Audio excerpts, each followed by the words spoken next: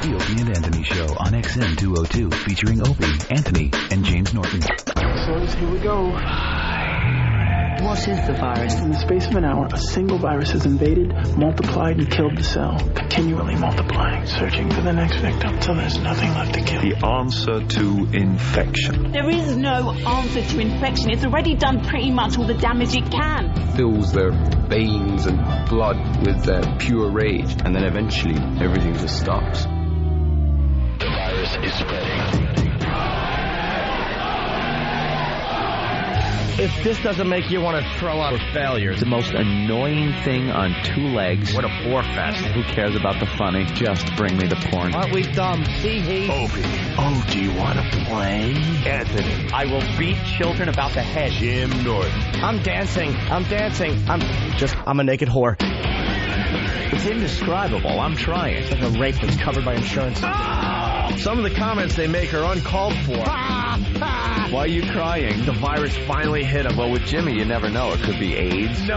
Yes. It's the Opie and Anthony Show. The virus that spreads from town to town across the U.S. of A.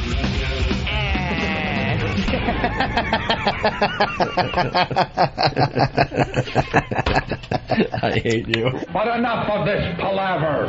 Let's get the show on the road.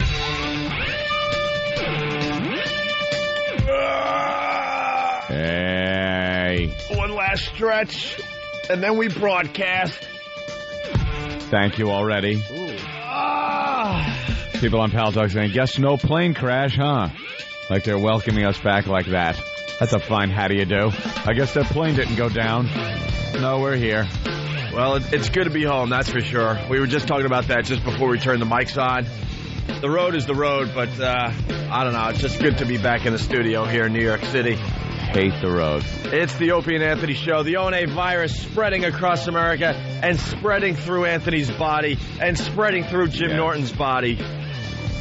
So sick. So sick. Woke up this morning at the hotel and just went to swallow, and I don't know what's going on. It was like a pincushion, a snotty pincushion trying to swallow it. Oh, scratchy. I'm all stuffed. You're going to be fine by tomorrow. It's got to be the change of weather crap. No, it was happening yesterday during our wonderful commute from the airport back to the city. Yeah. I had it. An hour and a half. Eric had it. Eric was sick. We're all been sick. Yeah.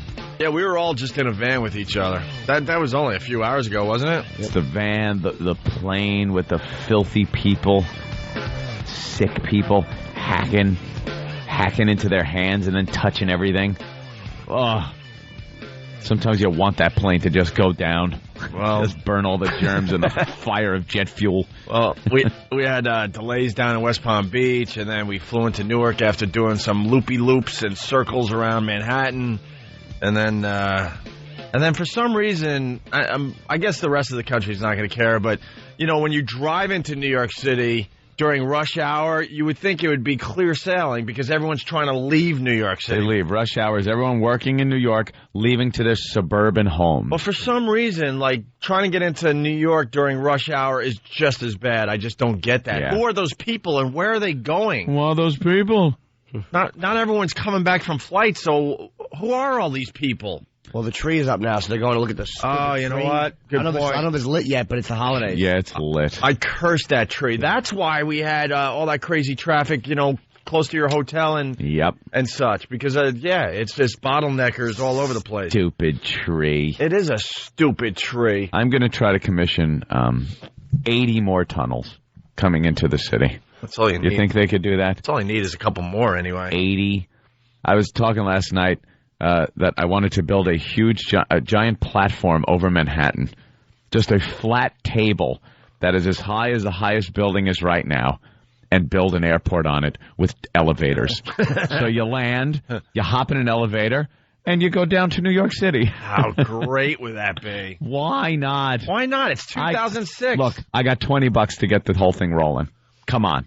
Dude, that is a great idea. Just a giant platform over the city. Why do we have to always stick with the technology we've been doing for whatever, forever? But let's just say forever. It's time to update.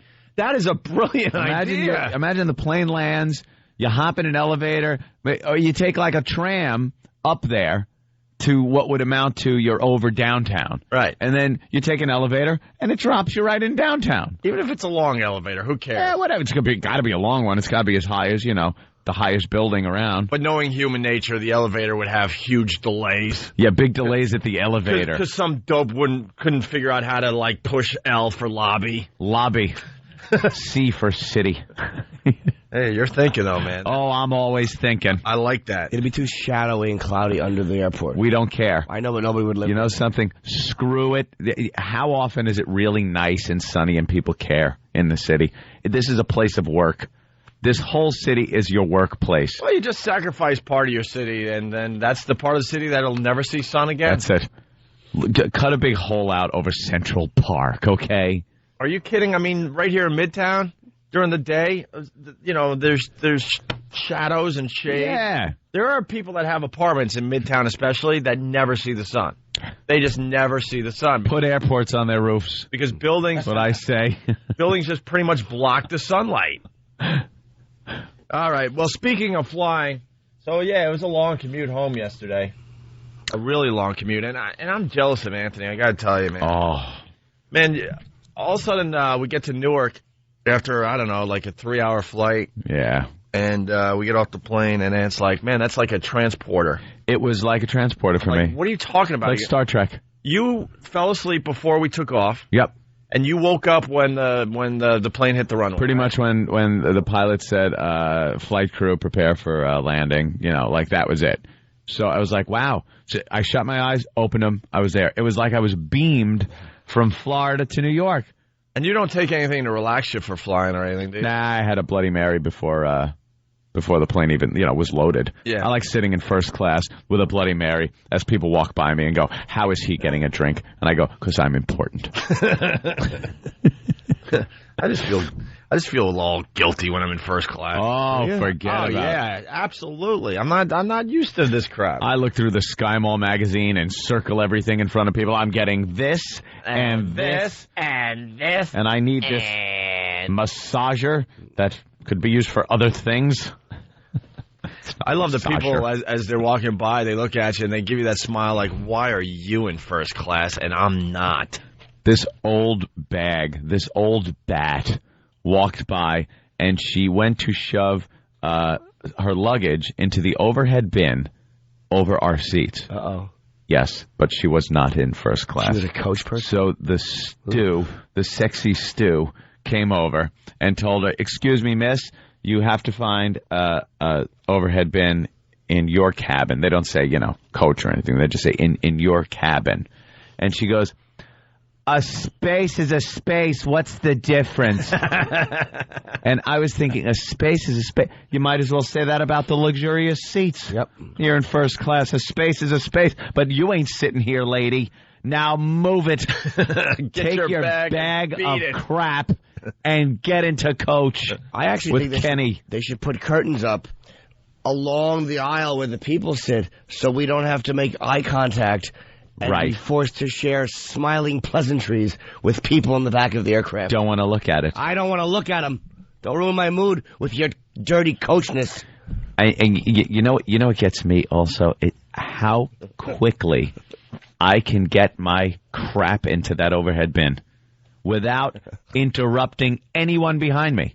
You lift it up, it's in, you're done, I'm in my seat. Time. I'm like a rodeo guy. Time. Isn't that because you're actually aware of people around you? That there are people behind me trying to get on this aircraft. Well, that's the biggest problem in this world in general, that there are a bunch of dummies out there that aren't aware there are other people around them that they're affecting with their stupidity. Dude, there are Whether people... it's driving or getting on an airplane. In the middle of the aisle, unpacking their carry-on, getting their headphones out, getting whatever electronics they need, a book, anything. What they could have done outside before they got on the plane, taken all that crap out and held onto it in one hand, wheel their bag on in the other, so the bag can go right into overhead and they can sit the F down and get out of everybody's way. But no, they got to sit there and not even look behind them. That everyone's standing there going, and that's why it takes so long for these idiots to get on the planes. They're unaware, or they just don't care. They just think they're the most important person in the world or in the country, whatever. And have you ever had to answer your cell phone like, yeah, we're on the plane, still on the runway. We're ready to take off. Should be shortly. Well, that happens on the trains when you're commuting. That's the same. We're on the same subject here. Talk at a normal volume into your phone, retards. What is that about when you're commuting? You know, back to Long Island, especially when I used to do the commute, and these people would get on their cell phones and talk really loud. Is it they don't give a crap about others? Yeah. Or, I mean, what goes through their head? They're not aware? So self-important that they believe everybody wants to hear what their conversation is. That's all I can conjure up in my head. I think they just don't care that people can hear them. They're unaware because they're self-centered asses. Like, someone calls me and I'm on a train or a plane. I'm like, I cut my hand. I get all like, oh my God. And it's just a fact. I know I'm annoying everybody. And even when I'm like, yeah. I love you too, but listen, man. Yeah. You know, I gotta go. I'll call you when I get off the train. We just landed. I'm gonna go to the baggage, and then I'll call you from the right. transportation. Okay. Like I go so the other way with that. There are people, well, we closed the deal. Yeah. We talked. No, that meeting went for about 5 hours or so. It was pretty good, though. I got him. We closed that deal. Going to be very happy with the results that I got here on Up. Shut up. So anyway, we get to Newark. We all get off the plane. People. I just hate people. Yeah, they're awful. They made me sick. Just to go back to the thing. So we get off the plane in Newark, and there's Anthony. We're all gathering, and I look at you, and you're like, I have no idea where you just flew. I'm like, are you kidding me? So you woke up when the plane hit the runway, and that was it. Burp. That's amazing. That was it. I was awake. I'm such a ridiculously light sleeper that I think I got 10 minutes in. And we did the show and everything, so, it's nap time for us. Exhausterated. And I needed sleep. You would think you could just, sleep an hour or two on the plane. Just while people are boarding the plane, I thought I could get a few minutes in. I just can't. That was after because I was shot anyway after the show, and then our near catastrophe at the airport, where they had me booked on a flight that was an hour after the flight that I was booked on. Right. And then Jimmy's flight was the next day. I had already checked in online. He checked in online, and he looks at his ticket and goes, wait a minute, this is for tomorrow. And mine was for a completely different plane an hour later, and my bag was already on its way to that plane. So Kenny, chases after it with a baggage guy and comes back and goes, Anthony, I physically saw them take your bag and put it on the proper plane. And Jimmy had to give him crap about it. Oh, you physically saw it? You didn't theoretically see it, idiot? Or emotionally, you saw it emotionally? Metaphysically? I emotionally saw it. Yeah, well, that's wonderful. All right. Hey, speaking of planes, flatulence, not turbulence, forces plane landing in Nashville. Yeah, a little gas problem. Another, I don't need fuel. Yeah,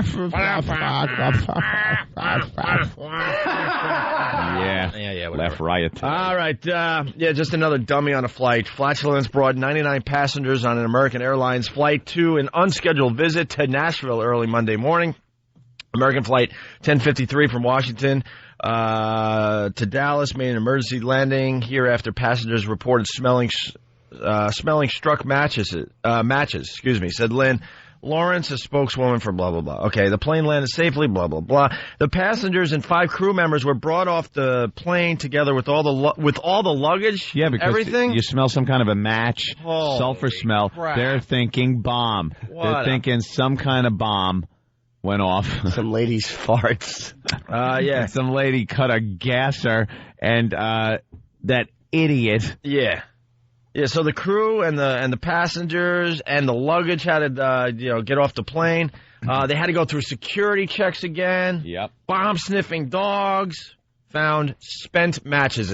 Why do I keep saying matches? Matches. Spent matches. The FBI questioned a passenger who admitted she struck the matches in an attempt to conceal body odor.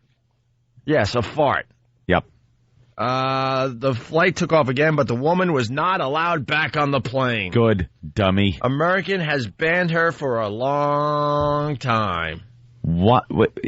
First of all, why not just fess up that you did that before they drag everyone off with their luggage? Again, self-important.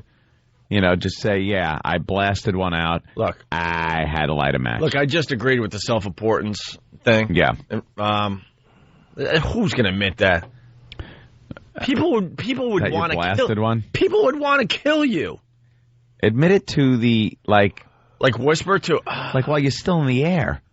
Say, yeah, I lit a match. Go. Oof. You know what it is?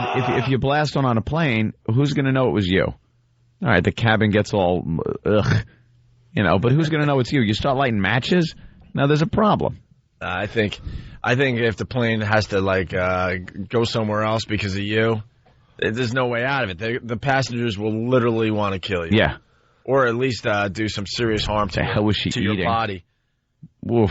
Me and Florentino on a flight one time, we both get upgraded. This is we were coach, get upgraded to first, which is the best when you misbehave when you've been upgraded.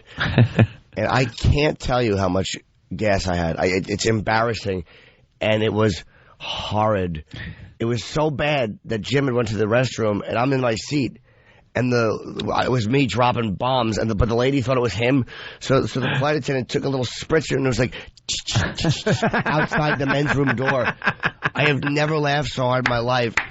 And then Stupid comes out, and we're flying, and I kept dropping them. And there was one point where a flight attendant was walking through, and he stopped, doubled back, got the spritzer again, and did it right next to my seat in the aisle. And all you see is my newspaper and Jim's newspaper shaking because we're both laughing so hard. Hysterically. And why not?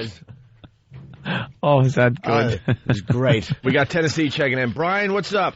Good morning, fellas. Good morning. Glad you guys made it back safely. I want to know how did this dumb broad get matches on the plane? You're allowed matches. Yeah, this is what's messed up. It ends the story. While it is legal to bring as many as 4 books of paper safety matches.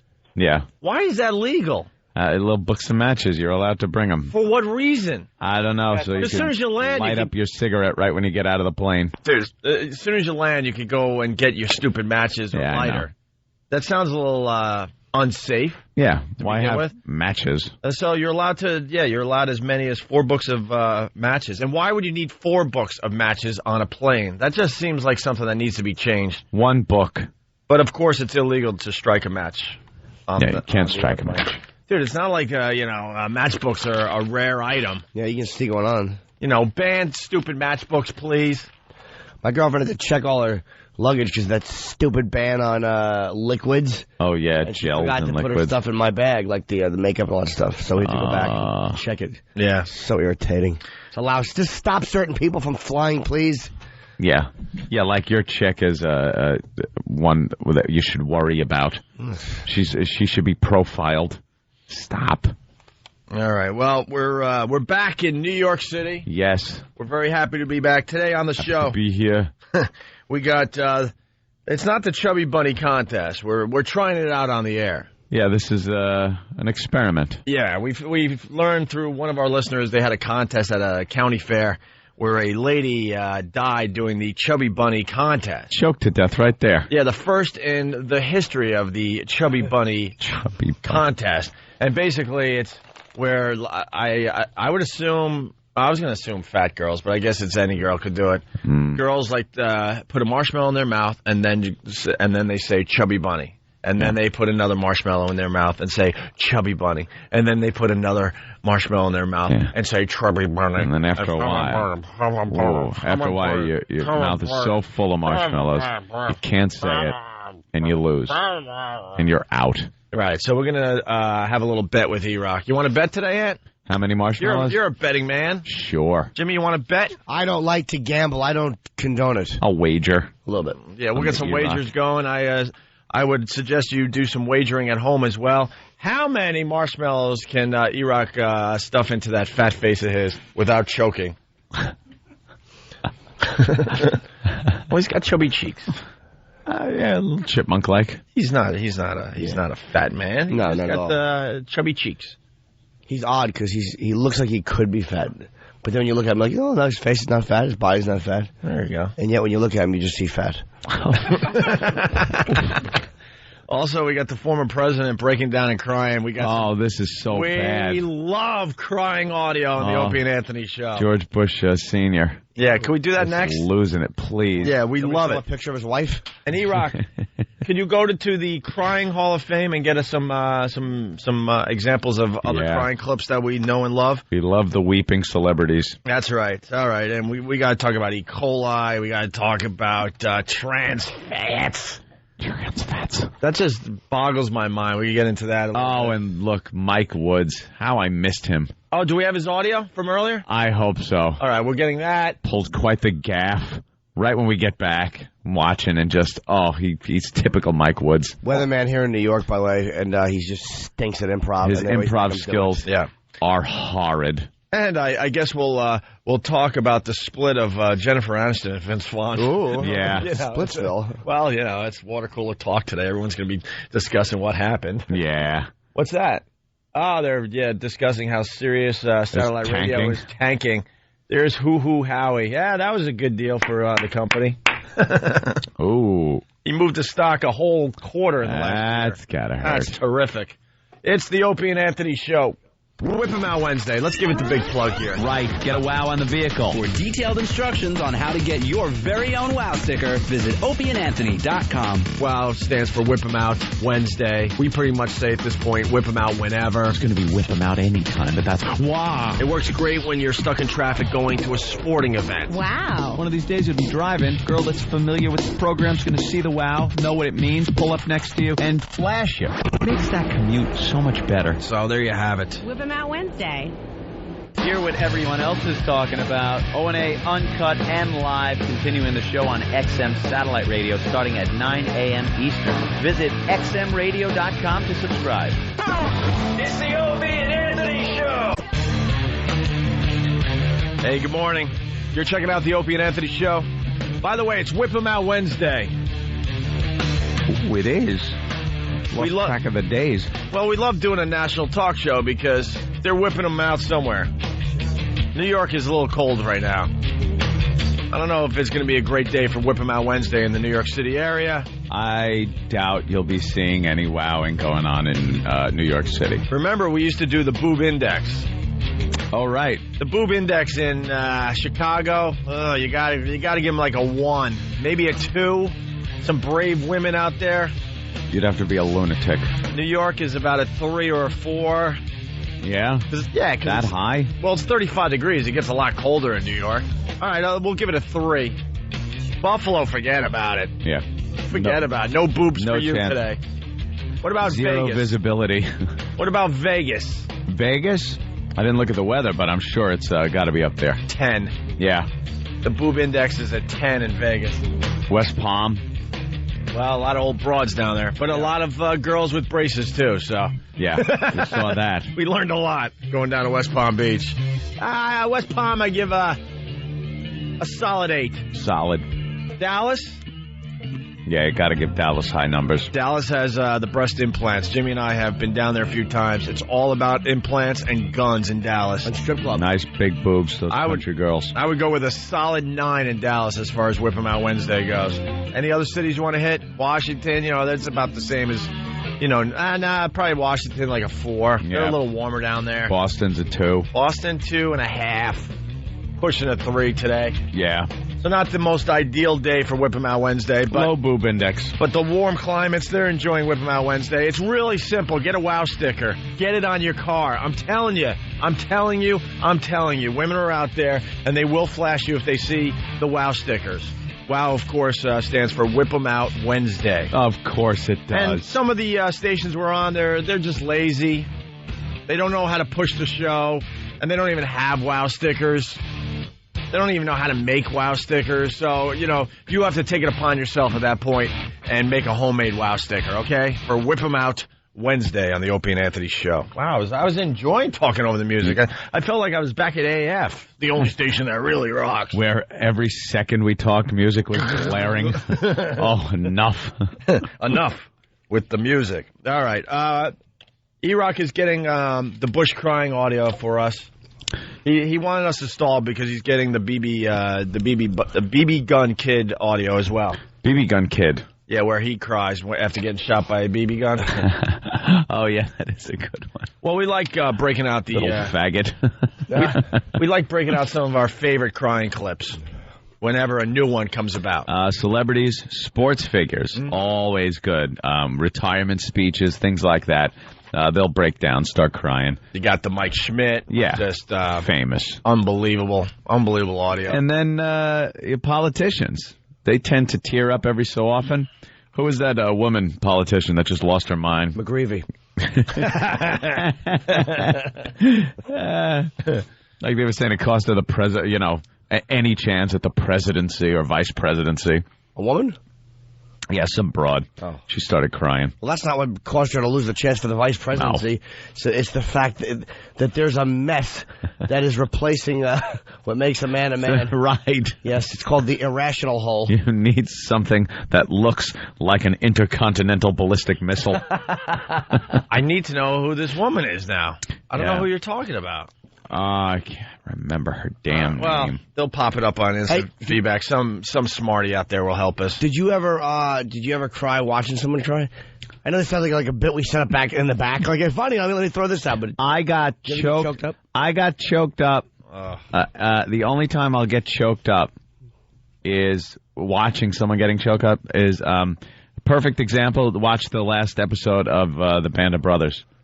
With the old World War II guys talking about it's friggin' how many years later? Jesus Christ! And they're talking about these guys that they fought with, and just like they lose it, not completely, but they just kind of their voice cracks, and they got to kind of stop and pull away a little bit.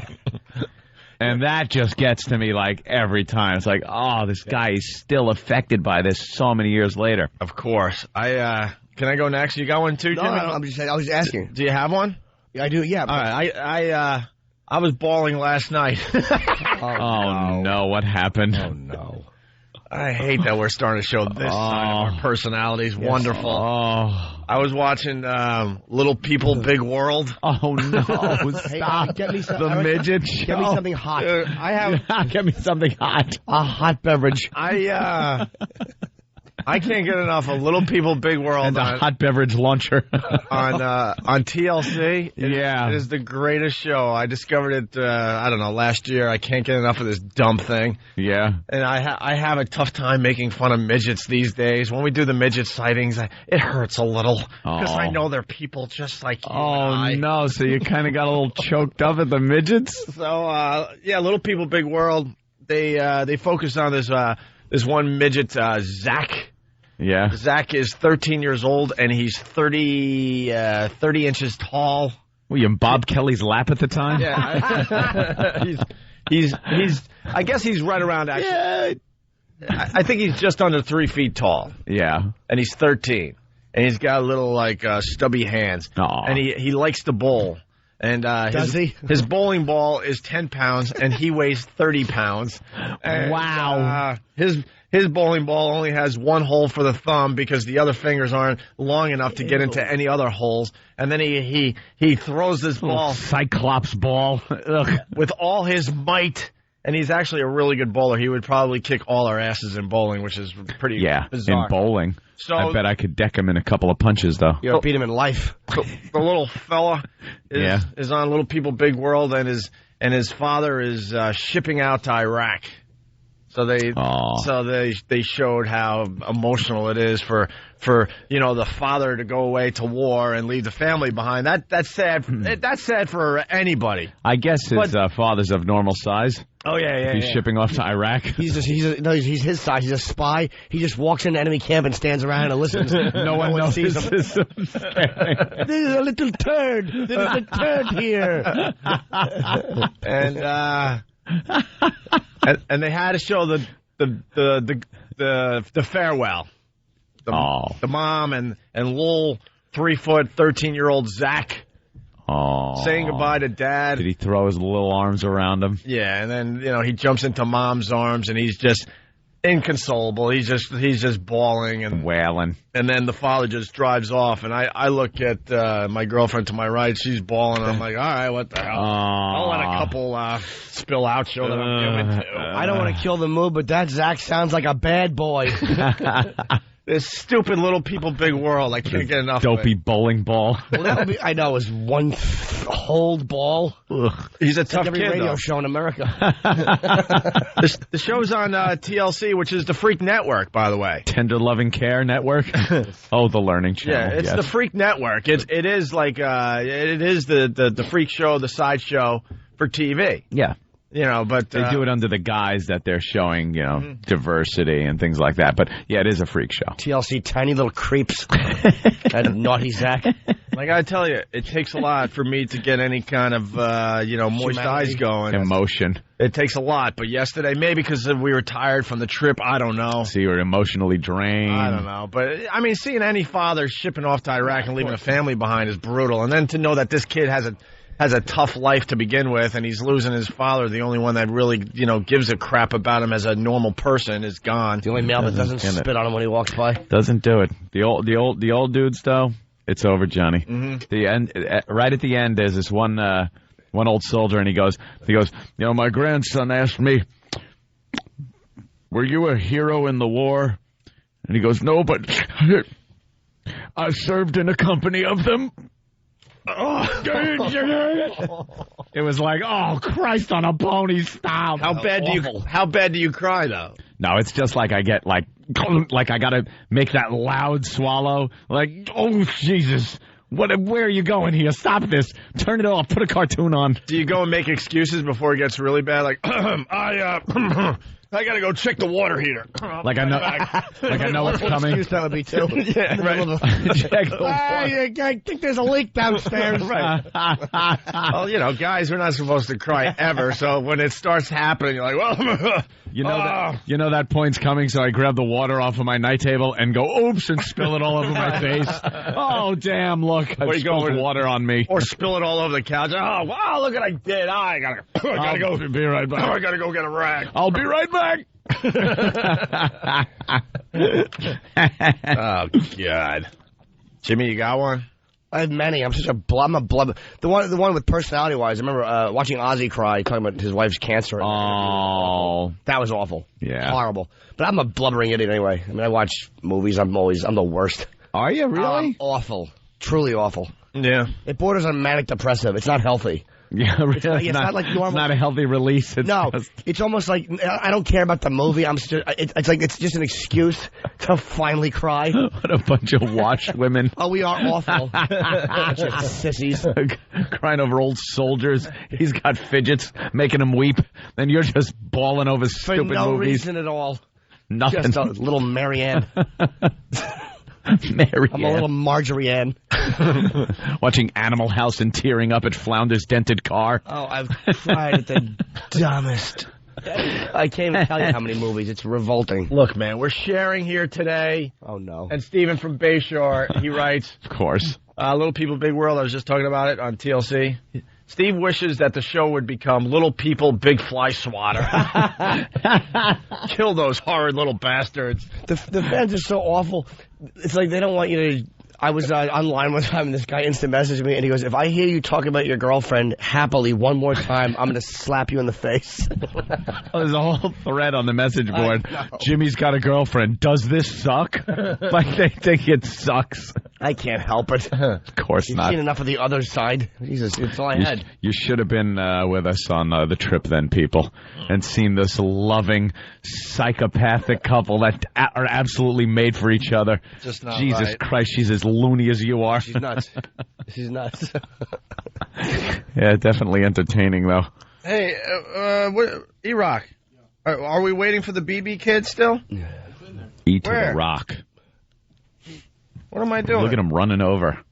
That was like it's more like one of those stupid jogs people do across the street when you're waiting for him to cross. Yeah. All right. That was a half-assed run. It was E-Rock. awful. He looked like a fat black man power walking. That's how Eric runs. That's really good. All right, hey, no, this isn't Oprah and the Anthony Show. The Oprah and Anthony Show. Oh, what a bunch of crybabies. People are saying that Stop it. I got the kid's name wrong. Look, man, we traveled all day. It was the little like strawberry blonde midget that's only 30 some odd inches tall. He's the smallest of the bunch. A little guy. He's small in the midget world. They look at him and go, "Wow, you're short." Oh, that's bad. I thought his name was Zach. I still think his name is Zach. But if you're going to be a short, you should be that short, like just so people go, "Wow, this is really interesting," as opposed to gross. Yeah. Yeah, Be the ultimate short. Let's say hi to Jesse in Maine. Jesse, what's up? Hey. Hi. Hey. What's going on? What's up? Hey. Yeah. Well, I heard you guys talking about celebrities and crying and whatnot, and I even got choked up one time when Andre Agassi retired at the U.S. Open. He made that speech, and he was just going on and on and on about everything. And wasn't he all choked up? I thought we had that audio. Did we have that one? All right, you cried at this. Yeah, stay on the line. Maybe we'll get you weeping too, you little faggot. Yeah. That's right. Yeah, this is Andre Agassi. Well, maybe not. Is this from recently or no? Yeah, this past. At least I get a little teary-eyed with guys recollecting their friends getting blown apart right in front of them.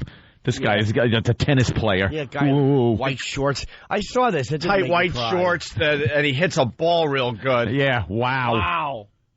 All right, so I cried over a midget. I got to stay out of this one. No, who uses a special ball. Hey, Coach, take me out of the game. I can't be part of this one. I'm going to go play with the faggots on the other side of the gym. Over the last 21 years, I have found loyalty. You have pulled for me on the court and also in life. I have found inspiration. You have willed me to succeed, sometimes even in my lowest moments. And I have found generosity. You have given me your shoulders to stand on, to reach for my dreams. Dreams I could have never reached without you. Over the last 21 years, he's whining. He certainly is whinging. And I will take you and the memory of you with me for the rest of my life. Yeah, right. Thank you. As I go back to my gated community, I will take you with me. It's just, Godfather, I need that movie. You can act like a man. What's the matter with you? That Andre Agassi clip wouldn't make me cry if I was standing in a barrel of onions. No. All right, well, that's what makes you cry there, huh, Jesse? Well, no, I thought he was one of the great. Chris in Florida, what's up? I just keep riding side saddle. It's always those movies that have animals in them that die, or like 8 Below or What? Old Yeller. Like horse gag? That one makes me cry with laughter every time she tries to say something right at the end of it. And I'm so jealous of the horse. Lucky devil, you. He said he would warn me. Oh, they never do. I know. You just didn't understand it. 2 taps for get out of the way, sweetie. All right, what animal movie makes you cry there, Chris? I don't know how we got on this, but we got to go with this for a little bit. Oh, sit next to the wife watching a movie like 8 Below or Old Yeller. Mm-hmm. And, Old and Yeller, everybody brings up. She's not crying a bit, and I'm trying to hide it like I'm a man, and I'm wiping my eye like it itches.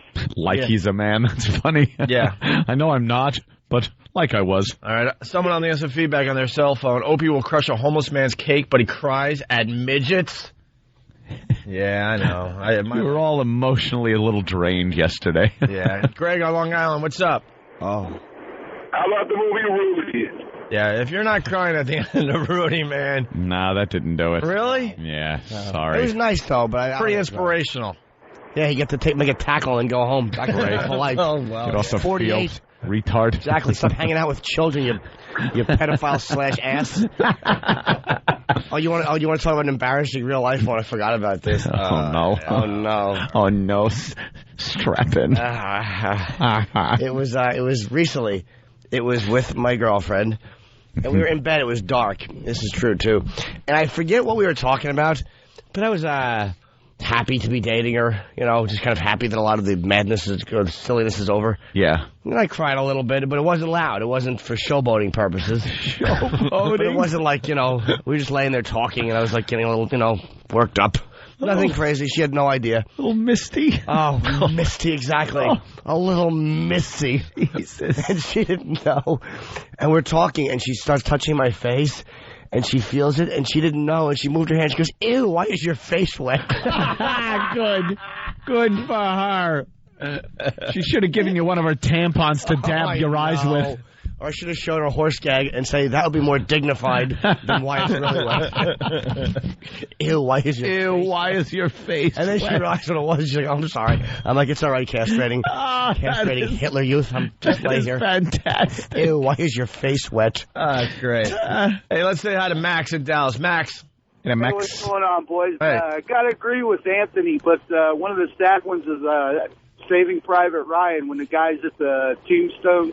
Oh, yeah, that's a bad one. Okay. Every time I see that, I fall. But, hey, Anthony, if you don't want to cry anymore, just keep a copy of your bank statement right there on the table beside you. Just glance over it. Punching out, boys. No, I use that on my way to the bank. It gets me laughing all the way there. Anthony from Las Vegas. I cried when Britney started wearing panties again. Yeah, that was a very sad day for everybody. Some things are supposed to make you cry that don't. Like Forrest Gump had some sad moments in it, but when he's standing under the oak tree talking to his wife who's buried like a German shepherd in the yard. I know, no kidding. I found it to be more, I so knew what they were going for, and it annoyed me. Yeah. Forrest is smart. It was laughable. Yeah. It was laughable. It was a good movie, but that kind of bugged me. Sometimes when they go so far to make you cry. Yep. Then there's nothing there. No. It makes you laugh sometimes when they try to make you cry and you're laughing. How about this one? This is one of the most famous ones. Mike Schmidt, everyone. Some 18 years ago, I left Dayton, Ohio, with 2 very bad knees. Uh-oh. And a dream to become a Major League Baseball player.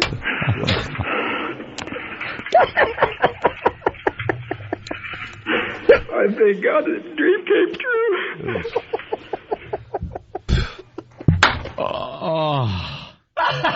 Stop whining.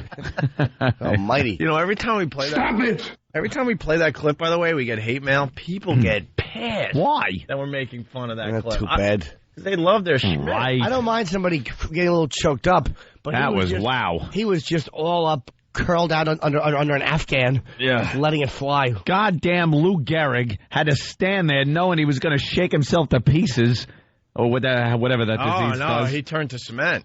Yeah. And the guy gave his speech with dignity like a man. That's right. Paul O'Neill crying in like 97, I think. There's no audio of it, though, because it was just visual. It was after the Yanks won the series. His dad had died that year. And that was horrible. Yeah. Oh, really? Horrible. Bad one. Horrible. Let's go to Pete.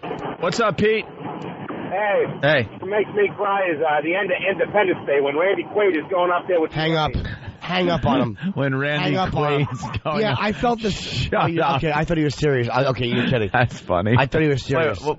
When Randy Quaid dies because he's, got to fly up into the ship with the missile. And I cried after Will Smith made his first bad joke. It was a good movie up till that point. I was really enjoying it. No, and then he has to turn all the urban. Y'all upsetting black folks? Oh, shut up. Yeah. You don't need that. Well, here's a good one. Shucking and jiving. Exactly. Well, that I liked. Bruce in Massachusetts. Bruce. Yeah, how you doing? Hi, sweetie. How you guys doing today? Hey. Good. Thing makes me cry is that every week, Sunday night, Extreme Makeover Home Edition. Stop it. Why? I love that show because they usually build those palaces in the middle of the ghetto. Yeah, the horrible neighborhoods. And then the cameras and the crews leave, and these people have to fend for themselves within the neighborhood. I think it's the greatest show ever. That's when they really should start rolling hidden cameras. Yeah. Because they saw what night vision. They know they got the flat screens in there and the great stereo systems and the nice water beds and what have you. And then they go home like, well, our job is done here. Bye-bye. And you look around the neighborhood, they do these makeovers and like, oh, boy, the locals are going to just have a field day with this house. Oh, we got a bunch of stuff worth a lot of money in here. The first time that family leaves to go to Grandma's house for a little baked apple pie, their house is going to be taken apart like I don't know, cockroaches. What? No, what's the... Ants taking apart a cricket. Thank you, Anthony. Yeah. That's right. Here's another one that we love. Wrestling fan crying. Oh, this guy. This guy could be the most killable person I've ever heard. What was the setup for this? There's a guy, and he's at... they brought a few wrestlers to a high school gym, I believe, right? Was that it? E-Rock would know, because this is, in fact, E-Rock. E-Rock? This old guy starts crying about a wrestler announcing he's retiring. Yeah. Thanks for answering my question. How old is this guy? In a high school gym. Trying to find out. I'm so glad that you were listening. E-Rock, the boss wants an answer. Isn't it just in a high school gym somewhere? Yeah, it's right here. Holy crap. Oh, my God. I'm going to start crying at how stupid E-Rock is. Opie wants to know if it was did this take place in a high school gym? Yes. Okay. Oh, now, yes. Yes, Jimmy. But I was only saying the boss wanted to know. He knew that right away, by the way, but he didn't know that I asked that question. What was that's the big problem. What was it's right here.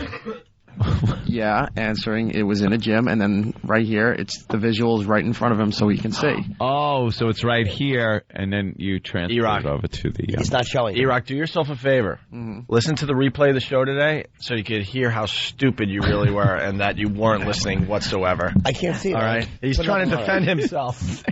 And Sam's loving it. Ducking behind equipment laughing. Of course, because he relishes. He's crying with joy. All right, here's... what a scumbag. Here's wrestling fan crying. Or maybe not. What is wrong with this disc? I don't know. That one's always having trouble. No, it was queued up. I just want to thank each and every one of y'all for all you've done to your bodies. It's still real to me, damn it. I mean, thank you. Easy, man. Thank y'all, guys. You're awesome. Thank you so much, Mr. Funk, for saying what needed to be said. Oh. I don't want to see another one of these. Well, thank you. Oh, my God. Why don't we have more audio of this guy? Calm down, man. Calm down, man. He is the biggest fool I've ever seen. What an ass. That video is up on a website I'm really not happy with, YouTube. Look at him. And the YouTube video is a little longer. Maybe we could get a longer version of that. And you can see him. He's a fat ass. Real to me. With those bad glasses. He is exactly what you think he looks like. He's just a dolt. Yeah. All right, this is leading up to our latest crying clip. Everyone's going to be talking about this today. It's the former president just bawling about his son, Jeb. He's an older man now. George Bush Sr. talking about Jeb Bush. Yeah. Governor of Florida. But first, Jared. Jared, what's up? Hey, fairies, move it along. I've been praying for a commercial for 10 minutes. Well, we are a bunch of queers. Then you get one. It's the Opie and Anthony Show. Oh, jingle bell, jingle bell, jingle all the way. It's the 2006 Homeless Shopping Spree, only on the Opie and Anthony Show. Coming soon to a snooty mall. Maybe one near you. The Opie and Anthony Show will bring a busload of homeless degenerates shopping for Christmas presents. And you, of course, are invited to watch and shop along. Golden Buns is gonna get busy. Immerse yourself in a time-honored tradition. Enjoy the holiday spirit and the stench of booze and vomit as we partake in another homeless shopping spree on the Opie and Anthony Show. Bye! It's the Opie and Anthony Show. All right, let's get right back into this. It's the Opie and Anthony Show. E-Rock in a little while, doing the Chubby Bunny. And I'm also hearing rumors that one of the guys behind the scenes, his mom won a Chubby Bunny contest. Was it your mom? Was it Sam's? Oh, boy. All right, we'll have to talk to Sam about that in a little bit. Also, look, man. Sometimes we don't know where this show goes. We just casually mentioned the The former president, bawling over his son, Jeb Bush. Yeah. And now we're on this crying thing. I guess a certain GM is not getting his you-know-what today from this radio show. You creep. Make them all hot and bothered. Talking about your... God, I wish we could say it over here. I wish we could say it. Apparently we need more sexual content for this guy. Right. Because he wants to... he wants to drive around, listen to the show, and get so turned on that he has a natural male physical reaction to being turned on. Right. And loves to chat about it to other men. Right. Likes to tell you how turned on he was. How turned on by using the right words. Right, all the words that there are for when that happens to a guy, when he gets himself in a certain state. So I guess this guy will not be turned on by the show today. No. You creep. Thank God, you ghoul. And I had to stay in the car until the segment was over. And I just kept getting, it was just getting. Yeah? You know what? Keep describing it. It doesn't work as well over here. We understand that. It works much better over at XM, but somehow we got to figure out how it works well over here as well, because we need a lot more people to understand how creepy this was. Well, this conversation at the managers meeting in Boca Raton Monday night. Telling us that we need more sex on the show so he could have this thing happen to him. Something that is usually followed by the word raging. That's what he kept saying. Oh, my God. Yeah. What a creep. Yeah, it was kind of creepy. Yeah, it was. And then we moved on to the next general manager, and then it was like, no, we like that you're not...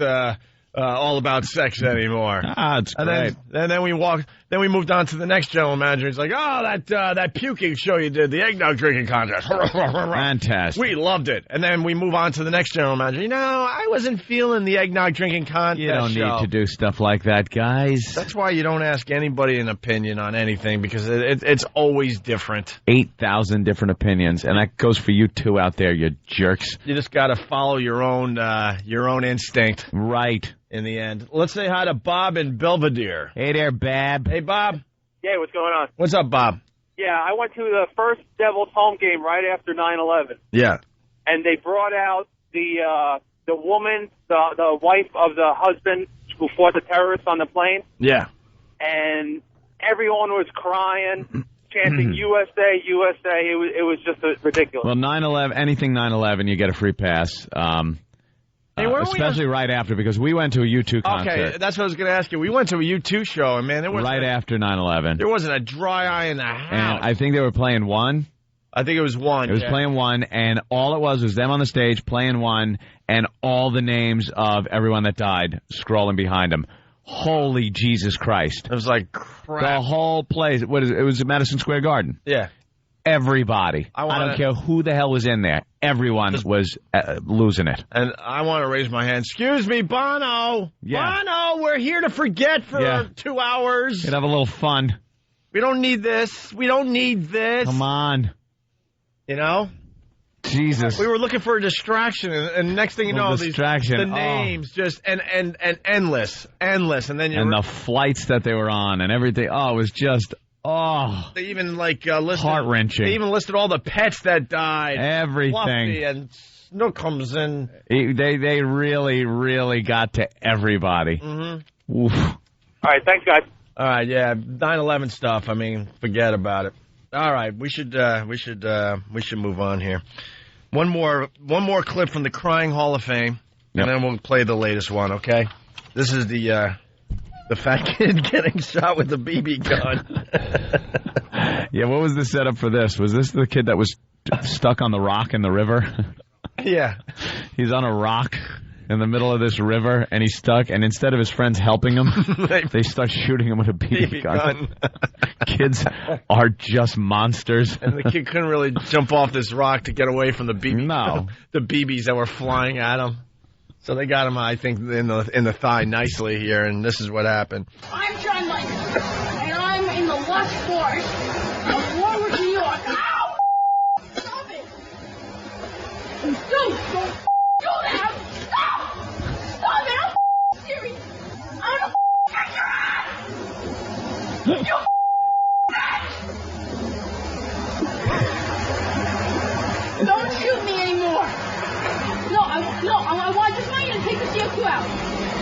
you can see us go out and leave it out. Stop it! Stop! Stop! Stop! Stop! Stop! Stop! That poor kid, but goddamn, that's funny. Oh, is that funny? We do have one more. I mean, Richard Simmons. I mean, but it's Richard Simmons. You expect him to cry. He cries at everything. He's crying over Michael Habranko. Oh, yeah? When Michael Habranko was up to 900 pounds. 10 years ago this week, a 940-pound Michael had to be hoisted out of his home through the picture window for a trip to the hospital. Today, like he is at Brookhaven, hoping that Richard can help him shed the weight once again. I tried. I just need to try a little harder. I can't lose you, Michael. It's tearing me up. And I can't lose you. First time he said, it's tearing me up. Please. He's crying. Take yourself away from me. Please, don't take me. Someone get him a tissue. I'm okay. Someone get him a tissue. All right, well. Get this fruit out of here, please. Yeah. We literally have like 50 of these.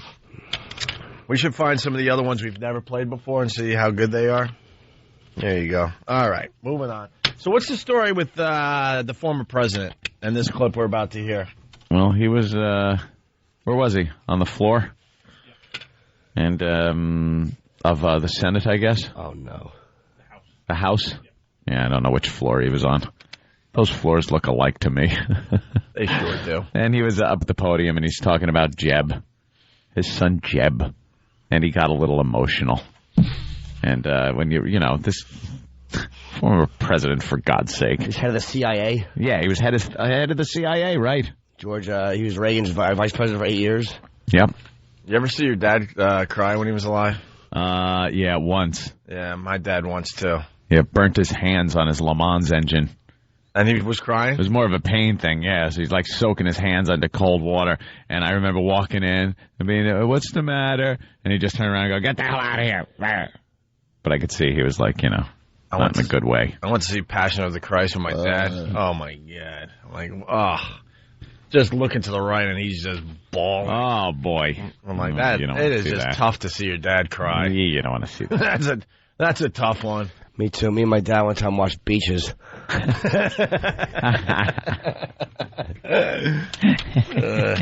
right, here's the former president breaking down. True measure of a man is how you handle victory and also defeat. So in 94, Floridians chose to rehire the governor. But they took note of his defeated opponent, who showed not merely with words, but by his actions what decency.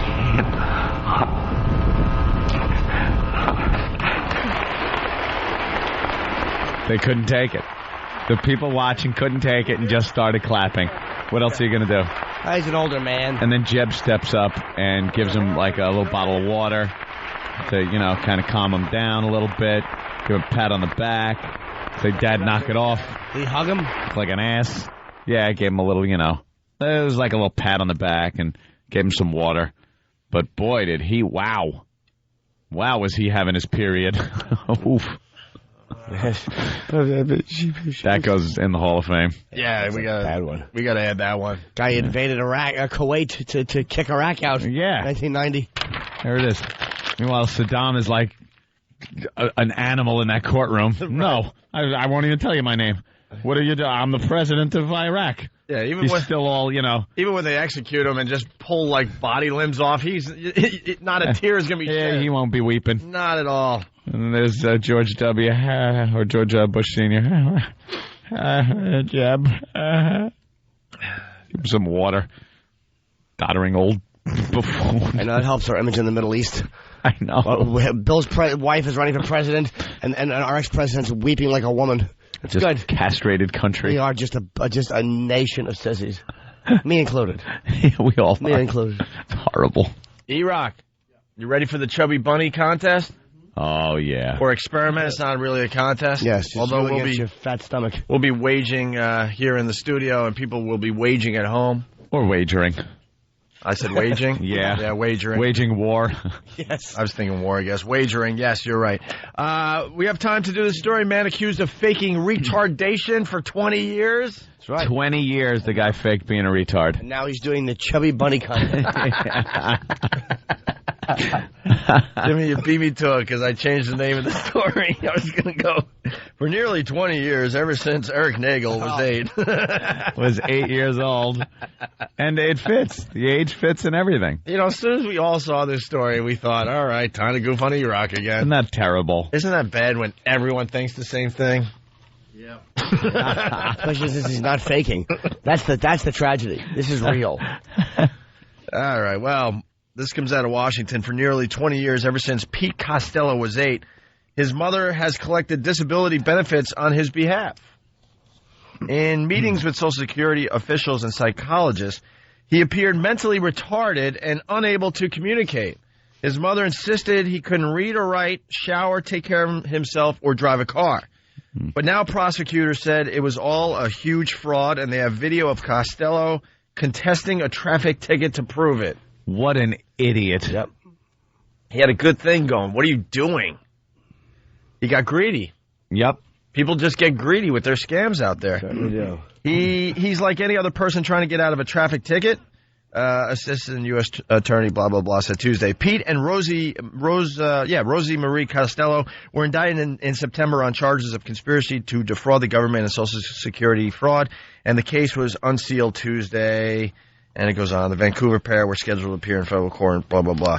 Barbosa said he planned to file with the court 2 videos of Pete Costello taken this year. In one, he allegedly feigns retardation during an interview with Social Security workers. Oh. The other is of him contesting the traffic ticket in a courtroom earlier this year. Sounding like, professional lawyer, probably. Yes. And then the other one just drooling. He should have contested it just by picking it up and going, and eating it in court. $111,000. Yeah. Yeah, you got $111,000 over the years. Man. That's 400 million Canadian. They don't know whether he is retarded to some degree, but he's clearly... Wait, I missed a good one. No, I know. You missed a dud. I swung and missed so hard on that one, I pulled back muscles. Andy Pettitte coming back to the Yankees. Yeah, I can't tell you how sick that makes me. 34 years old. Sure, why not? Why do you want him when he's 31, 32, 33? Get him when he's 34. George knows how to get him young. He's an ass. They never should let him go to begin with, but I don't want to talk about the Yankees. I'm disgusted with the whole team, and I hope they lose again and again and again and again. That's what you get. So again and again and again and again. And again and again. So 5 years from now, you're hoping for a World Series win? No. Oh. I hope they're not more agains? Yeah. Oh, Well, you're going to have to root for somebody. Again, infinity. Whoever's smashing the Yankees' teeth in. You like baseball too much, Jimmy. You got to find a new team. Go Tigers. I don't care about them either. But Atlanta, America's team. Yeah. I just like Jane Fonda. Ugh. I know, she's a strong woman. Do you shut up? Commie. All right. There's not much to the story. No. Retardation for 20 years. We need, audio and some more examples. Yeah, I want to see the video. I want to hear the audio. Right. I want to see him feigning to be a retard and see if he can be a producer for this program. Speaking of which, the Chubby Bunny goes down next. Yep. Hey, where's Sam? His mom won a Chubby Bunny contest. Sam. There he is. Was it on camera? Did you have a good time while we were in West Palm Beach, Florida? I missed you. Aw, look at that kiss ass. Nice. So your mom did a Chubby Bunny contest? Yeah, she won. She won? Yeah, when I was in 5th grade in Cub Scouts. Oh. Went on a camping trip. Two shoes. Oh, camping trip in Cub Scouts. Oh, he got touched so bad. Of course he did. How could they not? I want to touch him.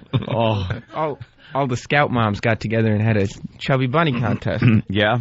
My mom won with 23 marshmallows. 23? Yep. I bet right now that E-Rock doesn't beat Sam's mom in the Chubby Bunny contest. 23? Yeah. E-Rock is going to lose to a woman. Standard size marshmallows? Oh, yeah. So, and how does the contest go, Sam? You just have to, every time you put one marshmallow in your mouth, you say Chubby Bunny. You put another one in, you say it again, and you have to stop when you either can't say it or you gag. which is or yig yag at the same time. Where are you from? I'm from New York. New York. Yeah. Really? I just like checking. Yeah. Obviously a part not many people go to because I don't really recognize that accent. Western New York. It's south of Michigan. Yeah. Like from Canada. Canada. I am from Vancouver.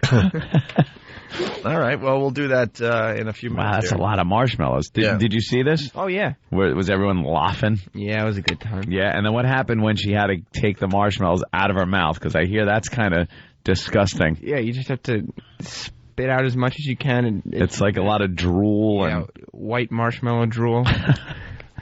Were some of the older people making jokes that the kids didn't understand yet? Yeah. Certainly hope not. But I bet they were. Look at young Sam. What a fine upbringing.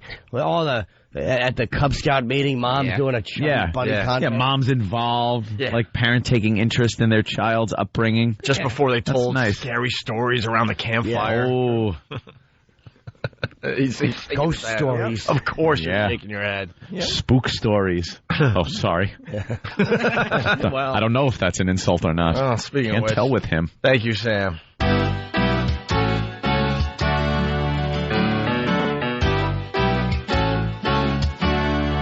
Sam's not black. His ancestors, Thomas Jefferson. He's not black. He doesn't have big lips, just a real big thumb. Well, his skin's kinda weird. It's not black or white. If he's white, then he's dark. If he's black, he's light. Who the hell can figure? Who the hell can figure? If Sam's white or a white or a yeah, we tease him, you know, 'cause he's white with an afro. Sam's not black. He's not black. Don't smoke crack. He ain't black. That one worked to our advantage, by the way, because we cleaned it up for this side of the radio show, and I think it's funnier with Yeah. He should have actually, instead of even doing that, he should have said, if he's white, or if he's not white, or something else. Yeah. He should have just totally broken from the Yeah, not white. Oh, really? I kind of like it that way. Or because it still says it. He should have completely not said it. Hey, Mike Woods, we can't get enough of this guy. It might be subtle, I don't know, but we just can't get enough of Mike Woods. Mike Woods. Local weather guy in New York City. He works for Fox. We missed him when we were in West Palm. Yeah. We were wishing that we could see him on TV. It's something we do when we're preparing for the show. We watch Mike Woods attempt to improv before he does his weather report. Every anchor has to talk to the weather guy. And a lot of times in the morning, the weather people are not in the studio. They are outside. And they're, talking about how cold it is, and, it's firsthand because they're right out there. And then they give their 5-day forecast or whatever they do.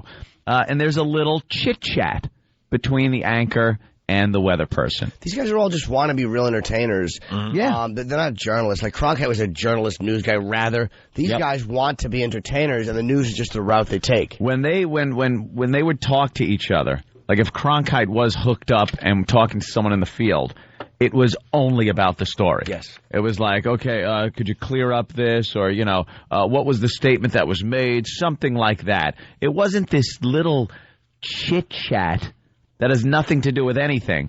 And Mike Woods is by far the worst I've ever seen at doing this.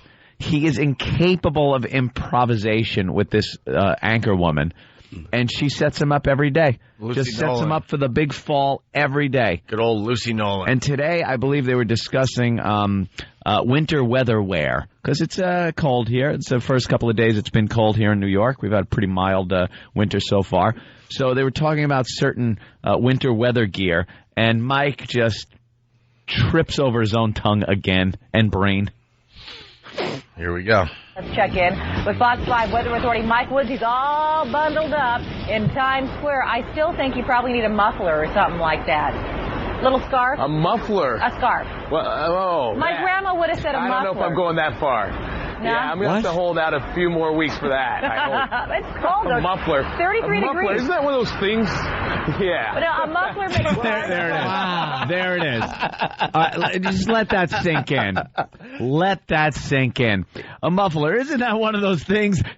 Yeah. Like he couldn't even come up with a way to describe a muffler maybe being something that's under a car. I think. I don't want to try to think for Mike Woods here.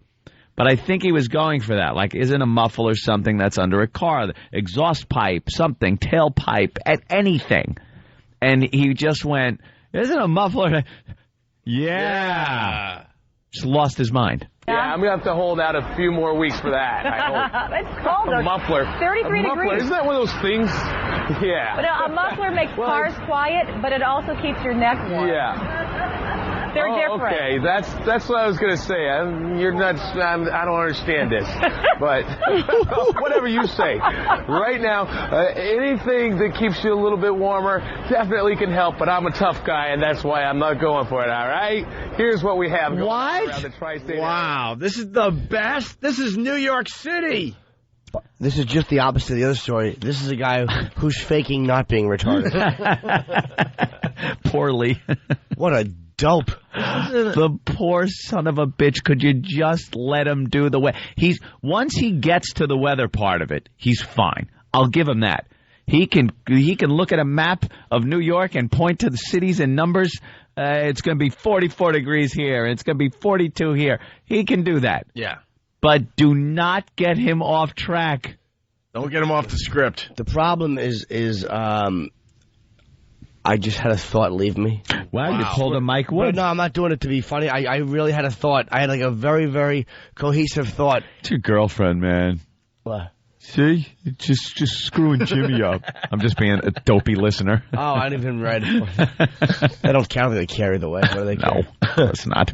Wear cute hats in West Palm. Shut up. Oh, yeah, we bought matching hats. They bought matching hats at the airport and just giggle as they walk down the aisles. And people are annoyed. Their planes are all delayed. They're sitting there miserable. And Jimmy and his girlfriend just bought brand new pink and blue West Palm Beach hats. That faggy purple it was color. like a purple color. That just said West Palm Beach on the with palm trees. And we were like doing that awful fake laugh. Walking through the terminal, just going, yeah, I know. All loud. Oh, it's just horrendous. Annoying people.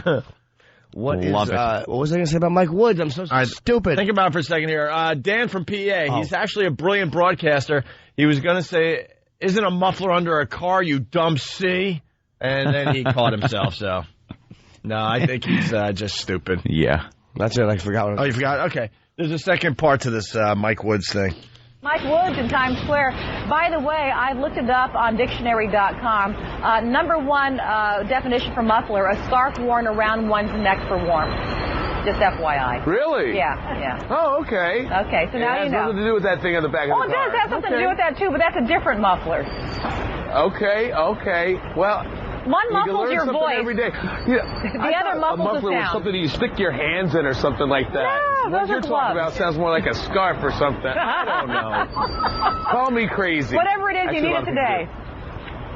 Yes, you definitely do. You got to warm it up here today. Wow, I didn't notice that. He said, "Call me crazy." A lot of people do. He said, "Yeah." Oh, he's completely on to this. Absolutely. He knows we watch him every morning. He's not good, but she also stinks. Her phony laugh. Stop trying to make a moment. And they just talk over each other all the time. They think they're cute. They think it's endearing and friendship-like. And you know what it is? It's phony crap. Yeah, just they have they're not capable of carrying on a conversation. I don't need newscasters with personalities. No, all you are is you're a newspaper that I can listen to. Yeah. That's what you are. You're not supposed to entertain me. You're not entertaining people. You don't read the newspaper and all of a sudden in the middle of the story there's chit-chat going on. Yeah, the AP guy is talking to the chick and I don't know, muffler on your neck, and then in parentheses, phony laugh ensues. And then story continues. Did you know that the muffler is a scarf, by the way? No. No. And now that I know it, I forgot it already until you said it again. I had no idea. Let's muffler. I know they call that thing that Mike Woods thought that you put your hands in is called a muff. Yeah. It's called, it's usually made of some kind of rabbit fur. Yeah. And girls wear them, and they put their hands in that muff. Yeah. Too bad she wasn't asking what a muzzle is. Furry muff. Right. Yes. Hey, Chris on Long Island, what's up? Hey, what's the difference? He's hot. That's why he's there. He's good not looking. there for entertainment. So, you think he's hot? Yeah, he's hot. That's Well, why he's built like a brick crap house. The guy is huge. He wears these suits that every day it looks like the buttons are going to pop off of him. You're going to see a big S on his chest. Yeah. The guy's giant. If we ever faced him, we'd be just scared. There's a giant S for stupid. Just another dumb jock.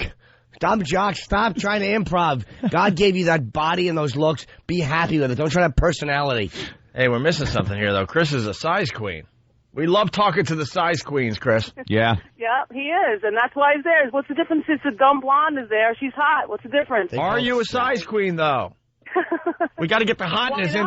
We got to get the hotness in this show so that GM can, get that raging. Talk about his raging one. Well, that's why I want to come in and see what Opie's packing. He said he was big, so. I do all right. Well. I do all right. All right, Chris, thank you. I take care. Yeah. You think he just, kind of walks down the hall and goes into the cubicles or in the middle of the sales meeting? He's in charge of all the suits. God, I was listening to Opie and Anthony this morning. I got to tell you about the raging one I had. Let me tell you about it. And as they continued, it just got graphic detail. I'm going to give you a minute-by-minute countdown of what happened. Turgid and pulsing. How it was. You're a creep. Don't talk to other men about your raging blank. Stop. Ugh. Don't dump out of that, Al. I think I kept it clean. Okay, Al. What do you say, Al? Did you let that one go through, Al?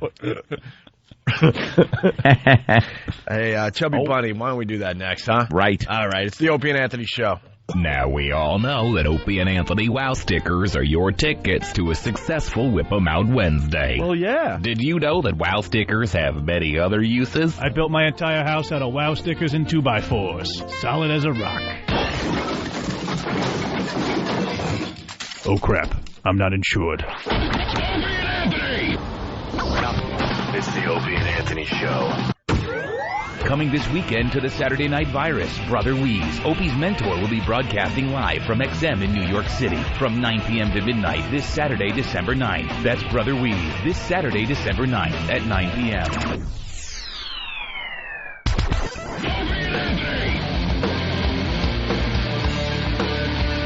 All right, we're back.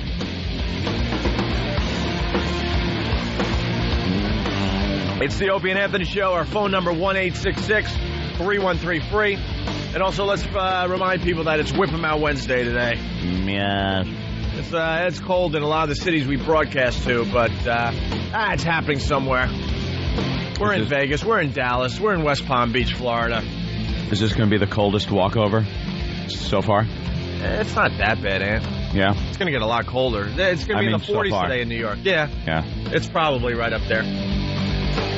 Yeah, make sure you get your Wow stickers. Throw them on your cars and your trucks and your bicycles and your motorcycles. Bicycles. When you're doing those wheelies down the Long Island Expressway. Jesus. I love that.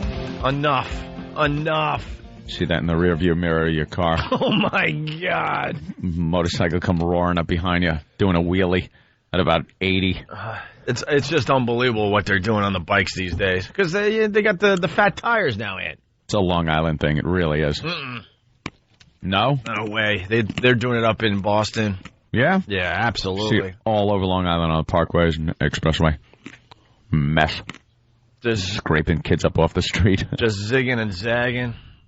He was such a good boy. I've seen some movies. I can't believe it. Mm-hmm. Where they cut right in front of you and the car's in front of you, and it's like it barely has enough room for the bike itself, and they go for it. Yep. Unbelievable. But anyway, Wow stickers. Yeah, get them on your rides, and there are women out there that will flash you if they see the Wow stickers. Whip 'em out Wednesday. All right. I just saw an ad, by the way, as we were talking before, for Rocky Balboa. Yeah. Stallone is officially an embarrassment. Not digging how bad do you need your ego satisfied, stupid? How much attention do you need? You're not digging on the Rocky Balboa? No, and I asked Eric to look the name up, and again, it's another faggoty Rocky boxer guy named Mason Dixon. That's who he's fighting? Yeah. Clubber Lang. Apollo Creed. Who's named this? George Foreman, Mike Tyson, Jerry Cooney, Muhammad Ali. Michael Spinks. They're just regular guy names, except Ali, and that's even regular. Clubber Lang. Clubber Lang. It's Hollywood, though. How about Douchey Bag? That's what he should change his own name to. It's going to just be an awful movie. Dude, he was great in Copland. He was kind of chubby. He was weak. He was half deaf. Is he going to die in the ring? Because enough. I hope die in the ring. And at the box office. Most people will laugh openly in the theaters when it happens. When you don't think there's going to be a bunch of tears shed for Rocky? Rocky Balboa. Rocky. And they'll show because they kill off Talia Shire. Good. At the movie. Like, not in the movie. Like, I think she's dead, like, right when the movie starts. Because she realized that she didn't want to be... they couldn't get her in this movie. Good. Hell no, so I'm not doing dead. this. So I picture the end of the movie, and I know nothing about this, pure speculation, that maybe Paulie or someone is graveside, and it's Rocky's tombstone, and... No. No?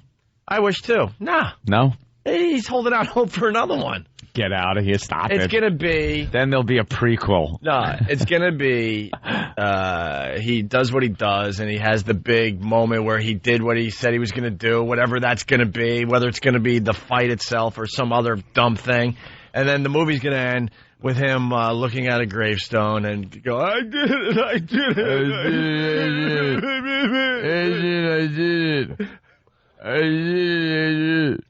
That's what it's going to be. You think he's going to hold out hope for that? Yeah. I don't know. And then maybe finally he'll kill himself in the next one. People are tired. He's not dying in this movie. There's no way. Of the Rocky character. We've had enough of the Rocky character. It's 30 years. Great movies. First two, I think the first one was obviously, I think an Oscar winner, right? First one, great. Yeah. Part two was good. Even part three, I kind of liked. Part three was kind of cool. The whole clever. All garbage. Stop trying to be an action hero. You're an older man. Yeah. You're an older gentleman. He's kind of frightening. Hey. It looks weird because he's got all these muscles, but the skin doesn't quite adhere to them anymore. No, he's an older man. Older gentleman. Why don't you just have some dignity? It's like that old piece of chicken. It's just not hanging just a little. Play an elder statesman. There you go. All right. Well, what else is he going to do? His movie career stinks, so he has to go back to the well. But that's why. It's like if he would stop. Nighthawks 2. Yes. He was... I think we talked about this before. He was just amazing in Copland. No one expected, freaking Sly Stallone to be in that type of movie and pull it off. Completely stepped out of character. Yeah. He just was, a weak guy. He was fat, a little dim-witted. Why not do that again? Why people? Your movie career is dying because everyone is tired of it. It's embarrassing. There's younger guys. Nobody wants to see at your age a Rambo character, some other tired rehashing. We're sick of it. Yeah. It'll do well at the box office. I hope it bombs. It's going to be miserably. The reviews are going to be beyond awful for it. But what? Oh, thank the Lord. Roland, make it fast because we got a hot story for that GM. Fighting, there's boxing. What do you know about Sweet Potato? Just where he comes out of retirement because they do like a generated game that he wins. What? He comes out of retirement, Rocky, because they do a computer generated game that shows that he wins, and then he comes back to fight the guy. Holy Jesus. Oh, there's like a computer-generated game that shows who would win the fight. Yeah. Well, who wins this fight in the movie? Please ruin it if you know the answer. Ruin it. And then the guy in the video game that loses to Rocky probably, has a press conference like, it's just a game. I'd kick his ass in real life. And then Rocky's like, oh, hell. You can do it. Huh? And then someone says, you can do it, Rock. Dad, don't do it. Yeah. And then he starts training. And yeah. Someone will say, don't do it. And he'll be like, someone else used to tell me, just do it and go for it. That was Adrian. And I'm going to go for it. Dong. And then E-Rock, there's going to be a training montage. Oh, sorry. He's lifting colostomy bags. He's got like a long bar with just two white orthopedic shoes on the end of it. Sick of you. That's it. But Adrian, I can't do Rocky obviously, but Adrian ain't here because her corpse is rotting on the ground. He'd be lifting her coffin over his head, doing curls with it. Stupid. But bugs are eating out her eyeballs. Hey. But I gotta go on for her. I hope Butkus is dead, too. I hated Butkus. Butkus. Dumb dog. My dog. I was thinking maybe we could go to the zoo or something. Why, yeah, retard. Paulie has prostate cancer and Butkus is dead. Someone is reminding us that Burt Young said that this is the last movie, and he said that on our show. But exclusive. They also said the third one would be the last, and the fourth one, and the fifth, whatever. No, it's not. I'm going to bite the computer screen if that's right. Eric just showed me on the monitor, Stallone has coming out Rambo 4, Pearl of the Cobra. How about this? Pearl of the necklace, and you're wearing it. Older gentleman. By the way, that is not 2008. True. Still has a little over a year to go. It's got to be a lie. That's part of the deal for Rocky. Why? Pearl of the Cobra. What does that mean? I don't know. Who is he fighting? I don't know. The Taliban? His inner demons. If they want him to make Rocky, he said, I'll make Rocky if I can make Rambo. Well, who wanted him to make Rocky? What faggoty young executive who has no creativity wanted him to make Rocky? Don't know. Jimmy has passion when for this. I'm sick of it. Oh, my God. I'm sick of the rehash crap. Pearl of the Cobra. I never liked the first Rambos. I'm the only guy. I know. I just thought they stunk. Well, they Rambo when it came out. Everyone did. It was for the time. Yeah, it doesn't hold up anymore, but I thought it was a lot of body bags. John Rambo. Really? Yeah, but that was Hollywood back then, where they had to go with the dramatic catchphrases and stuff. I'd bring one thing less that. A lot of body bags. What they did in the 80s is every movie was written, the character was talked about the way you would want people to talk about you. Like, you don't want to get on his bad side. Every faggoty character in the 80s had people discussing him the way I wish people would talk about me. Norton's coming. What do you need? A lot of body bags. You drew first blood. First blood. Shut up. Oh, there it is, Jimmy. If you would read the plot to Rambo 4, Pearl of the Cobra. John Rambo has been living a secluded lifestyle in Bangkok. Oh, we know what he's doing in Bangkok. Secluded lifestyle in Bangkok? And salvaging old boats and tanks for scrap for 12 years. After computer file trading with but when a group of volunteer aid workers bring supplies into Burma disappear, a relative of one of the missing missionaries begs Rambo to find them. He heads off with a small team of aspiring heroes to locate and rescue them. So some aid workers, and they can't get local police to help, apparently. I don't know why. Maybe they're all eating elephant tusks, putting pepper on them. So they have to get John Rambo. And I'm sure he so reluctantly accepts this. Yeah. Like, I'm just salvaging tanks and boats and stuff, and I don't do this anymore. There's gonna be a whole scene. I don't do that anymore. There ain't that John Rambo's dead. And then something will happen where he has to go and do this, and he decides, he's going to kick ass. You know why? Because he's in love with a young Bangkok woman, and she so happens to be part of it. Right. It's going to involve a woman where he's like, she's missing, and then... And you know what'll happen when he gets all his weapons together? It'll be done in montage. She keeps calling him Locky by mistake. And Lambo. Locky. So stupid. Is that the Rambo music? Yeah, it's Rambo music, all right. All right, I'll go in. I'll go in for you. Oh. Another bad movie name. He'll have the Rambo knife. They'll have a lot of the... as he loads up all his weapons. All that clicking noise.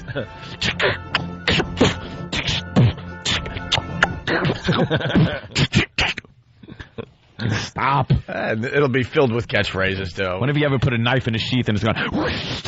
You know what? I can't wait for the new Rocky movie, and I can't wait for the new Rambo movie. Yeah, who's not going to see it? Because we'll have a lot of fun with those movies when they come out. How about another Cobra? Marion Cabretti is coming back. Marion Cabretti. Stupid ass. You're the disease, and we know. Hey. Marion Cabretti. Hey, we got to teach... douchebag. We got to teach Matt in Detroit something here. Matt, go ahead. Hey, I heard that this Rocky movie is actually pretty good from the guys that come on after you here. Oh, yeah? Why? Where in Detroit? Who comes on after us in Detroit? Yeah, what is it, the Stallone and Burt Young show? Huh? Jay and Michelle. But how do they know the movie's good? Jay works for Fox News down here, and he does like all the movies and entertainment stories. Oh, so he actually saw the movie. Okay. Yeah, and he said it takes all the best emotions from the first couple and, like, it just wraps them up again in it. Of course it does. You mean the hilarity of Mickey's death? Does it take that funny moment or the joy of watching that idiot fall in Rocky III and get his teeth knocked out by a young black buck? That's how the film should have ended. That faggoty montage of music, Eye of the Tiger, and then he gets his teeth knocked out. And then Mickey dies, and we all have a big laugh. And then people are like, wow, the film was over in 41 minutes. How convenient. All right, well, there's someone that, knows someone that saw the movie, and then they're saying it's a good flick. It's all people talking about you the way you want them to talk. It's so... That is really funny. I can't wait till the... Wow. All right. Listen, we got to move on because we got Chubby Bunny with E-Rock, and we also have a story that might make that GM. Everyone's trying to figure out who this GM is, by the way. Everybody's trying to figure out what GM we talked to at the managers' meeting in Boca Raton. Can't get away from his raging one. And he was talking about his raging and he thinks we need to do more stuff that gives him a raging on this fine radio show. Ugh. So we got a hot story that might get a little what, a little flowing. saucy. Yeah, we might help out this GM today. Do you wanna? You creep! I want to help him out. You creep! Swollen and turgid. You creep! And I couldn't get out of the car until the segment was done. I bet you couldn't. Yeah, well, right. Skin was pulled tight. Just a creep. That reminds me, I want to grab some of the sausage over there. Look, could I just leave? I'm trying to eat. Look, we talked to a lot. It was a dinner, for God's sake. That's what I was getting at, by the way. Yeah. And I couldn't get away. Get away to eat. Here's the deal. Let's do a little experiment. We talk to a lot of guys every morning. The show is known to be very popular with men. Men. In your life, do you ever talk about having a rock? Yeah, well, no. All right. No, I don't. You talk around the actual physical part of what happens to you. You could say she was hot and I was turned on. That's about as far as you would go. Yeah, you don't get into graphic description with you don't other actually guys. say the word in front of your friends. Unless describing the word because it happened at a bad time. Like, then it's okay. Like, you know what I mean? I was raging and, what will you do? I was babysitting. Or, whatever it is. Right. Or slow dancing with my grandmother. That could be bad. Yeah. And it's funny. Yeah, but to actually just, describe in detail what's going on with your body because of what you hear on the radio or because you saw some hot chick at the office. Guys just don't talk like that unless you're a creep. Oh, my God. Are we not going to be able to do what, the Chubby Marshmallow, Bunny? Chubby Bunny? Why?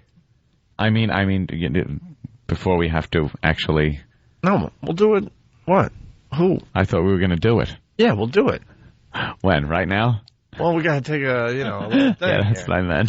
Jimmy had to talk about Rocky and Rambo, and it was a fine rant. His little review. But guess what? Now there's a backup on the highway here, okay? We'll figure it out. We'll get one of these cars out of the way. If Eric's having a problem with the marshmallows, I have something raging that I'll help use to push more marshmallows down. You're going to break that record, son. How do you like this conversation, you creep? Ghoul. And then he has to, hey... I'm blah, blah years old, and I F anything that moves. Or I like to F and... All right, we get it. You're a man. All right. This is a great story, though. Hoaxer convinces McDonald's worker to sexually assault coworker. It's a terrific story. A hoaxster? A hoaxster. I applied to be one of those. A hoaxster. I don't know. We're going to find out next, and we're also going to do the Chubby Bunny thing as well. Chubby Bunny. It's the Opie and Anthony Show. Opie and Anthony will be appearing on The Tonight Show with Jay Leno Thursday, December 21st. Jim Norton will be tagging along for no good reason other than to get a free trip to Los Angeles. That's Opie and Anthony on The Tonight Show with Jay Leno Thursday, December 21st. Check local listings for showtimes. Hear what everyone else is talking about. O&A Uncut and Live, continuing the show on XM Satellite Radio starting at 9 a.m. Eastern. Visit xmradio.com to subscribe. It's the Opie and Anthony Show. Do it like this.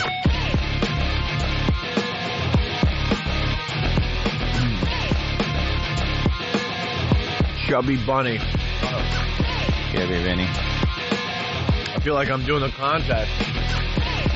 Shoving food. It's always fun to try to eat breakfast within 8 minutes. Yeah, it's part of the gig. What a pain in the ass. It's the Opie and Anthony Show. The ONA virus spreading across America. E-Rock in this room is making his way to this part of the studio with his marshmallows. What kind of marshmallows? Are they the typical, nice, good brand?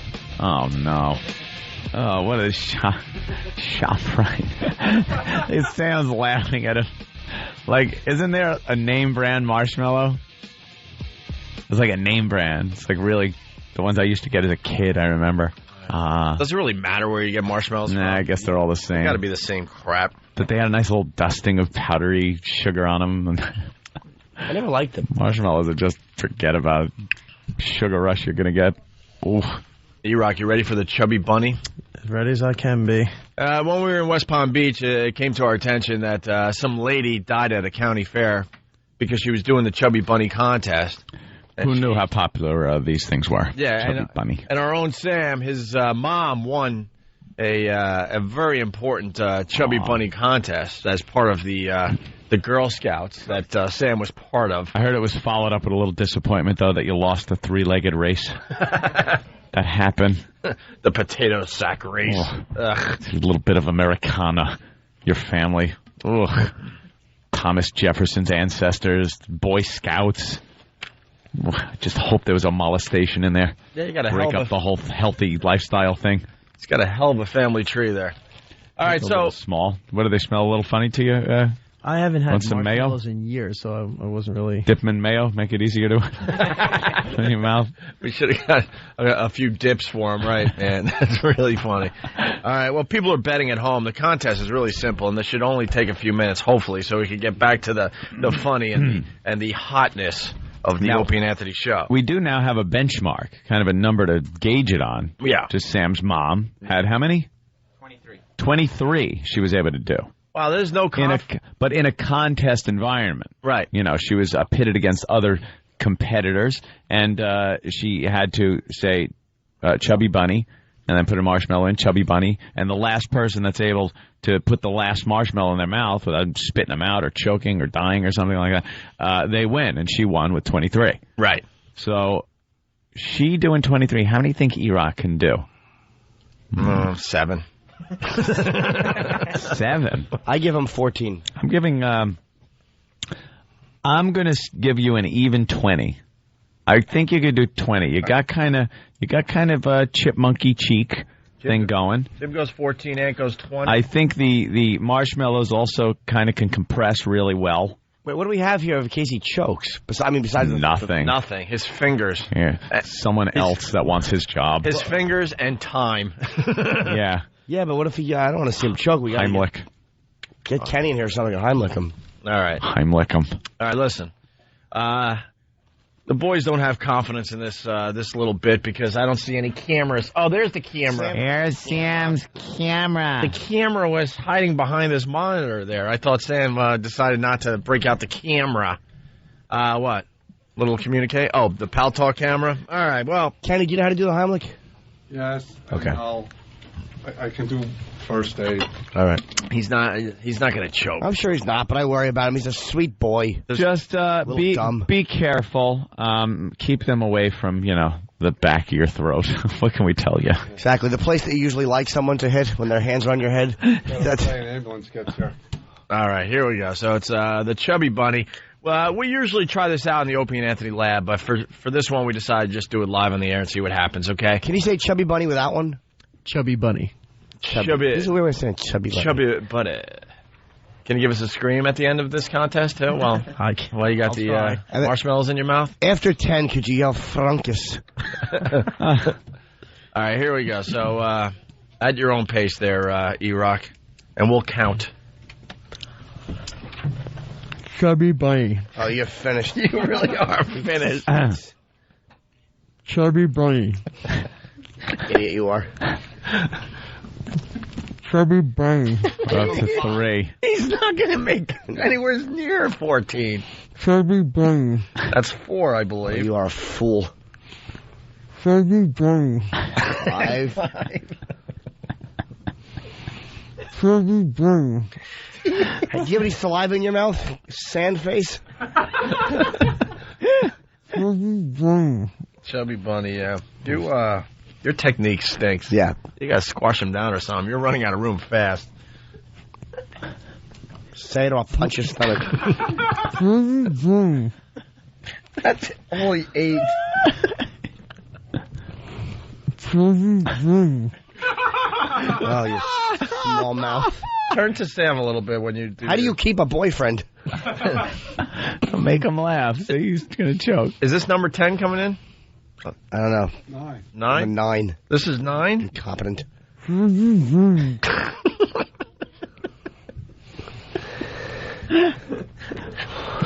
This is 10.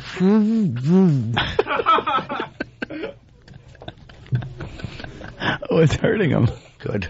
Jimmy, you're going to win, man. How many? 11. We think it's 11, yeah. Is 11 going in? He's having a hard time breathing out of his nose. This is funnier than I thought it would be. Good.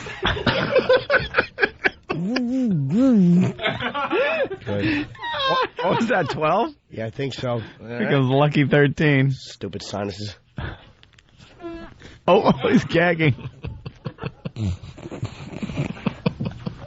He's gagging. You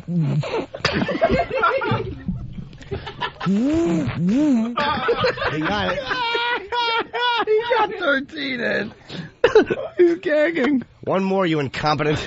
Jimmy, frog neck. Jimmy so wins. Jimmy said 14. Oh, no. Say it. Oh, he's gagging.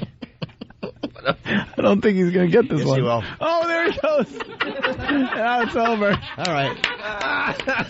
It's over. He gagged. All right. 13. Wow. 13 and a half.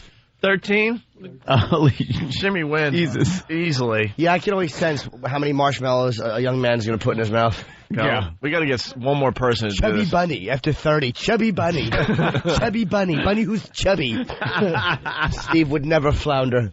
We would love to have one more person do this. I mean, I would go for the obvious choices, either Steve or Club Soda Kenny, but I don't know if we're going to get either one to do No, it. who's going to Heimlich Kenny? Yeah, I'm scared. Are you scared?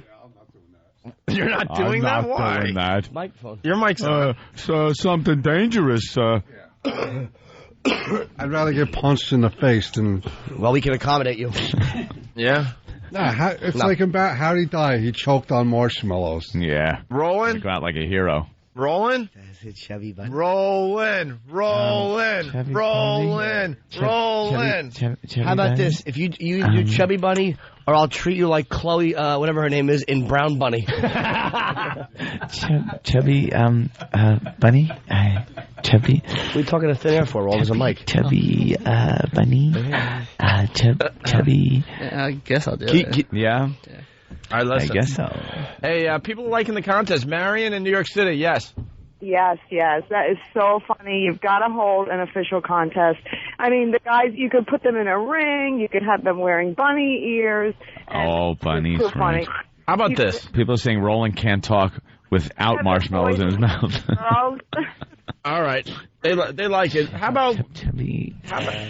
A bunny. Should we have girls show up tomorrow? Maybe if you think you could be 13? That'd be nice. Your mom did 23? That's amazing. Were they the mini marshmallows that you put in full size? A cup of hot cocoa? Your mom's a good egg. Hey, Jesus. She certainly is. I got to handle this phone call, unfortunately. I'm sorry, Anthony. Chad in Green Bay, yes. Yes. Hey, Opie, I was wondering, since we've got marshmallows in the studio, want to try a round of Bomb the DK House? That's when Opie took marshmallows and had to put them in a certain part of his anatomy that would hold a marshmallow. Without using my hands. Without his hands, of course. Yes. And walk over a replica of another frat house and drop it like a bomber. Hey, man, I just wanted to drink the beer. What can I tell you? You know, keg parties. That's all I heard. I think for the Pal Talk camera, they're annoyed at the placement of the microphone. It's hard to see your mouth. Yeah. So if you could, maybe, All right. no, not down. It would have to be like twist it. Hey, how about we get a better camera angle too? No, the other way. Sam. Maybe behind There you Anthony go. a little bit, if Anthony will allow you to get close to him. All right. Of course I would. Sam has to get his camera in a better location. My camera. Roland, you I'm think from New York. you think you could beat E-Rock's new record? I don't know. I give Roland 9. 9? 9. I think this kid is going to be a good competitor. No, he's not. He has a face like somebody in a Blondie cartoon. He's absolutely not. All right, let's hear you say Chubby Bunny first of all. Chubby Bunny. Chubby Bunny. Chubby Bunny. Chubby Bunny. Chubby bunny. It's a chubby bunny. Chubby bunny is a bunny. It's a story about a bunny, and he ate too much and got chubby bunny. Sam, you know your mom's the size queen, right? Oh, I mean, God. everyone's Why saying did you say it, Opie? Everyone's saying Everyone it. thought it. Absolutely. But everyone's saying She was throwing him up and catching him. Oop, Chubby Bunny. Oop, Chubby Bunny. She did it with softballs. Oh. Hey, I just got to acknowledge what's coming in, Anthony. Is it true she wanted the marshmallows dyed black, though, before she would even participate? Yes, and the guy had to hold her hair by her pigtails. She wanted them toasted over a campfire first. And it wasn't Chubby, she said before Bunny. People are saying E-Rock did 14, not 13, that we lost count there somewhere. Really? I don't know. Go back to Listen to the tape. replay. All right, here we go. It's Roland doing the Chubby Bunny. Chubby bunny. Chubby Bunny. All right, very There's good. one. There's one. Chubby Bunny. Good Godfather. He's using the Vito Corleone technique. Cheeks first. Chubby Bunny. That's 3. By number 3, there's already one sticking out. Roland is awful at this. What a boob. Be careful. You know that tongue takes up too much room. That's why I can't talk right. There's no room in that mouth. Chubby Bunny. No, he has a small, Chubby stupid bunny? mouth. He just asked the question. Yeah. Chubby bunny? That's only 4, by the way. No, he's awful. No, it's almost 5. Have you ever eaten before? Oh, he spit them all out. Sorry. Hey, it was worth it, though. He didn't get the whole food in the mouth thing. He's shoving a marshmallow in, and it's just like filling back up with air and popping out. Will you take charge already? Did you see where he tried to shove one marshmallow? I swear, he tried to shove it between his teeth and his upper lip. I was looking at him shoving it in. I go, that's not going to fit. Exactly. Well, you have wisdom teeth out. It's not gauze, you moron. It's jaw. Roland did 5. No, you got 4, and the 5th one 4. fell out of his dumb mouth. Does anyone else want to try? Roland only dates Asian men. Danny's always good. Craig will do it. All right. Oh. Yeah. Hey, listen, really fast. Yes. Very good idea. I can't read his name on the instant feedback, but he's from FBA, which is also known as OAExperience.com. I think we need to do Chubby Vag tomorrow. I couldn't agree more. That's where this contest is going to end up. You know, might have to start you with know that. Chubby Baby or Chubby Bunny or anything else chubby, and then when their mouth gets full, they could switch to whatever they want. Right. And it would kind of almost be like a Kenny from South Park thing. Like, we ought to wait until their mouth is really full and have them say awful things that you could not say on the radio. Hey, that's a great idea. Because you can't understand what he's saying. We'll just hold up signs. Yeah. That's a great idea. We'll try it with Craig right now. Let's try it with Craig. Make sure you get a few in there, you All right, ass. this is Craig. I need a pen. He's a good sport. He's done a lot of great stuff for this radio show. Craig's a good kid. All right. Let's see if this works. Hey, let's get Nosferatu in here, Tony. He just won Chubby Bunny. Chubby Bunny. Little fang marks in every marshmallow. No, he just hang his teeth out and then put them on the fangs like lifesavers. He sucks that marshmallowy goodness out of it, and it just leaves a dry, powdery thing in his mouth. By the way, 100.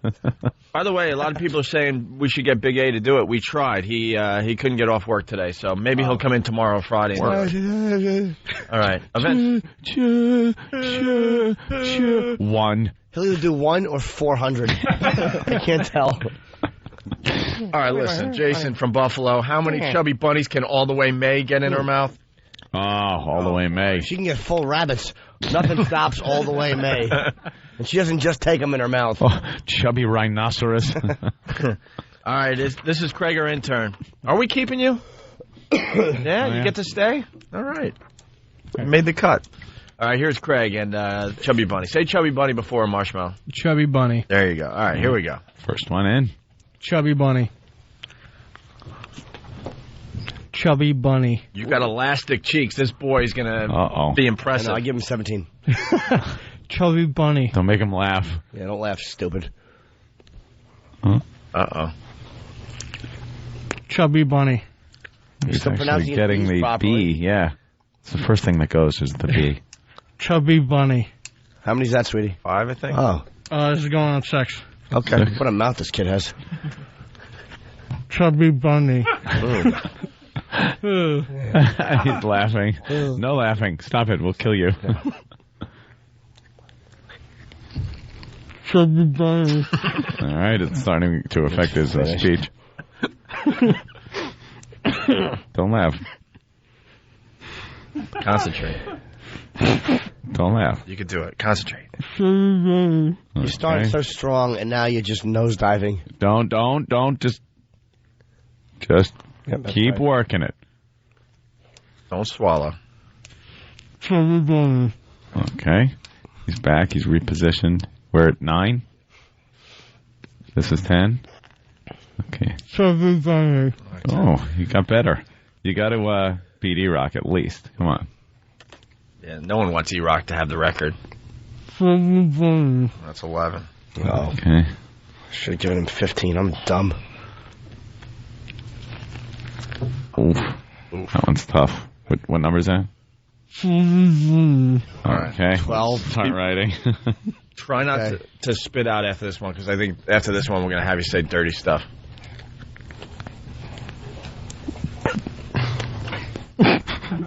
Concentrate.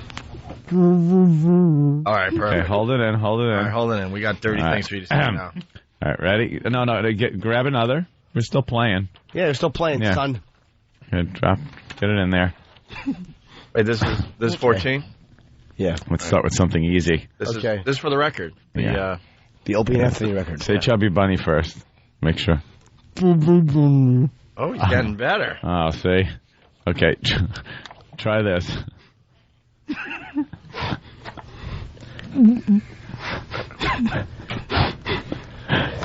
Keep it in there.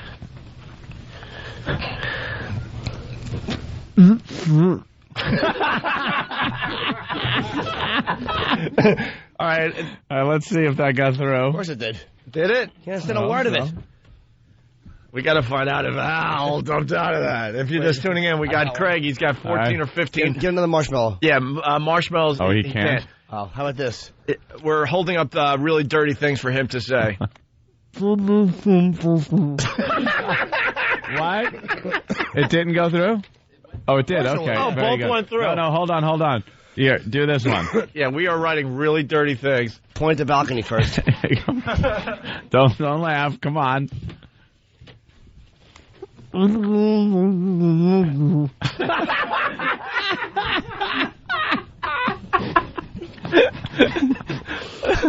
It's holding up what we're having Craig say on the Pal Talk cameras so they could play along at home.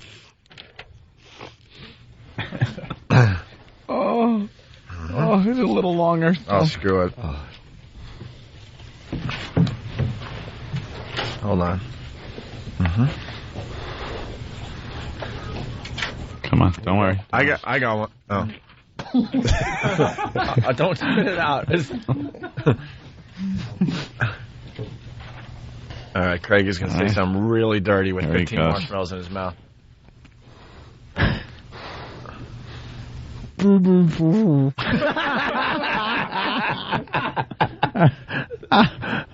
Okay. Here you go.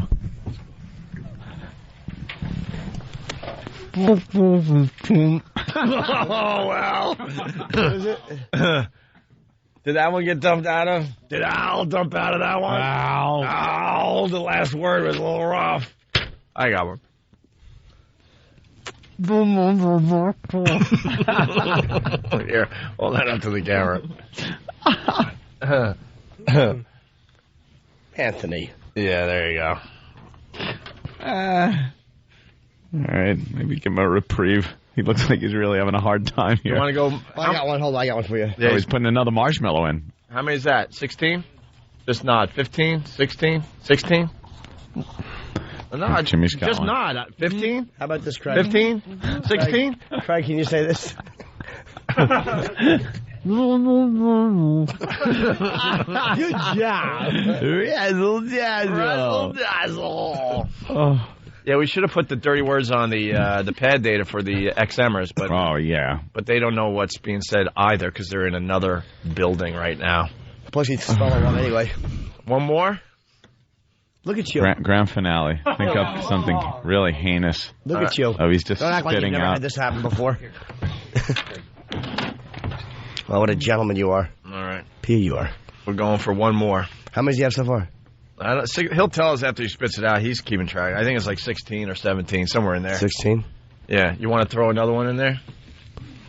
One more. Come on. You can do it, son. That gives me the record. All right. Say Chubby Bunny, by the way, to make it official.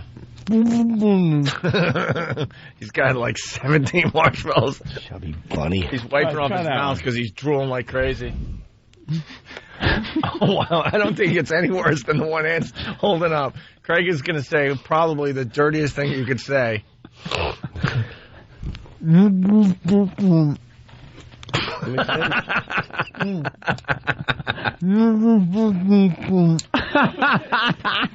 I caught that one. Was that a little too close, Al? Do we know if Al dumped out? I don't know. That's fun. All right. Are you going for another one? Game. He's going for another one.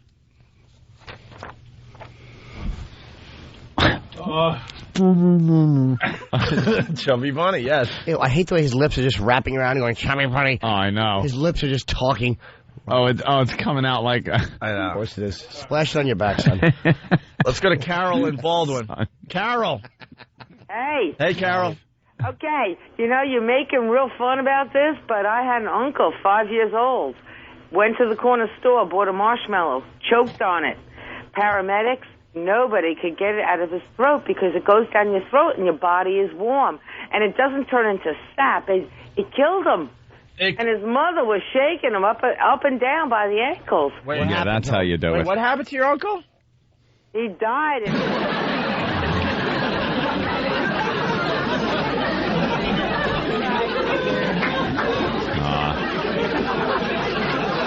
She hung up. Why did you just take a breath?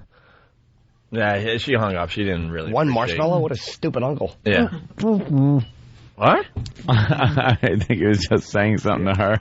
Oh, really? Yeah. It is like Kenny from South Park. Maybe we ought to let him get rid of that. He's easier to understand than Stephen Hawking, I'll say that. All right, are you done there, Craig? Yeah, let her rip. All right, you can spit. Go. Oh, God. That's a lot of marshmallows. It's just marshmallows. How many did you do? I fit 17. 17. There we go. And said a lot of really, really dirty. Yeah. Wow. That's how we get around the FCC. We'll do our whole show with marshmallows shoved in our mouths. All right. It's the Opie and Anthony show. When we get back, the hoaxer convinces McDonald's worker to sexually assault a co-worker. It's the Opie and Anthony show. Brilliant. I love showing my to introverted fat guys. Whip 'em out Wednesday. Whip 'em out Wednesday.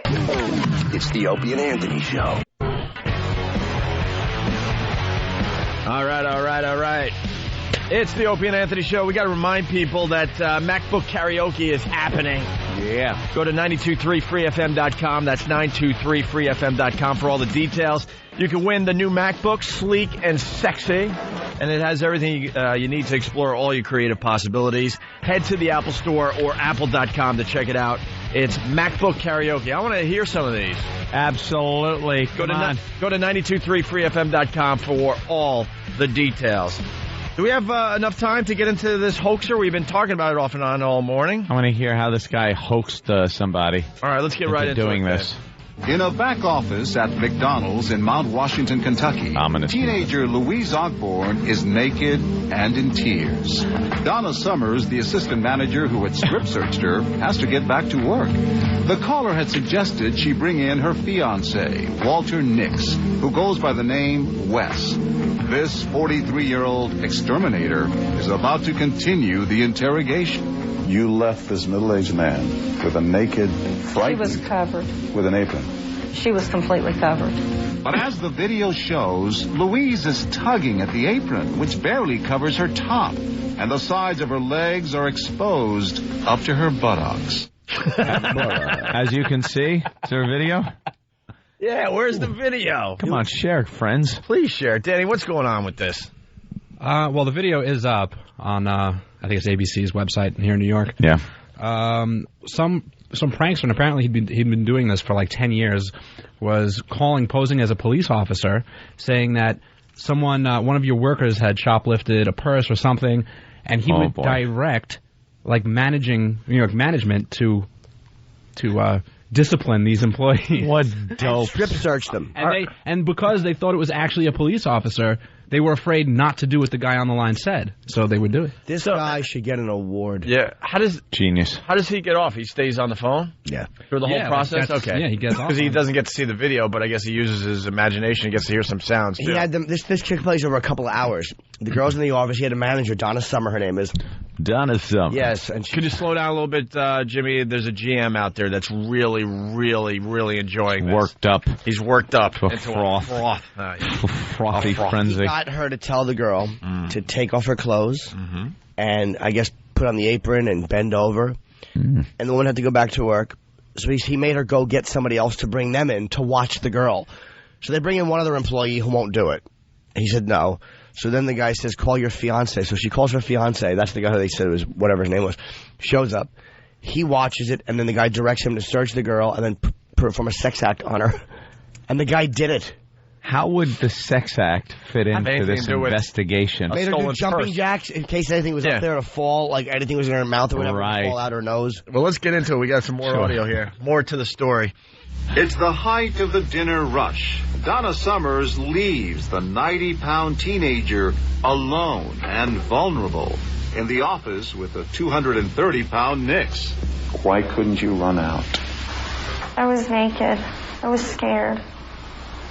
I mean, any normal person in the situation, they wouldn't have ran out. You're convinced there's no way you could have done it? There's no way. Did you think about it?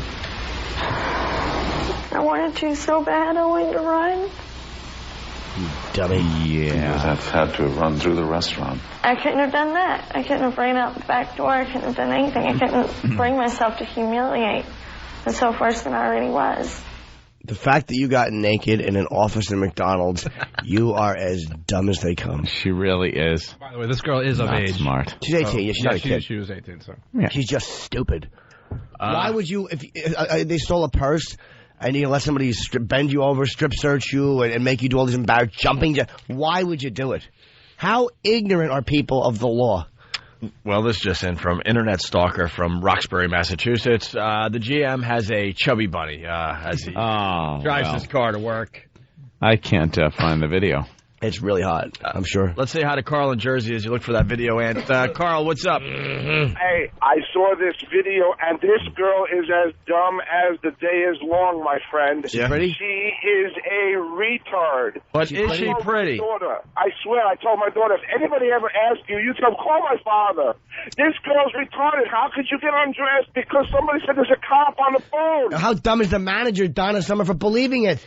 Oh, my goodness. It's. And how far has Donna Summer fallen over the years? Jesus.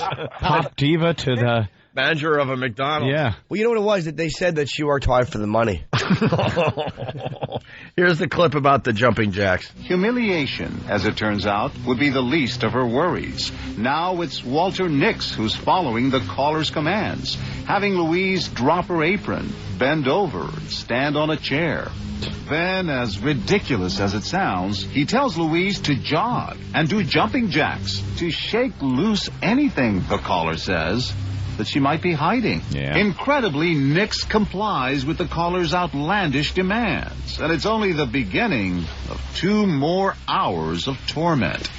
Why did you follow their instructions? My parents taught me when an adult tells you to do something, that's what you do. That's good you parenting. You don't argue. You know, if somebody smacks you on the hand, you listen. I doubt they meant that, though. Yeah. Jog in place in the McDonald's office. Yeah. To shake loose something you didn't steal. Right. When did you learn that lesson as a kid? And by the way, at 18, you're an adult, idiot. Yeah. Lawyer up. She is dumb. Oh, but I tell you one thing. I am being affected by this. Yeah. Yeah, it's hot. Mm-hmm. And the guy who You like the guy who impersonated the police officer, you can't impersonate a cop, but why should he get in trouble because people are stupid enough to buy it? He's great. See, Jimmy was affected by this. Yes. See, that's all you have to say. You don't have to. Oh, I believe me. As soon as we get to XM, I'll describe it in detail. Stories from like November 30th, though. Yeah, that's why the video isn't up. YouTube, perhaps? Probably. No, not YouTube. They don't do sexy stuff. Oh, right. They stay away from the sexy stuff. Let's move on with the audio here. According to Louise, when she fails to address Walter Nix as sir, the caller tells him to hit her violently on the buttocks over and over. Here, it goes on for almost 10 minutes. He told me that I was asking too many questions, so he was told to hit me.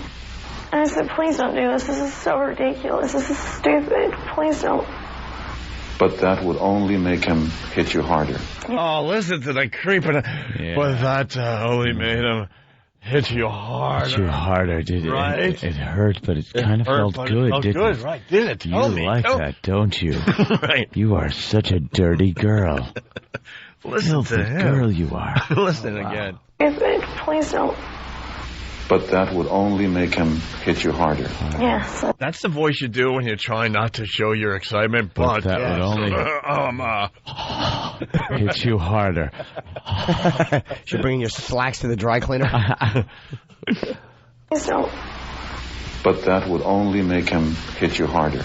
Yes, and more times. By the end of the beating, painful red welts appear clearly on Louise's body. Nice. And during it all, Donna Summers keeps walking in and out of the office. Every time you hear her coming in, what happens? He throws the apron at me and tells me, shh, don't tell Donna. When you walked into the office, what would you see between her and Walter? She was sitting on one side, he was sitting on the other. They weren't saying a whole lot. And she was covered. And she was covered up all the time. But there's at least one occasion when Summers comes in before Nix throws the apron over Louise. Uh-oh. When we try to show Donna Summers the videotape. You say you didn't see her without her clothes on, but there she is. And you walk Okay, we're not going to answer questions about right that. past her. She can't talk about this? No. Summers' attorney, who's off camera, won't allow her to respond. Ah, look at this. Hey, scumbag lawyer. This is coming in like crazy. Doug in Arkansas, go ahead. Yeah, I heard that caller ask that little girl what color panties she's wearing because Donna wants to know. Yeah, everyone's doing freaking. Oh, that's everyone's doing sound bites from our classic Donna Summers prank call. Very good. All right. By the way, someone is saying the video's up on break.com. Oh, is it? Cool. But I don't know how do you search for it, so maybe someone can help us out with the search part of that. I'm scared. All right, it goes on. Well, she went numb, Jimmy. Aw. Why didn't you tell Donna at that point? I begged her every time she came in the room, get me out of here. Please get me out of here. Donna, please, please. I didn't do anything wrong. Please believe me. And she puts her head on your shoulder. And she told us she was saying to you, please help me. No, she didn't. Please help That's not what she said. Couldn't you feel her head on your shoulder? I don't recall that particular incident. I She don't. says she's begging you to rescue her. She never said that to me. And every time Summers walks out of the office, Louise says Nix resumes and intensifies her torture, of course, following the caller's instructions. My soul just left my body. I just went numb to everything so that I could just survive. I got the video up. Yeah, First of all, she's very pretty. She's a little young thing. And she's got short, like, black hair. It's John Stossel. And she's trying to cover up her young body. See, I'm trying to make it hot for the GM. Yeah. Her young, hot body Sexy. with a black apron. Is that all they show, though? That's the best that's the furthest they'll go with this? You can tell she's completely naked in this chair, and she's just trying to cover up with a black apron. After more than 2.5 hours of dehumanizing treatment, Nix, again on the instructions of the caller, forces Louise to perform on him. You were a prisoner. I was. Tap dance? And a victim of sexual assault. Yes. She's not. Almost 3 hours into Louise's ordeal, the caller tells Nix to hand the phone back to Summers, and incredibly, instructs her to bring in. I'm watching on the 20. Look at this right there. The goddamn ABC has to have their stupid logo on it, and I can't see what's happening because the logo is covering the girl. Yeah. By the way, now I'm looking at a part of the video where she's completely naked, but they're fuzzing it up, but she has her hands in the air because she's doing jumping jacks. You can see her doing the jumping jacks in the video. You don't get to see any of the naughty parts, but you can use your imagination. They're fuzzing that area out. Now she's turned around so he could see her backside. Oh, look at that. She is barely covered. This has to be. And he's sitting in a chair, just taking it all in. This has to be somewhere, this whole video. It's up on break.com, supposedly. Somebody will get the whole video. Yeah, we'll find out where. The guy's sitting in the chair, and the big logo is in the way. You bunch of douches. Why is that logo in the way? Oh, yeah, she's kind of cute. She's cute, and now, what is this? Oh, my God, they're actually showing the spanking. Aww. Except, the area he's spanking is a big blur, but you see the rest of her body bent all the way over. Her head's touching the floor, and this guy's a creep. Boy, is she stupid. Yeah, You are dumb. And also, the fact that they have that 2020 In Touch food hoax. They're so obsessed with their own goddamn branding, they are ruining the video. That they're cutting out the most important part of the picture. What's happening to the girl. That's awful. The guy's got some horrendous balding going on. He's doing kind of a comb-over thing, and he's awkwardly spanking her. He's getting his arm way up in the air and going, boom, boom, straight down. We need this video unedited. Yeah, we need this on... Where'll that end up without the blurring? Well, let's get Steve to link it to opieandanthony.com first of all, because he's got her doing jumping jacks naked. The video's amazing. In a McDonald's. The phone back to Summers and incredibly instructs her to bring in someone else. This time she ushers in Thomas Sims, a 58-year-old maintenance man who works at the restaurant. He gets on the phone with the caller, but Sims refuses to comply with his demands. Tom told me this man is asking for her to drop her apron so I can see her without that apron. And I said, do what?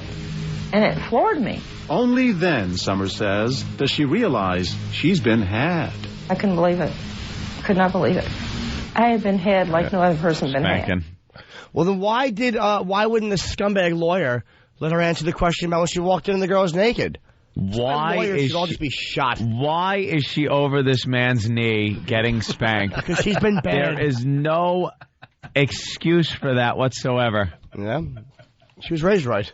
What a dope this girl is. I'm sorry. She really is just stupid, but the video is terrific. Obviously, it's terrible that this girl is a victim of this and everything. But, Jesus, you got to draw the line somewhere where you go from being victim to complete idiot. I think by the naked jumping jacks, you got to be like, hey, wait a minute. I think something's up here. At least he's got some kind of an excuse. Yeah. You do the jumping jacks because we're afraid you're stashing stuff. So if you do the jumping jacks, things are going to fall on the floor. But get over my knee, I'm going to spank your bare bottom. For what? Isolate that. Yeah. Not like I don't say it all the time. Unfortunately, we got to leave this part of the show. Damn it. But there's a quick clip that wraps some of this up. Buddy Stump is a detective with the Mount Washington Buddy Stump. He arrests Donna Summers' fiancé, Walter Nix, and he begins to try and find the caller. I said, this has got to be somebody on a payphone, maybe over to Winn-Dixie, and they're getting their jollies off of watching all the action and the police roll in. You think watching he's getting the his action? jollies? How are they watching the action? Rumor has it he might have tapped into the security cameras. And nice. There's all sorts of stuff.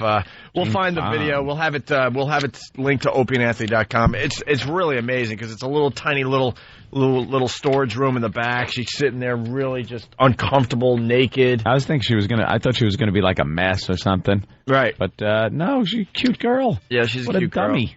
Absolutely a cute girl, and she needs guidance. They show as much as they can because it's ABC News, but you see her completely naked going over the guy's knee, and then that part of her body's blurred out but you can see him still spanking the blurred out part. Yeah. Did we make it hot enough for you? Some guy waiting for his Big Mac out front. Guy spanking it with his own Big Mac. Special sauce all over the place. All right, well. It sucks we had to rush through that last story because that's a good one, and the phones are going nuts, but we unfortunately have to leave right now. Maybe we'll talk about that tomorrow a little more, okay? Yeah. But we will have the video linked up on opieandanthony.com very shortly, so you can check it out yourself. Hey, guys, thanks a lot. We greatly appreciated, you listening to the show today. If you liked what you heard today, why don't you tell a friend? That's how the virus spreads. It's the O&A virus spreading across America. If you're not joining us over at XM, have a great day.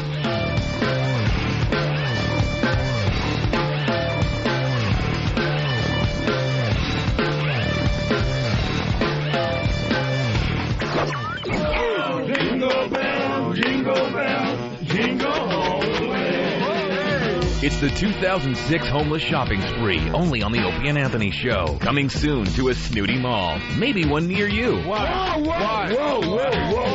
The Opie and Anthony Show will bring a busload of homeless degenerates shopping for Christmas presents. And you, of course, are invited to watch and shop along. Golden Buns is gonna get busy. Immerse yourself in a time-honored tradition. Enjoy the holiday spirit and the stench of booze and vomit as we partake in another homeless shopping spree on the Opie and Anthony Show. Bye! It's the Opie and Anthony Show. The Opie and Anthony XM walkover begins now. No, it already began. Yep. It began right when we left the building. That's well so far. It's really cold. Here's a lady. Here's a lady. The coldest walkover to date.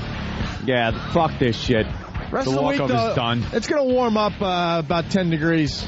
I didn't see that. Not today. I mean, like, for the rest of the week, it's going to be a little warmer than today. I didn't see that. This is a brisk walk. Yeah, you know. Oh, it's awful. We're going to start walking a little faster with the walkover unless something really good is happening. Yeah. The XM jog over. No reason to take our time when it's this cold. It's going to be the XM drive over in a heated limo. Hoo-hoo. All right, well, we're almost here. Oh, well, I have to stop and look at the Taylor Hicks poster. Yeah, I saw love that. him. We're trying to get him in to perform. Are we? After that interview we had with him, I don't see that happening. Well, Roland wrote us, and I said, look, no more interviews with Taylor Hicks. We want to have him perform. So this is all we give the people today. Oh, yeah. That's it. More than they deserve. They get shit on the walk. Yeah, but we'll bring a bunch of them upstairs to check out the show. Yeah. We're going right in. Thank you, guys. Look at that tractor trailer guy. 2 out of 3. Thanks, everybody. That was fun. 2 out of 3 are sick, so yeah, there's no reason to stay out there Stand out in the and cold get and get sicker. more Catch sick. our death. All right, we'll be upstairs to continue. Just Yes. XM 202. They are the most vile, despicable human beings in the country. Creeps, ankle biter. Obviously, the strength is their ability to turn mistruth into something people would believe. Wow, how long is this guy going to continue to babble and say nothing? All day long. Shut up. All right, here we go.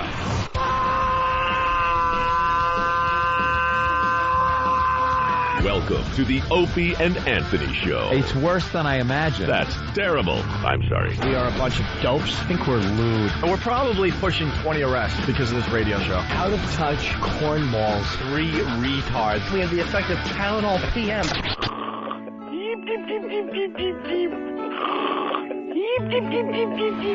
Opie. You know I could have been a model. Anthony. I'm gay. James Norton. I like yogurt. Robert Reed.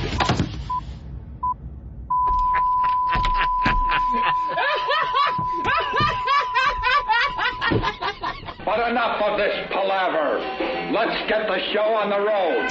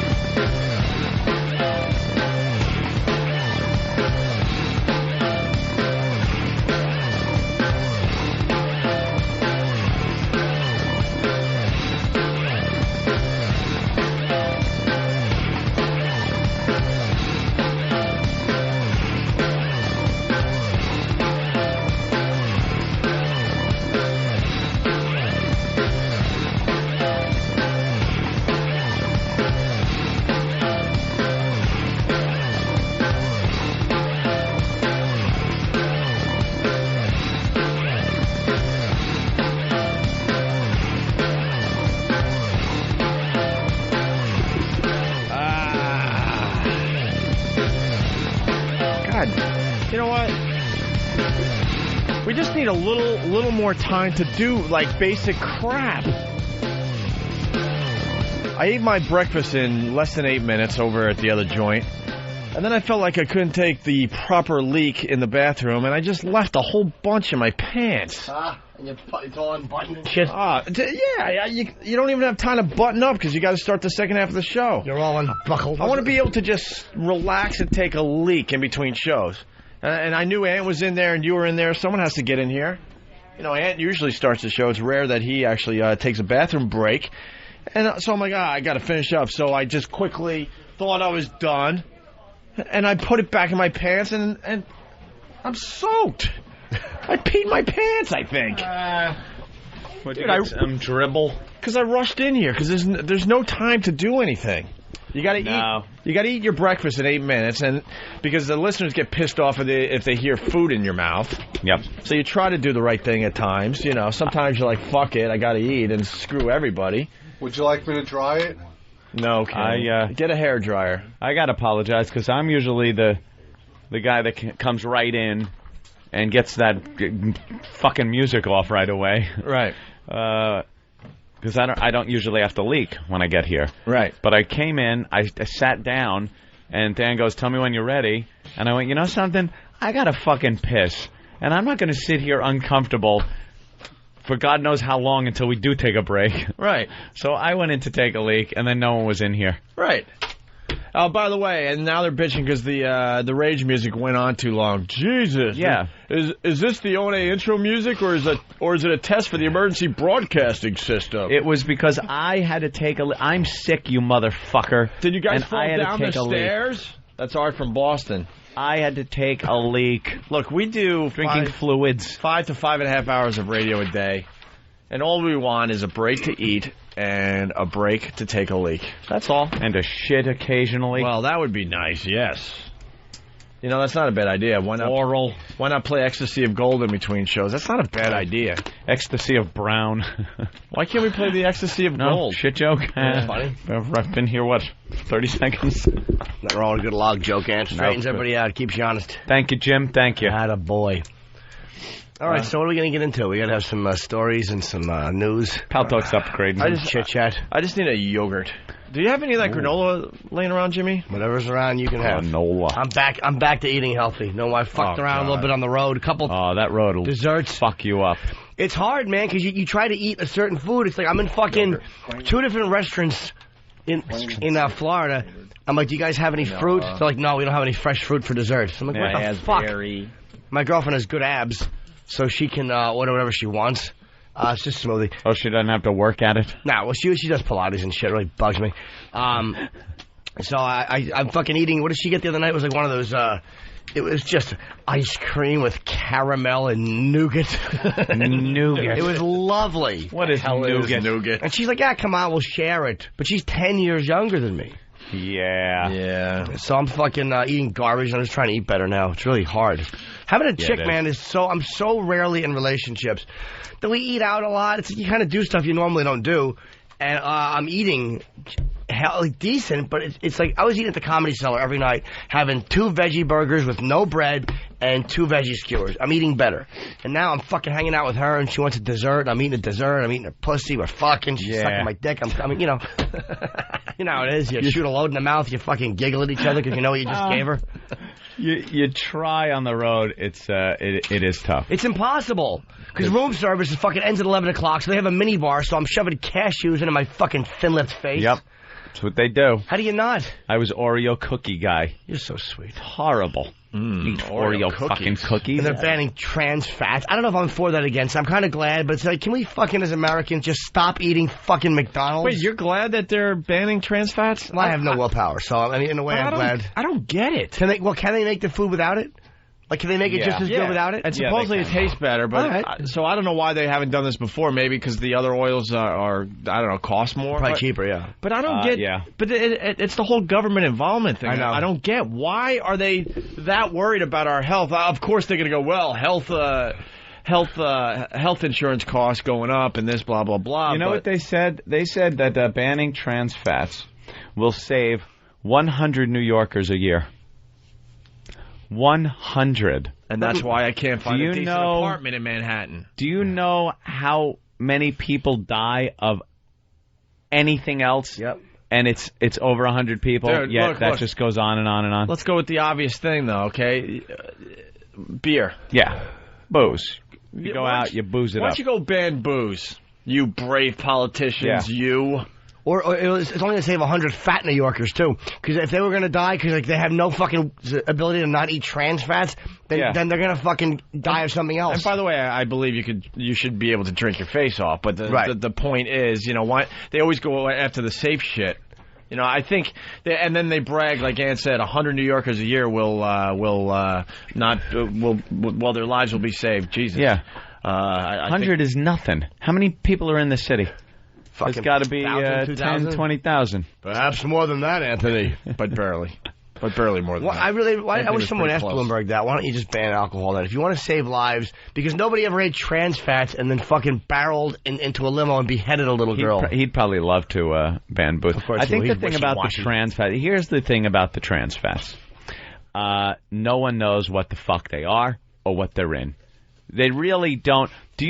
When you buy something, do you know if there's trans fats in it? You might. Ope's kind of savvy about food and what's in it. But the average person... I look at the labels, actually. But what's on a label? Let's look at a label of some food. Does it say trans fats? On some labels, I believe it does. On some... It says a percentage of how much or... What about stuff you don't know? You go into a deli. You grab a sandwich and some fries. So you're trying to... the fries made in trans fat? Like, I'm just saying, it's one of those things that no one knows. Well, someone else is what saying they're that in or not. They're not really. They're not telling us what's in the trans fat. Maybe they've had some studies and they realized that this is causing waterheads or something. Waterhead babies. What? No, it's pretty much just like cardiopulmonary bullshit.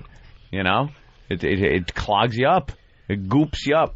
I'll say, all right, so get that info out there, and then you as a human being walking this fine earth of ours, you can decide if you want trans fats or not. But that's what I'm saying. Sometimes you can't. You just go into a place and you get something, and you don't know if it's been cooked in trans fats at a restaurant or something like that. I don't know. You get some vegetables. Let's say you get some vegetables, a little stir fry. Are they using trans fats in there as they're stir frying it? You know, it's kind of they're vague with it. I don't know. Believe me, I'm not for any laws. I love anarchy. I'd love to just be out with guns, shooting people, grabbing their goods. If I get knocked off, hey, what the fuck? Someone was better than me. It was part of the game. I love anarchy. The whole thing is this. I mean, I'm against government intrusion, too. Believe me, I fucking hate them. But we do elect them to do a certain amount of things for us, and every time they make a decision, it doesn't mean that they're big brothering us. There are times when they Yeah, I mean, there are times they make a health decision that makes sense. I like the seatbelt law. I like the seatbelt law. I like that, the motorcycle helmet law. Yeah, me too. Things like that. Because in a way, even though I've decided to use seatbelts, this protects me. Because if some idiot runs into me and I'm fine and he's launched through the fucking windshield because he decided he's not going to fucking wear a seatbelt, I'm fucked. Yeah. You know? My fucking, I'm getting sued by his family because this idiot didn't wear a seatbelt. And the government has nothing to gain by passing that law. There's no devious reason. It's extra tickets, man. Yeah, that's what they say. And they are using it to make more money, believe me. Of course. They'll use it. But I think the nature, the initial intent of the whole thing was, and it has saved lives. And it makes sense, and it works. And you know what? I wear the seatbelt because I don't want to fucking go through the windshield. I don't want to get a ticket. Hey, we got a man speech on the line here. Marcello from San Diego. The more people that stay alive, man, the more taxes come in, man. Yeah, that's what it is. They see long-term implications, man. Same reason they keep people doped on antidepressants so they can keep working. It's a conspiracy, man. I love conspiracy guys. By the way, Marcello from San Diego was using the sarcasm because he wrote sarcasm in a little parentheses, so I just added the man for him. Yeah. Fights the man. That's a good idea. John from Chicago, or a good comment. John from Chicago, line 8. Hey there, Gianni. How you doing? Hey, sweeties. How you doing? Good. Hey, so I want to know, these savage deli owners and these fucking Koreans, are they going to, I mean, they're using cat in their product. You know what I mean? Like, how are they going to know what has trans fat and what doesn't? Yeah, how are they going to enforce this whole trans fat law when, you can do it with stuff that comes in a bag or something, or it's got a label on it. But what are you going to inspect every restaurant and make sure they don't have any trans fats on premises? How often are you going to, inspect these places? It just seems like a lot of work is going into this. A lot of money. And people are like, good luck. Dan from Queensbury, trans fats are horrible for you. The only reason restaurants use them is they keep longer. Basically, the government is making restaurants cook safely rather than save a few pennies. This is a good thing, not a Big Brother thing. Good. I agree. That is a good thing then. It's fine. All right, whatever. Yeah, we need the FDA to a certain degree. I mean, these fucking scumbag... Because you can't trust... we don't trust the government, but you can't trust the companies to do right by you either. Are you going to trust McDonald's or any other place or a drug company to fucking... To take a product that makes them a lot of money off the shelf because it's bad for you? No. You know what, though? It's going to hit Joe Consumer in the pocketbook. Well, you know what? You have to pull somebody's purse strings if you want things changed. And you're right. You hit somebody in the pocketbook. Pocketbook. They'll be out at the next election. Andrew in Jersey, what's up? Hey, what's going on? I was just curious. Could I come upstairs to watch a show? Oh, you did the walkover with us today? Yeah. You sure can, John Q. Citizen. Yeah. Andrew. Come on up, Andrew. All right, thanks, man. All right, Andykins. All right, we got an update on the Baby Bird and Pat from Menaki. You want to get into this? Yeah, a little closure. Do we have closure? Yeah, we'll do closure. And you guys listen to the pop songs or what? What? You get into a good pop song every once in a while? Pop songs? I love a pop song. We got the list of the top 10 most annoying pop songs of 2006. Annoying are usually the most catchy. There's a couple on here I actually enjoyed. Which ones? I don't have that list. I'm not going to say yet. I don't think I have that list either.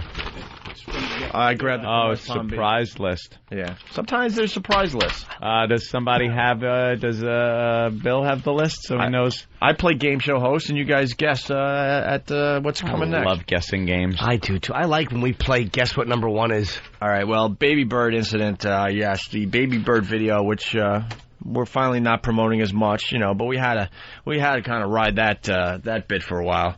But I guess it's up to 1.2 million views on Break.com alone. Someone told me it's on uselessjunk.com on their front page. It's just everywhere. I haven't seen it. It's kind of buried in on Google. I was hoping to see it make its way up the charts on Google.com, but to no avail. But it's okay. Millions of people have seen this video. It was part of the eggnog drinking contest. You guys know that by now. Yes. Pat from Menaki won the contest, set a new record, and then Joe Rogan came up with this idea, and then Than nicknamed it the Baby Bird, and now it caused so much controversy that Pat from Menaki was kicked out of the IFOCE, which is a competitive eating organization that Pat was proud to be a part of. They do the Nathan's hot dog eating contest every 4th of July in Coney Island and all that. And if you've been listening to the show the last couple of days, we've been discussing this. We got, what's his name, George Shea? George Shea on the phone yesterday. He is in charge of the IFOCE. I don't know his exact title. And he banned Pat. But he was going to ban him. He was going to consider reinstating him, right? After the outpouring of support that Pat got. So support from people, not the floor of his trailer, which tends to fall through every so often. Certainly not God either. So we got 2 pages in front of us. Not that father of his either. We got 2 pages in front of us. Or his pancreas.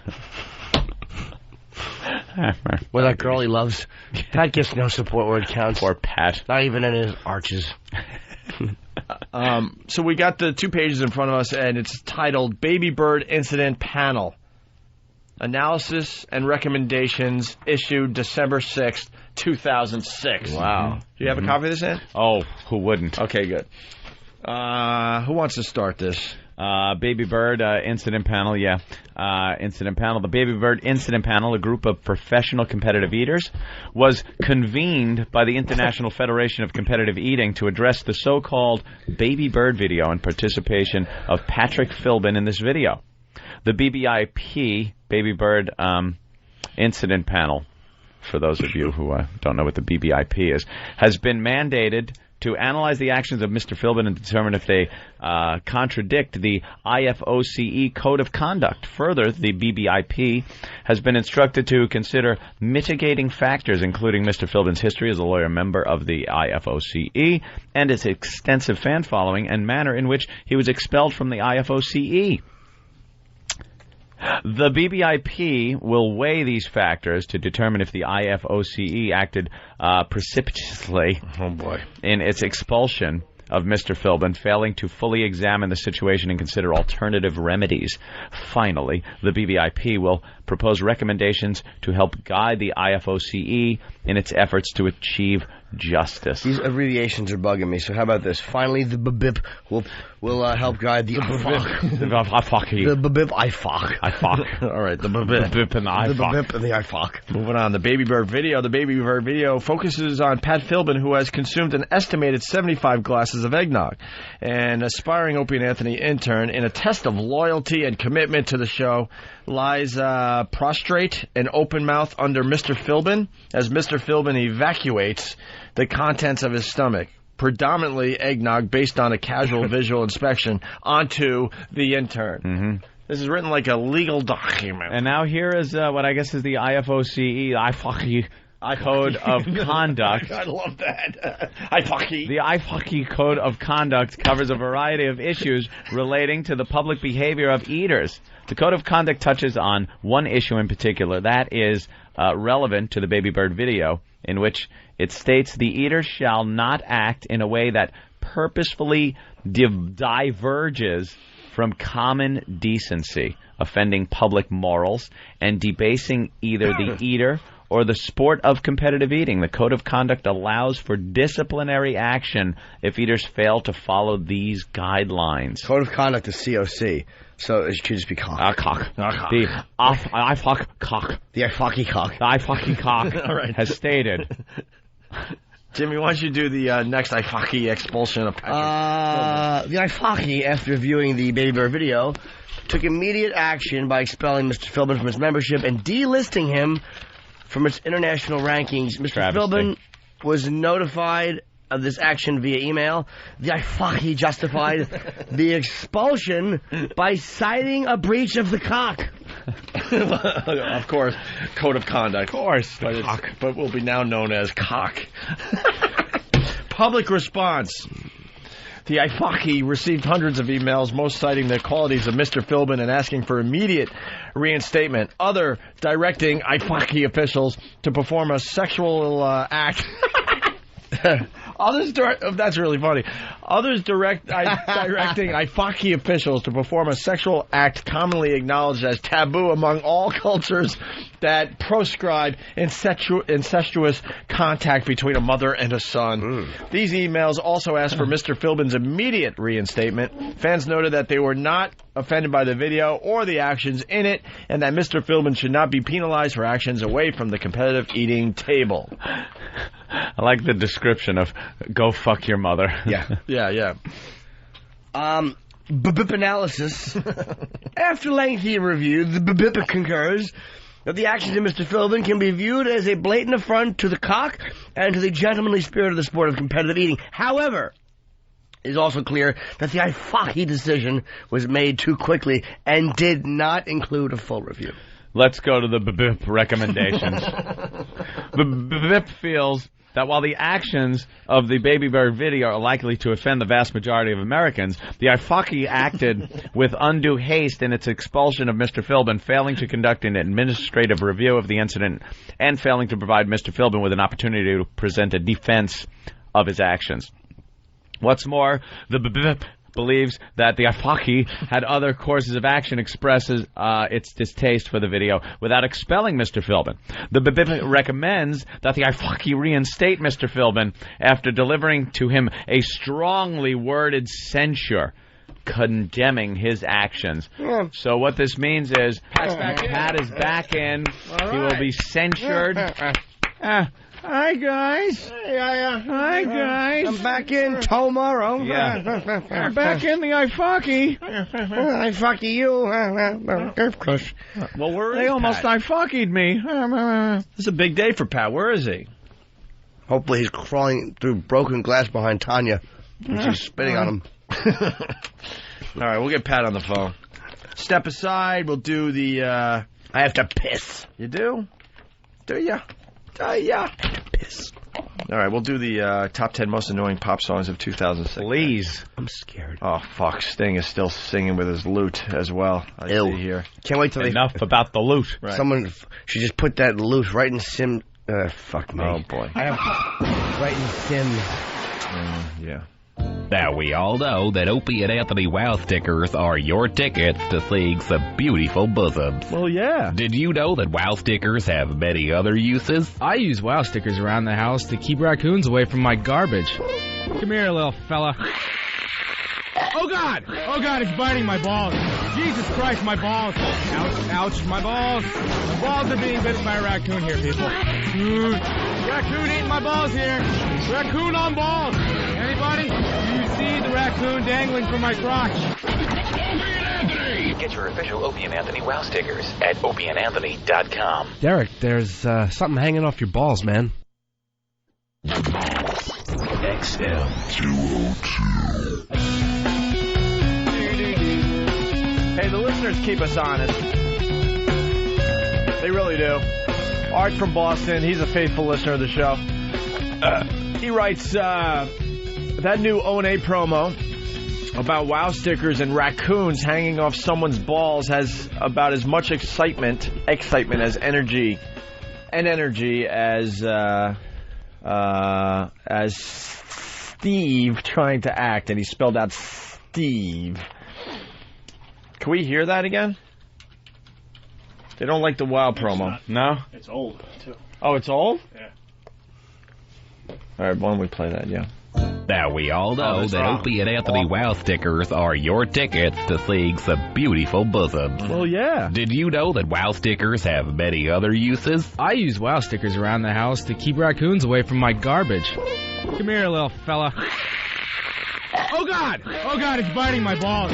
Jesus Christ, my balls. Ouch, ouch, my balls. My balls are being bitten by a raccoon here, people. Raccoon eating my balls here.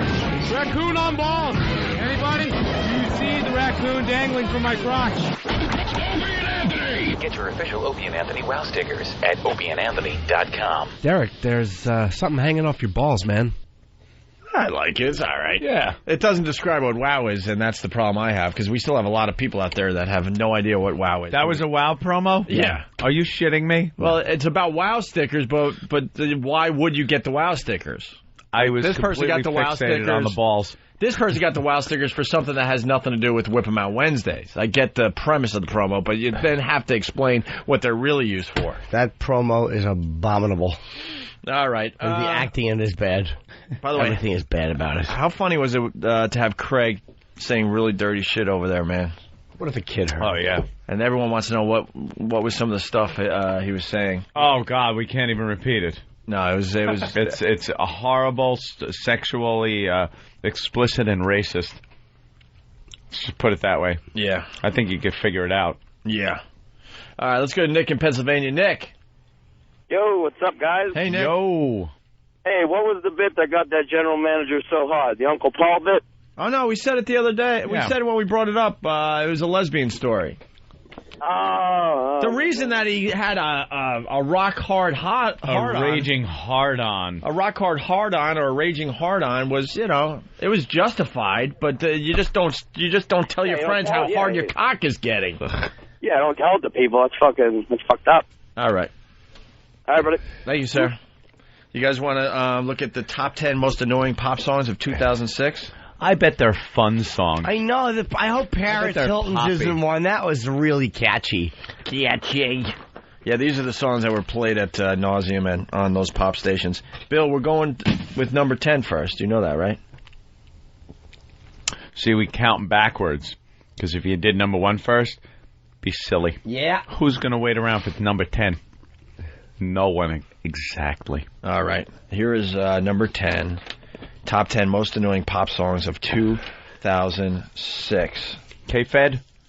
It better be Popazao. Ooh, no K-Fed. K-Fed. No K-Fed. These are pop songs that got a lot of attention and a lot of play. Here we go. Here's number 10.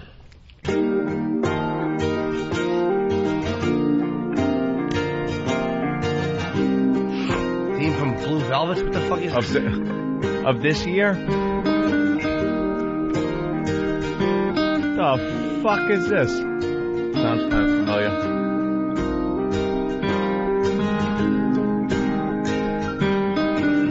My life is brilliant. Yeah, this guy.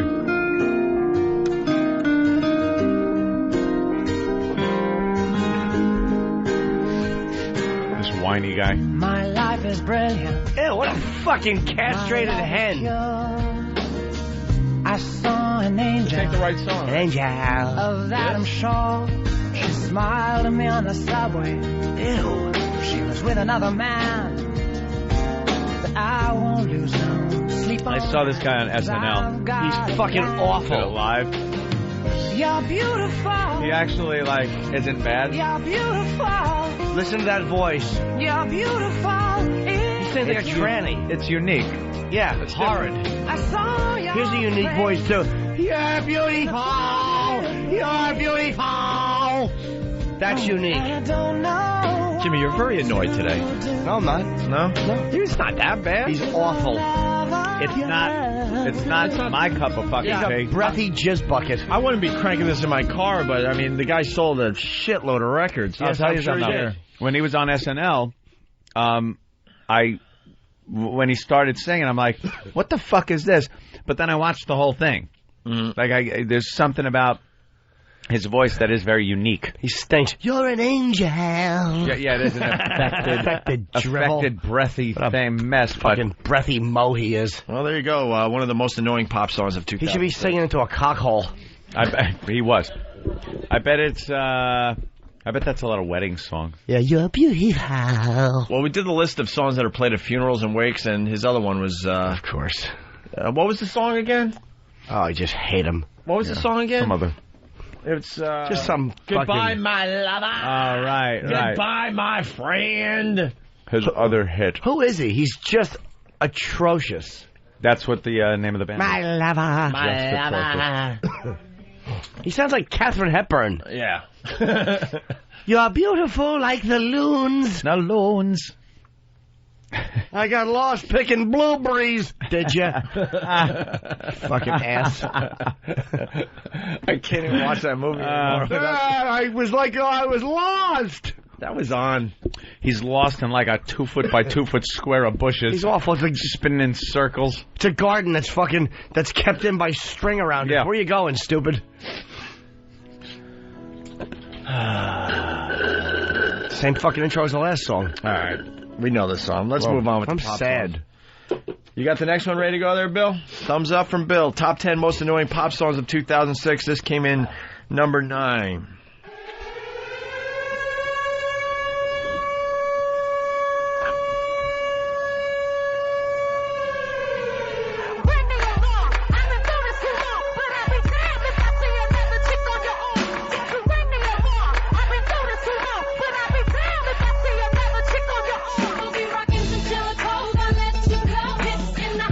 Jimmy's gonna have an aneurysm. I don't know what this is. I mean, it's pop, but...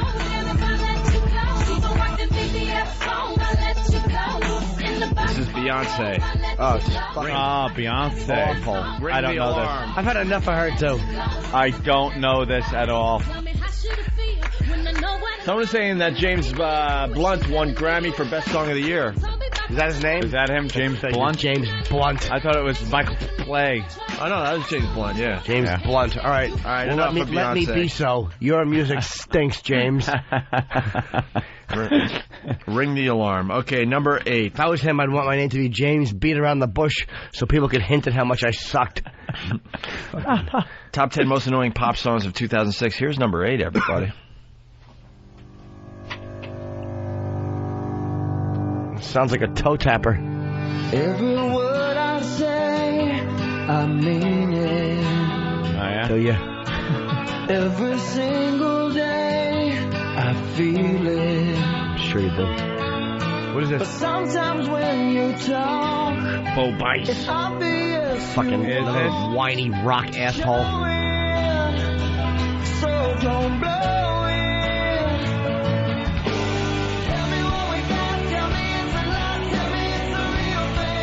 The Real Thing by Bo Bice. Yeah, it's really good. If you're fucking filming the end of the Karate Kid 3, that's the type of music they have.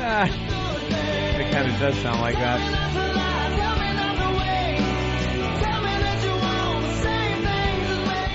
Do you get into pop songs at all, Jimmy? Sure. I do. Like what? I don't know. Safety Dance. Safety Dance was a pop song? Safety Dance. Back in the day, sure. You can dance if you want to. No, really, do you? Unless you're Mabel King. Do you ever get into a catchy pop song? Yeah, I absolutely do. Yeah. Let's go to Will in Jersey. Yo. What's up? Yo, Jimmy. Yeah. Yeah, that guy, James Blunt. Yes. Dude, you can rag on him all you want. He's got one of the hottest chicks around, bro. Dude, I'm not saying he's ugly.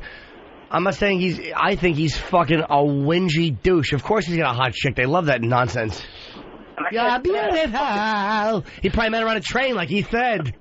Too bad it wasn't a train in Japan. She would have had fucking 30 little yellow dicks rubbed all over her. You're beautiful.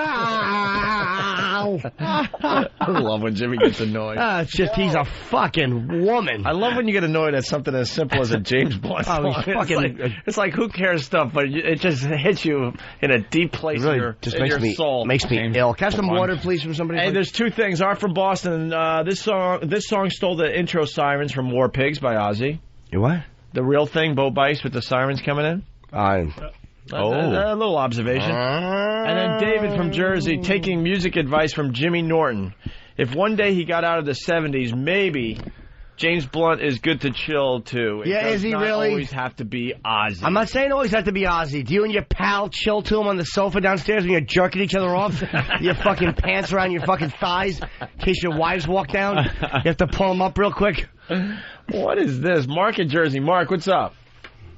Hey, what's going on? Hey. I want to say, if you listen to the beginning of that James Blunt song, it sounds like the Walking Away music from The Incredible Hulk. Totally ripped it off. I'm sure it did. Sounded nothing like it, by the way. I don't want you to listen to it. All right, thank you, sir. Listen to the words. I did. Man. Yeah, beautiful. By the way, someone needs attention. Dave from Atlantic City. Opie, you just said the GM had a raging, rock hard, hot one. Ha ha ha! You fucking faggot. What? Now what, Dave? Yeah. Now what? Now what? You wrote it 50 times. I read it. Now what? Now what happens? I can't wait to see what number. What is supposed to happen now, Dave? The next one is. All right, yeah, we're moving on with the most annoying pop songs of 2006. Here's number 7.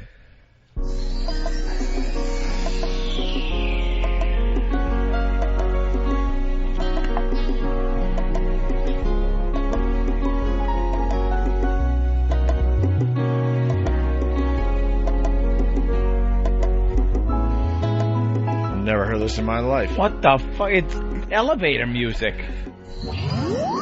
Oh, now it rocks. Oh, now I would pick this up in a second. This is Ne-Yo. N-E-Y-O. When You're Mad. I don't think I heard this year. It's horrible. It's really fucking Casio he used for this? Don't you have to know or hear songs before they become annoying? Oh. Another irritating voice.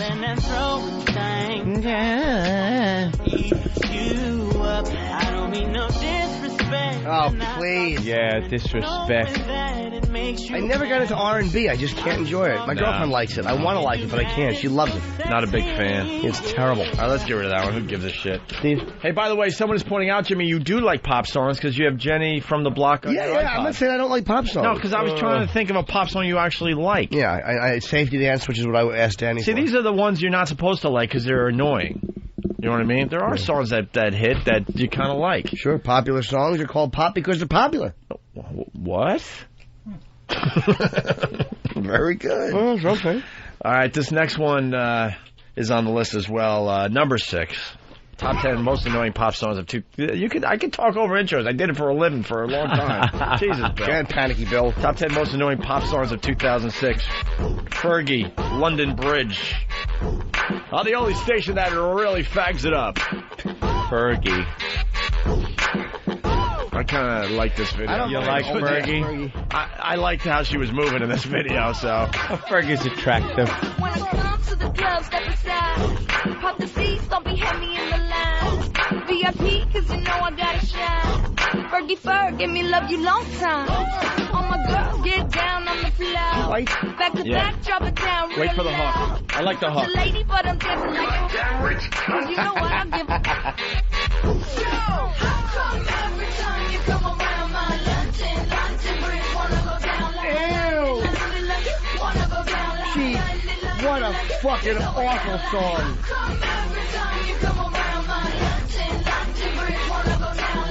All right. You're not digging the Fergie? You know what bridge should come down?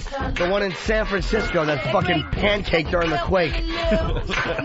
It should fall right on her cunt lips. Why the anger? She's just trying to make a living. My London Bridge wants to come down? The fuck does that mean? Doing an old kid fairy tale thing. What does that mean? London Bridge is falling down? I don't know. I think she's giving head.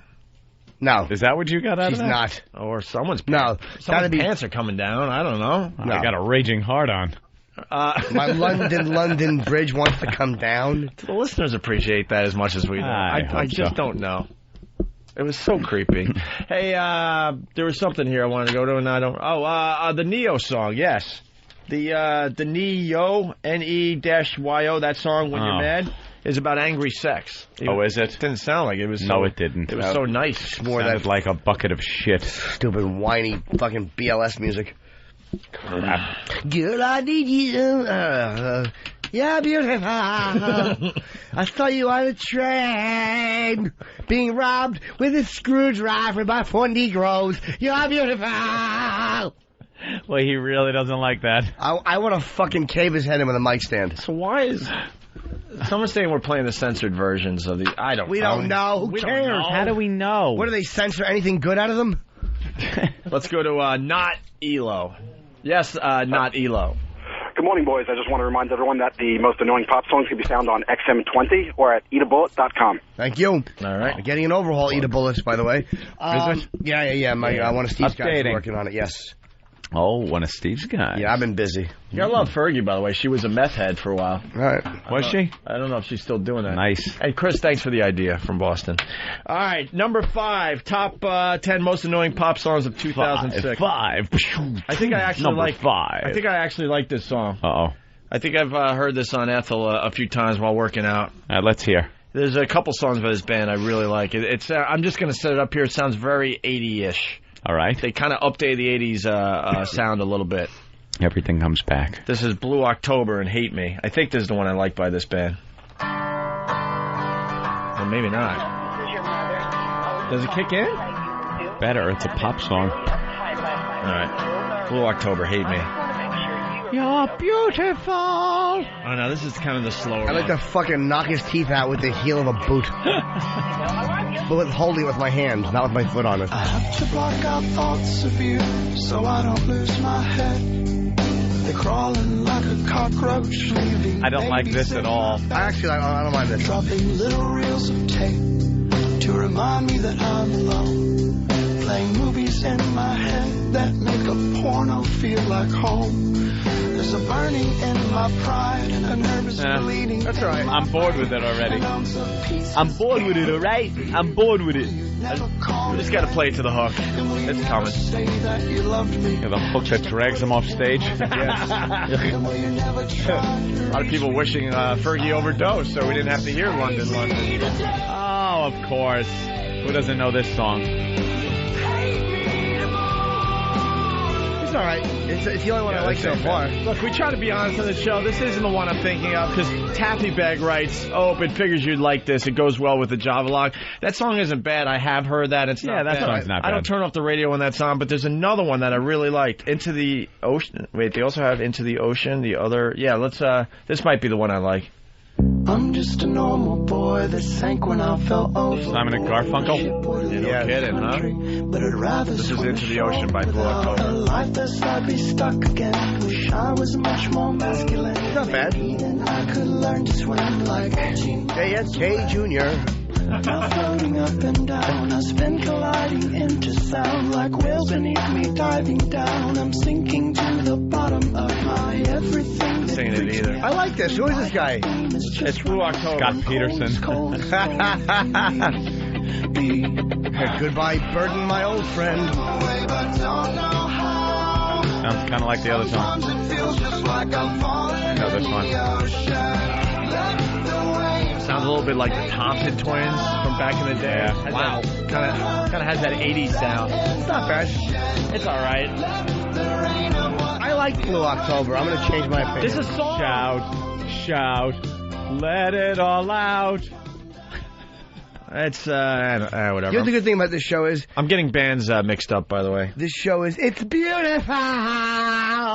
Goodbye, my lover. Goodbye, my lover. Sure doesn't like that. Start pouring the bikini teeny. Yeah, I know. Listening to that fucking depressing nonsense as you're looking at a fucking carcass in a suit or dress. I'm getting bands mixed up. There's a song that goes on the dance floor, and his voice is kind of like very different.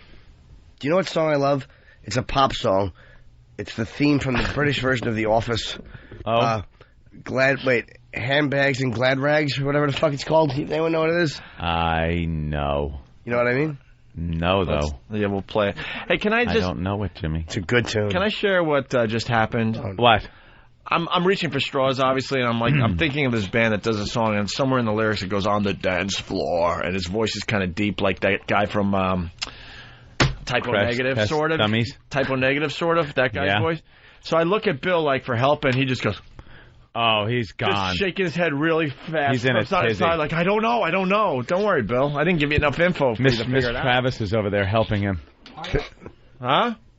Travis might. Oh, by the way, Blue October, Delbert Grady from Virginia. Hey, Peter Gabriel. Delbert Grady. I know.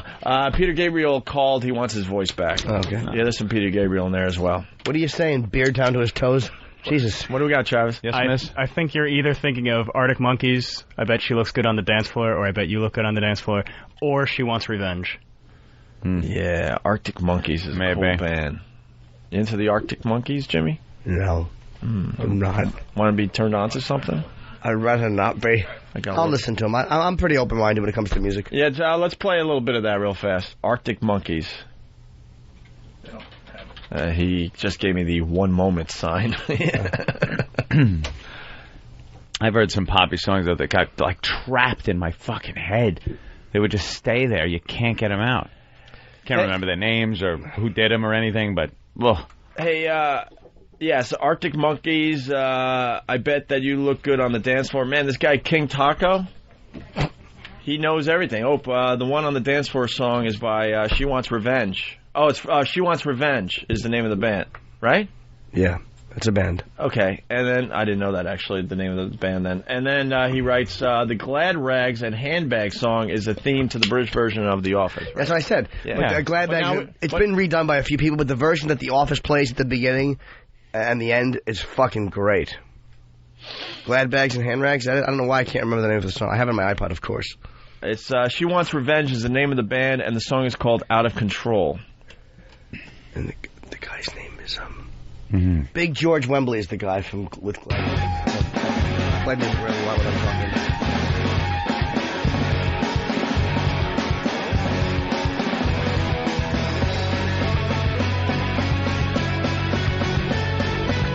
Say it either. Oh, this is cool too. Damn it! No, but I like this song too. Can't figure out any of these songs, can we? Is this She Wants Revenge? Yeah.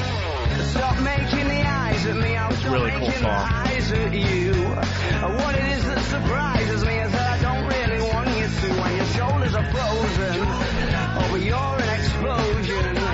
Your name isn't real, but I don't care for sound and lights in the fuse. My results in a bang, but a bango. I bet that you look good on the dance floor. I don't know if you're looking for romance or Arctic Monkeys. I know that song. You like it? It's not bad. This is good.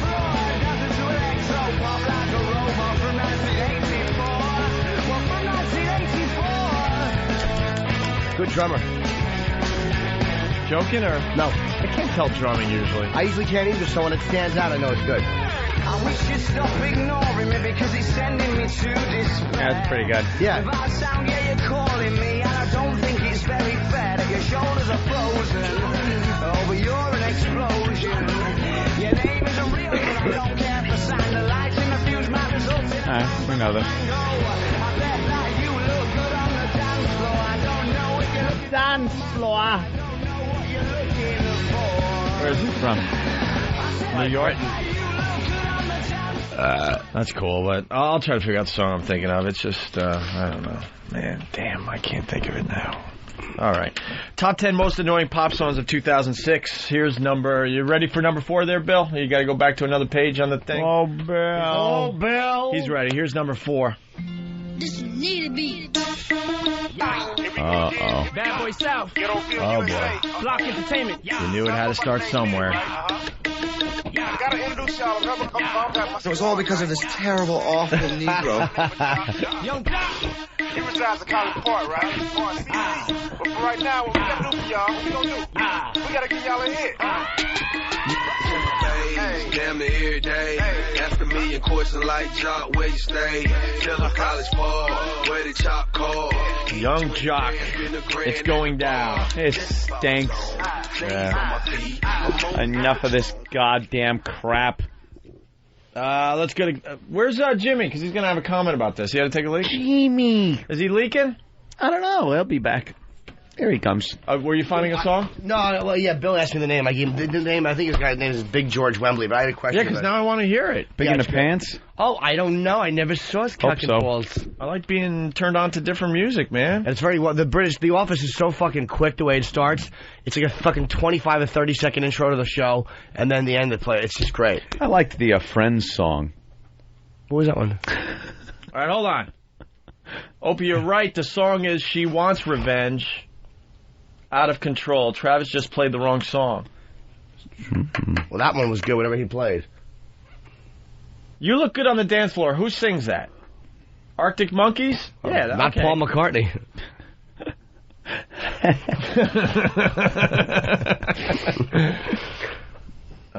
Opie, you're right. The song is She Wants Revenge. Out of Control. Is the name of the band maybe? Out of Control? Now you got it? Yeah, this is very 80s sounding. I could either be killed for liking this or people go, yeah, that's alright. What are you going to do? Listen, his voice is just different. With a high heel against the wall. Yeah, this is so 80s. Yeah. You would swear if you didn't know that this came out in the 80s. Yeah. Running up to her side. Snaps her fingers to keep the time. Just wait for the hook. On the back of the room, I saw her there. I said she wants to be alone and I shouldn't dare. But then she noticed me glance at her. I had no choice but to dance with her. The lights that move sideways and up and down. The beat takes you over and spins you round. Our hearts steady beating, the sweat turns to cold. We're slaves to the DJ and out of control.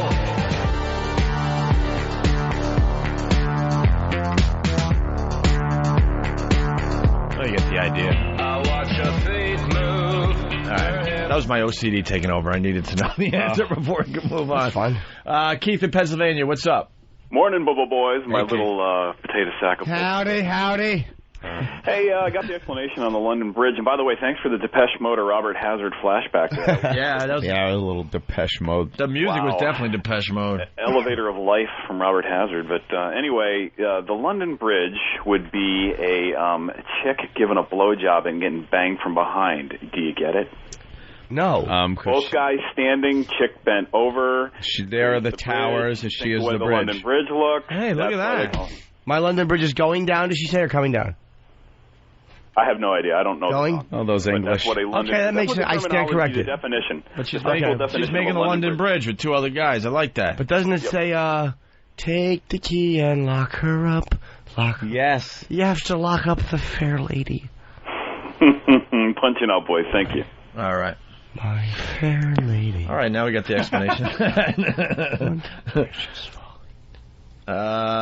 Let's go to Ronnie in North Carolina. Ronnie.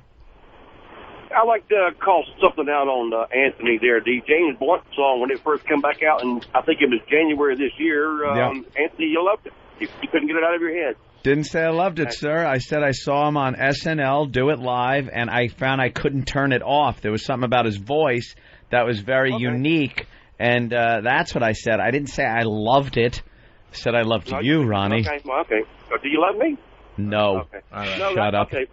This is what I... Shut up, stupid. Okay, if you did, you back it up, you'd play it back, you'd hear it. You couldn't get the song out of your head. You did. You couldn't. Yeah, it was one of those songs that gets catchy. All right. I have other songs I can't get out of my head either. Right. Now I got someone's voice from North Carolina I can't get out of my head. All right, he's It's called gone. Ronnie. He's gone. Look. Shut him up. Look, he's gone, Ant. Oh, Look. thank Christ.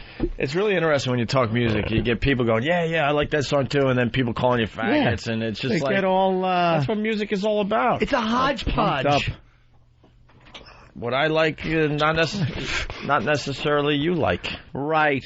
It's all subjective. And vice versa. Relax. And vice versa. What you're going to get is a bevy of opinion. Well, right. A cavalcade. A smorgasbord. Yes, the word. Well, with me, I spent so many years on the radio playing the typical music, the typical rock music that, for me to find new music, it has to be a lot different than what I heard for so many years on the radio. Yeah. So I have a really tough time, finding stuff I actually like these days. Does that make sense? Yes. I hear you. Sort of? Sure. Hey, top 10 most annoying pop songs of 2006. We're up to number 3. Evanescence, Call Me When You're Sober. Don't cry to me if you love me. Oh, yeah. Fiona Apple. You would Is this her? No. I don't know why I asked that. No, this girl's got a really good voice. She's got a sick voice. I don't know if I really like it, but... She's got a really good voice, though.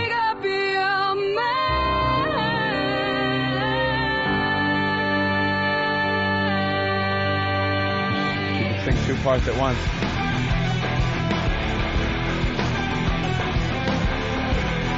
Wow.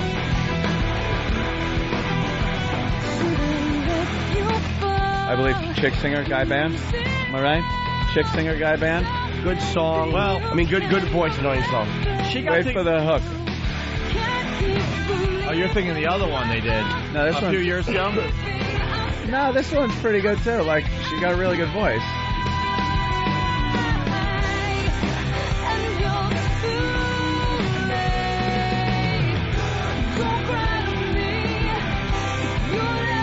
Not bad. It's okay, I just... Like, kind of generic, but... I would just turn this off, I heard. Would you? Yeah, it would be doing that. Would be for the boat. Goodbye. Well, the other one they did was like some kind of... She joined up with like a Christian rock band in the middle of nowhere, and they had that massive hit about She's Fallen. Is that the one you're thinking of? Where they really rock and the guy's doing kind of a Linkin Park type of thing? I don't know. I don't even know the name of the band. It was a massive hit like 2 or 3 years ago on the rock charts and the pop. I mean, it went across the board on all the charts. You know the song if I...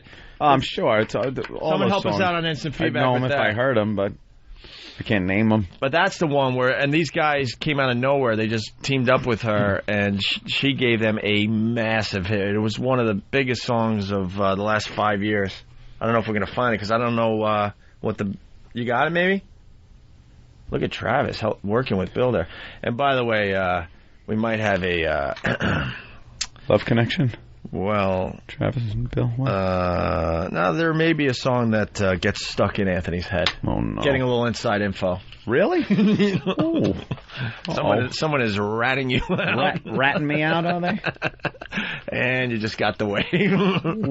I can't wait to hear what song gets stuck in your head. I don't. And you can't deny it because it's coming from a very and reliable I've said source. it gets stuck in my head. All right. All right, you got the other one? This was the monster hit that Evanescence did. Right. That put her on the map. Bill, I could talk over the... She did the theme for Halloween. You know the song. Yeah, Jimmy, really. I bet you know the song, too. I don't know it yet.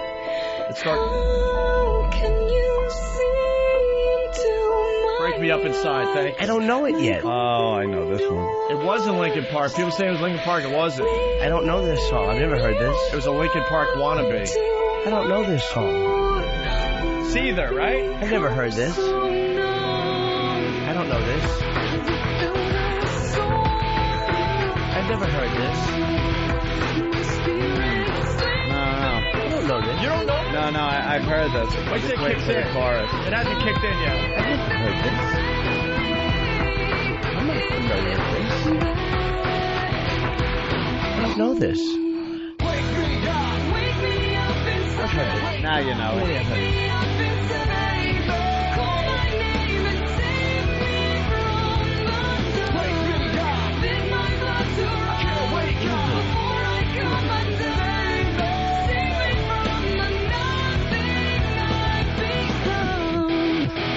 Yeah.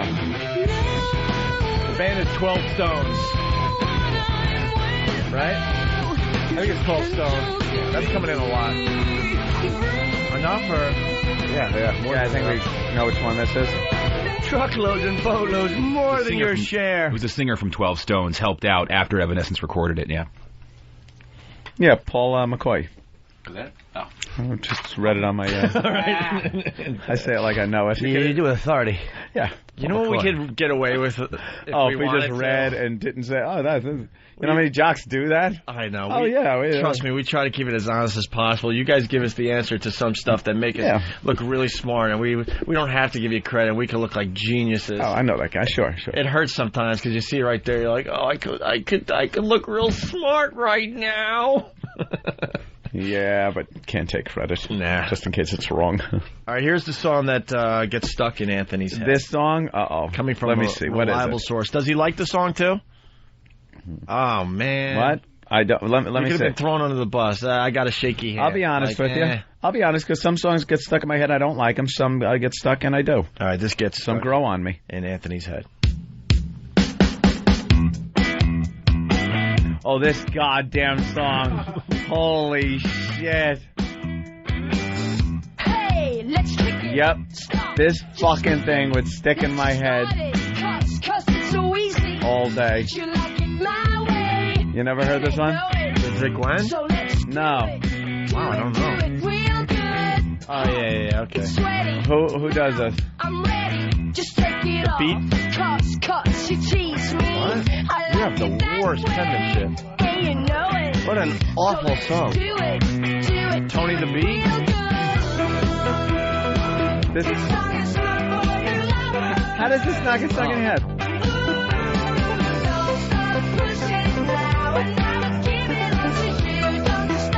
It gets stuck in my head all day. I'd be walking around the house going... Oh, it's so annoying. It gets trapped in my head. The band is called The Sounds. See, I didn't even know the name of the band. I don't know the name of the song. Tony the Beat. All I know is it would stick in my head like glue. What a queer song. Yeah. Cowbell Bill. Hey, what's up, guys? Hey, Bill. I see on the screen here annoying songs, but it looks like maybe we're checking out some songs that you like. There are a few, yeah. It started out annoying. Right. Well, I gave Ope an idea a couple of months ago. Carmine Apiece, Guitar Zeus. Thumbs up, thumbs down, what? I didn't get to... Wow, now I gotta be... I know. Bill called me up and told me to check this band out, and I never did. I just saw him walking down the street the other day, Carmine. He's dating the radio chick, right? Apparently. Carmine Apiece. Yeah, it's like 7 guitar gods that got together with Carmine Apiece. I've called them all my life. And there's some pretty cool shit on there. There's one, I think it's called Killing Time. It's about Kurt Cobain, and it's kind of like a Nirvana song, flipped upside down and backwards. All right. Very heavy, but yeah, man, you guys could, check it out. All right, we'll go into the master computer and see if we even have Master computer. See if you can dig it up. They're computing. All right, Bill, thank you. All right, guys. All right, bye. I heard a little bit of that Sabbath with Dio. The new stuff? Yeah. Heard a piece of that. Called Heaven and Hell. Fuck, sounds great. Where'd you hear it? It was on a station last time we were out of town. I heard somebody got some kind of advanced illegal copy of some shit, and it really sounded good. They're called Heaven and Hell. Sounds amazing, and it's got like an updated sound, but it still sounds like, that genre. Real good job. I want to hear it. Do we not have any? I don't know. Do we? What do you think, Bill? Heaven and Hell is the band name they're calling. Yeah, Heaven and Hell. We got Bill working hard today. Good stuff. I asked Bill, did you find the Big George Wembley song? You don't have it? Oh, that blows. I wanted to hear that. How about the other one I asked for? No, look, he's losing his mind.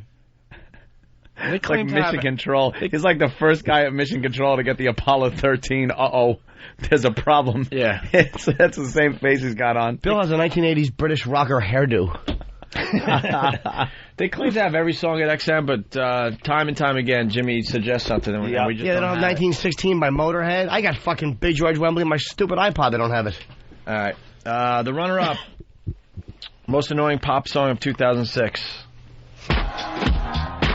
Eminem featuring Nate Dogg. Wow, it's a great song. What's wrong with them? It's not annoying. You know the song? I like it. Yeah, Shake That. Yeah, it's great. You know Shake That? Yeah, it's fucking a really cool song. What's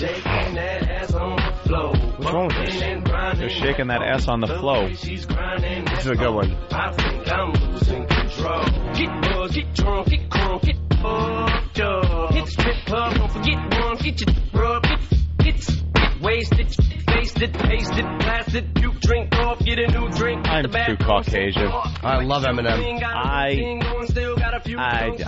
get into this shit.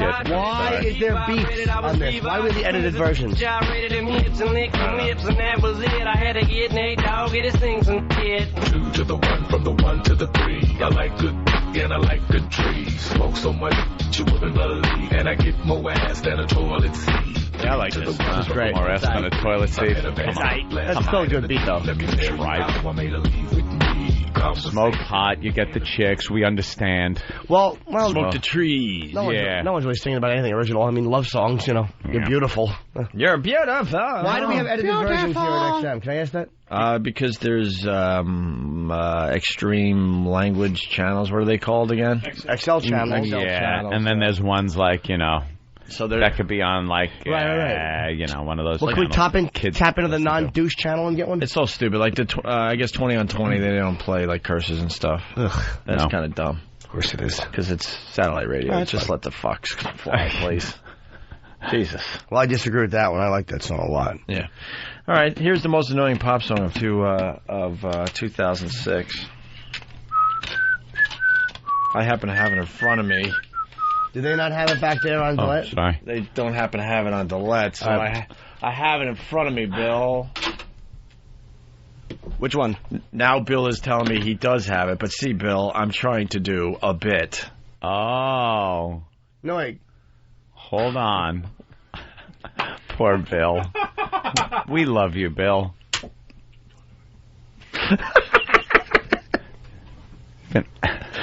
Travis is laughing at him. Danny's just laughing at him. All just shaking their heads. Bill, you're sure somewhere there's a half Negro laughing. Bill, you're doing a great job. Yeah, there he is. All right. He's got to get in there and join in the laughter. Him and his cricket body, Sam. Like a wingless cricket. He's just rubbing his legs together, making chirping sounds in the office. Yes, Dan. Bill just because he talked back in my ear. Nobody else could hear. He goes, "Which song is it?" Yeah, I know. I heard that too. Okay. Which song is it? Panicked. I'm at a loss. Oh, my God. I go, I have it in front of me. Wink, wink. Nudge, nudge. We've only done this a million times. Yeah, on come the on. show. Don't you know this old gag? Bill panics, hits the button that only we could hear, and you hear, which one? Which 'Cause one? I have it right here. Well, did you have the one that I asked you for? There's no heaven in hell. Oh, my God. I forgot. See, I heard Eddie Trunk was playing it. Yeah, you might want to get in touch with. I want to meet Ace Frehley, and he's holding out on me. He's got an advanced copy. See, the bit goes, here's the most annoying pop song of 2006, and then, you know. Right. You do that. But see, today's was going to be this. Here's the most, forget it. I want to hear it. All right. Here's the most annoying pop song of 2006. Hence, I have it, Bill, because, see, we were trying to do something here. He started his career as a frontman for the legendary Police, and he's had an unbelievable solo career now for over 2 decades. His latest CD is a departure of sorts for the rock legend. Good enough, however, to land at the top of the classical charts. Ladies and gentlemen, please welcome Sting! With the most annoying pop song of 2006. There's the loot. Here comes the fucking loot again. There's the loot.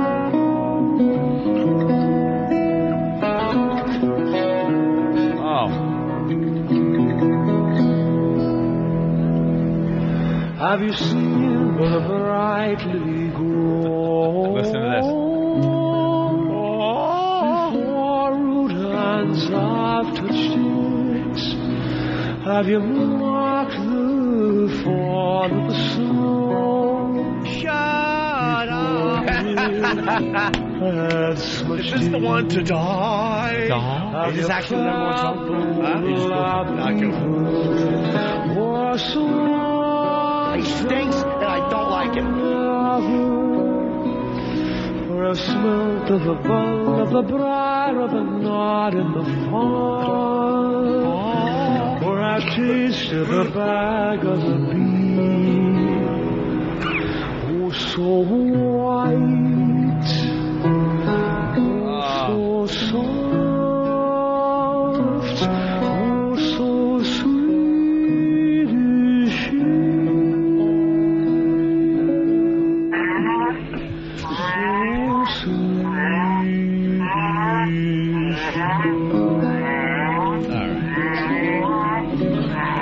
Shut up. This ain't the one we like, see, but the ta-da. See, that was the one I was suggesting. And they can't find it. They would have been a good one. Right. All right. Enough about the loot. Can you dig that? I knew that you could. How touching, according to the LA Times. Yeah, well. Yeah. All right, enough about the loot. There you go. All right, yeah, why don't we play the number one most annoying pop song of 2006? Can't be it.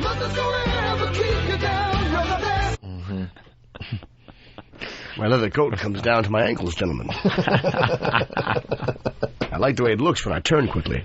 Before we get to number one, here's Mike from Friday Morning Quarterback, FMQB.com. A great site if you're into radio. Inside radio stuff, I guess. Hey there, Mike. What's up, Mike? Hey, guys, how you doing? Welcome aboard. Hey, last time you guys were talking about the heaven and hell, I looked into it, and the new music doesn't exist yet. I heard something bootlegged. I think it was old music that they did. That was the explanation I was given. Hilarious. So was I bamboozled? No, they probably said heaven and hell. It was probably the song. No, I heard because he was talking about it like it was the new stuff, and it was like ripped off from the studio or something. Oh, that's what I heard. Well, their label has no clue about it. They have no idea when the music's coming out. It's not on any schedule or anything. Yeah. Okay. Hey, Jimmy. Yes, sir. How do you feel about Iron Man being used in that Nissan commercial? I haven't heard it, but I don't have a problem with it. Why not?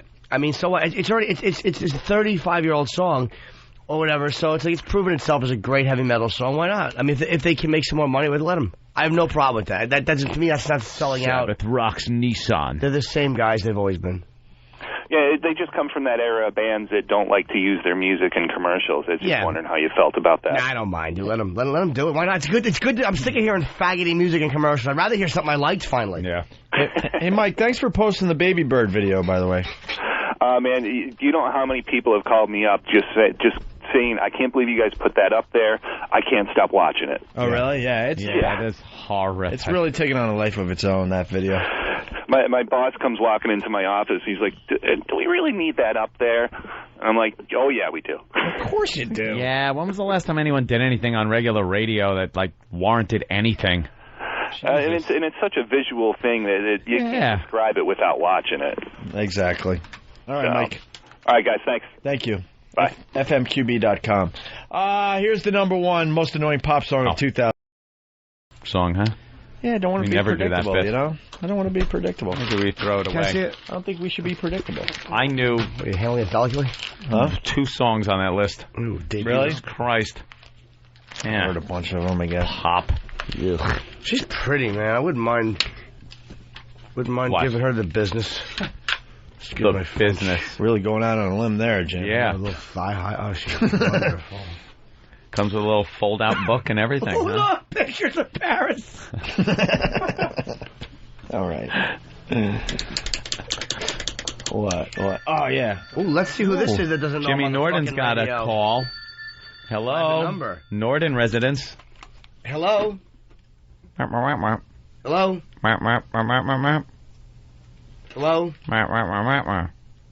I cannot hear you. Ooh, I don't know who that was. I don't know what they want. I don't know what Merrill Call does. that number back. No, it's private. I hate when they do that.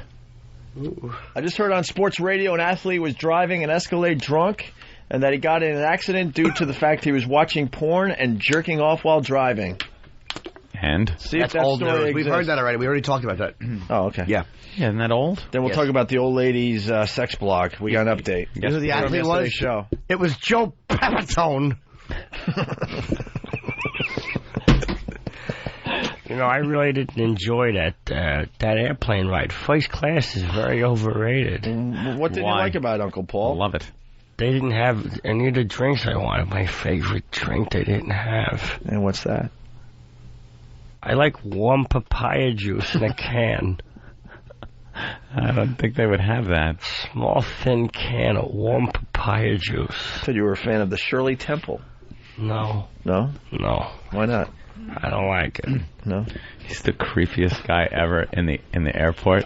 He's sitting there and looking at small children that are running by and giving them little names. Yeah. There was a blonde kid that I leaned over my girlfriend. I went, look at TJ. He loves to play. TJ. And what was the other one's name? Anthony. Anthony. He was heavy, a fat little Italian. TJ and Anthony. And she said I was whispering to her on the plane as Uncle Paul. I forget what I said. And she said, you know, that makes me physically sick when you do that. Yeah. She was really getting disgusted with She you. couldn't even play along anymore. That fucking I'll flirt back with him shit went out the window as I knew it would. Yeah, that went out the window. Of course it would. You always got to find the one point. She hates when he laughs. Like when he says something like racing laughs. Yeah, like we would play strip poker, but I would always fix the deck.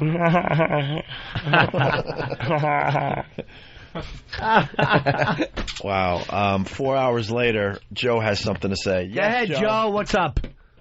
Yeah, Jimmy dear. Yeah, right here. Crickets don't have wings, Jimmy. They do Crickets don't have wings. They do. Jimmy no, they do not. They do. I've studied crickets. I was an entomologist after college for about 8 years. Jimmy, crickets don't have What wings. about the African cricket? Yes, the African cricket has wings and it flies. No. People think it's a bat, but it's a cricket. How does I wait? Now, let me think now. I gotta assume crickets have wings. They do, just to wave at people. Let's see. Dan, what are you looking at? Crickets are I friendly. saw you pointing at something. It's like a picture of a cricket wing. It's a picture of a cricket wing. We're looking at a cricket wing, sir. You ever see ants what? disassemble a cricket and like one of them is holding the big wing, bringing it down the hole? Yeah. Ant goes in the hole. I think Dan's wrong. Female, hold on. I'm looking at the female and male wings of a grilless field cricket. Yes, they do have wings, sir. The cricket, dude, what the fuck are you talking about? Yeah. You are stupid. And you waited 4 hours to try You to correct call up with something that you think you know about, and you're stupid. 5 minutes, and crickets do not have wings. Where are you getting your info? Weren't we talking about cricket wings earlier this morning? Or did you bring it up again? No, I said Sam has got his cricket legs rubbing them together. Guy's a dope. Okay, I'm sorry. That do have guy, wings. if you know that man, please smack him in the face. Right, but an open hand with a mouth smack. Just a bitch slap over his stupid mouth. Let's go to Nolan in San Antonio. Hey, what's up, fellas? Hey, Nolan. Listen, I just had a question for little Jimmy Norton. Go right ahead, Nolan. I needed to know the name of that lube you recommended. It's Eros. It's a big black bottle. And makes things nice and slippery so they don't cry as hard. Sure, it's a bottle. Yeah, it's a big plastic bottle. Black lube. There's different ones, though. There's. All right, you go ahead. You know. I'm just trying to explain to you what it is, but you just keep filling in the blanks. All right, go ahead. Big plastic bottle, and there's different ones. There's ones for latex. I forget which. Body Glide is the one I like. Body Glide. Eros. Body Glide. I think I found it. Thank you very much, sir. Good luck, sir. Yeah, he's in the Stroke store that there. cock All right. gently, and yet a firm grip on the head. Need a new name from Brooklyn. Coke Logic's contest submission is great. Okay. All right. Yeah. What does that mean? People just send cryptic messages like they're in the middle of a conversation with us, and they'll just type in the end. Oh, Future Menendez knows what it means. Go ahead. I think that's a reference to CokeLogic's video submission as part of the video. All right, where can we see this video? Is it up on the website? Steve is here to clear everything up. It's up on Opie and Anthony. Wait, can you hear anything on this? No. Why don't you explain what it is, maybe? Yeah, just please. Just an animated Uncle Paul video. Oh. And it's done very, very well. I didn't see that. I want to see. And it's up on opieandanthony.com? Sure is. All right, cool. Those animations. All right, you can check it out for yourself on opieandanthony.com. Bill, get us out of here for a little bit. Well, This young lady's flashing her privates. Whip 'em Out Wednesday with Opie and Anthony. a bunch of girls flashing their boobs, which is cool. Wow! Anthony! XM 202.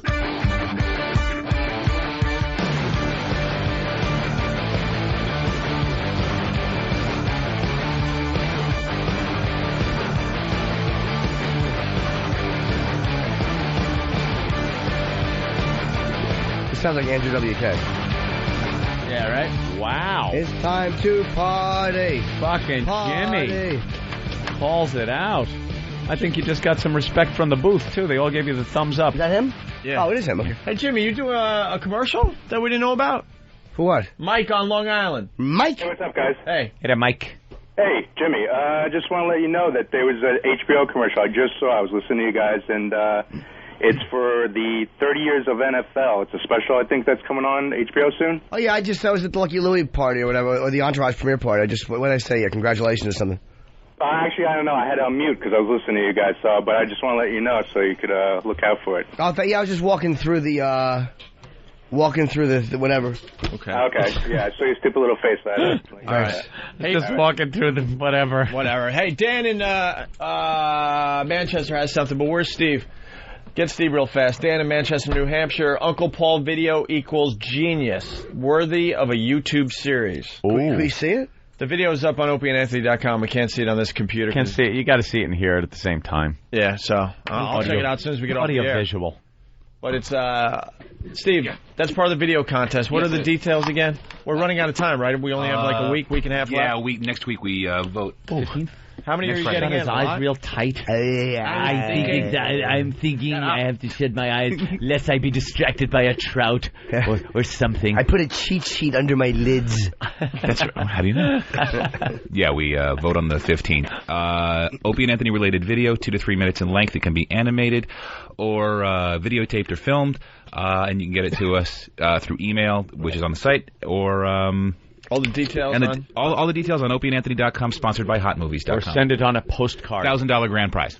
Okay. And so far, CokeLogic is... So far, he is really in the lead. Really? Any others worth posting on our site? Not really? Oh, boy. Oh, the Dancing Baby Jimmy by Pappy. Oh, yeah, is that's up there pretty too. good. I saw that one. Yeah, those are I like that one. I'm two front runners. Caricatured and cartooned. Yeah. But a lot of people loving the Uncle Paul video. I gotta check it out. We'll talk about it all the gentlemen. Gentlemen. He is. Okay. Hey, remember the old ladies blog from yesterday when we were in West Palm Beach? Of course, talking about sex with the elderly, how it, why should it stop? Into the, they said 60s, 70s, 80s, even 90-year-olds should keep sexually active. Sure. But they do have certain problems, difficulties, whether it's diseases or impotence, things like that. You know, the elderly. What was the one about? Cracked hip. What was the one about the cement? Oh, yeah, that Viagra isn't a bag of cement. Or a cement... Oh, man, but she put it eloquently. Yeah. Something about Viagra cement filling you up. Whatever. Cement holder, was it? No. Sack of cement? No. You know how you get an old lady to suck your dick? No. When she's having a heart attack, you just dip your helmet in nitroglycerin and stick it under her tongue. You know what? Double-edged sword. She'd be there going, what do I do? Both of us. Way to follow up my accident. What were you rubbernecking? You plowed right into me. Okay, terrific. I know.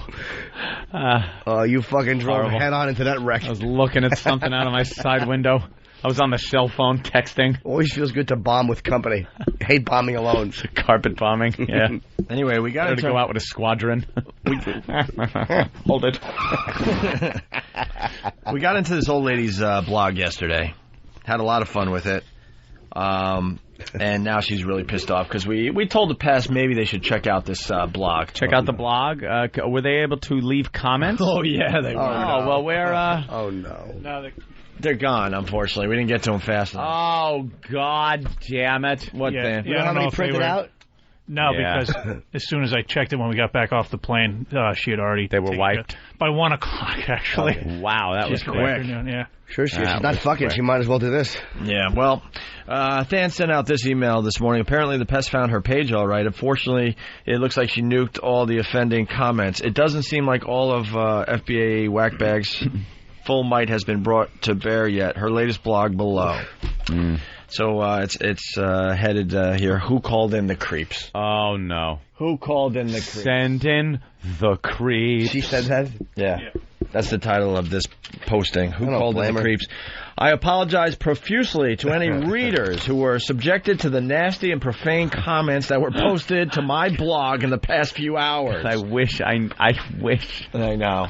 Someone must have them. Someone has them. What did they write? The gang at Whackbag and FullBlownAids.com. They got them. I want to know the names of the people that wrote in, and I want to know what they wrote. Send them in to Than or Steve or somebody. Who called in the creeps? That were posted to my blog in the past few hours. I'm deleting them. It may take me a while, so there must have been a lot. And those posters, I imagine it's one person with too much time on his hands and too much meanness in his heart. Nope. Sorry, lady. And then she writes blank, whatever that means, is no longer welcome here. And then she ends it by saying, wow, this really surprised me. Joan. Well, Joan wrote to Whackbag, too. She wrote to Whackbag. I have a question about whether some of your members are in violation of these rules I find on your frequently asked questions. Oh, I forget what it was, but she said apparently there was something today on today's Opie and Anthony show about my blog. I'd love to know what was said. Perhaps you can tell me. No, you wouldn't, Joan. Oh, you don't want to know. Which led to one person posting my blog address on your board and several members colluding to disrupt it by bombarding it with comments. They laughed, she put on the board, when I discovered what had happened, and I posted an apology to my readers, which caused them more guffaws. Especially when they recounted my efforts at removing their comments. Oh, Joan, you're not making this better. Hey, we got an update on her website. Update. I discovered it was not one person, but several, in an organized attack on my blog, led by the fan message board of a shock jock radio show.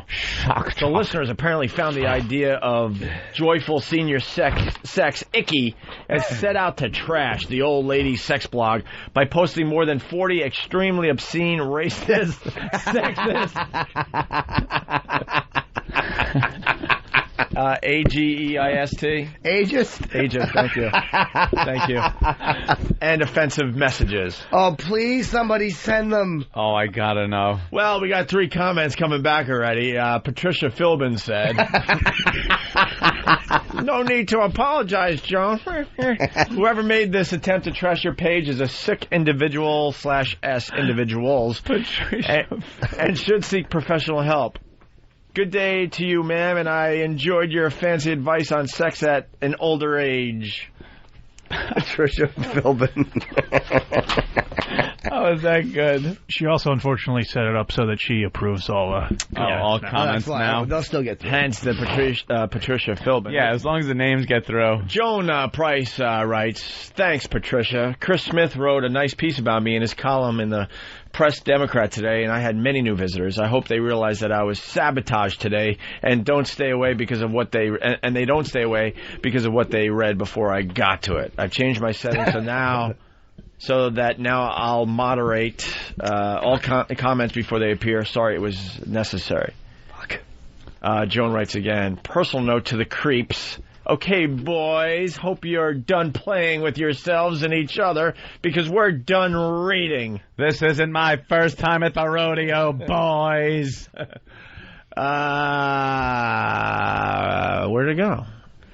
Okay. They have to make the jokes in the names now. Yeah. Did you think it would be difficult to find out what computers were posting the comments and which website was egging you on to visit the really? old lady sex blog? How does this bitch know anything about computers? Took me about... Boy, does that annoy me. The old broad actually tracked down where they were coming from? Yeah, she writes, took me about 10 seconds, even with these old eyes. Oh. They probably put whackbag.com. Yeah. How'd she find out? You know what? Yeah. We had our fun with Joan Price. Oh, wait a minute. I don't recognize the voice. What?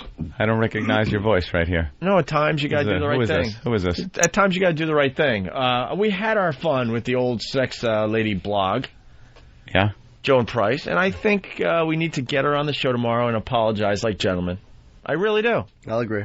You know, that would be the nice, gentlemanly thing to do. Could we get Joan Price on the phone? We'll sure as heck try. Yeah, let's try to get Joan. And here's what I think how this should be presented, because this is how I feel personally.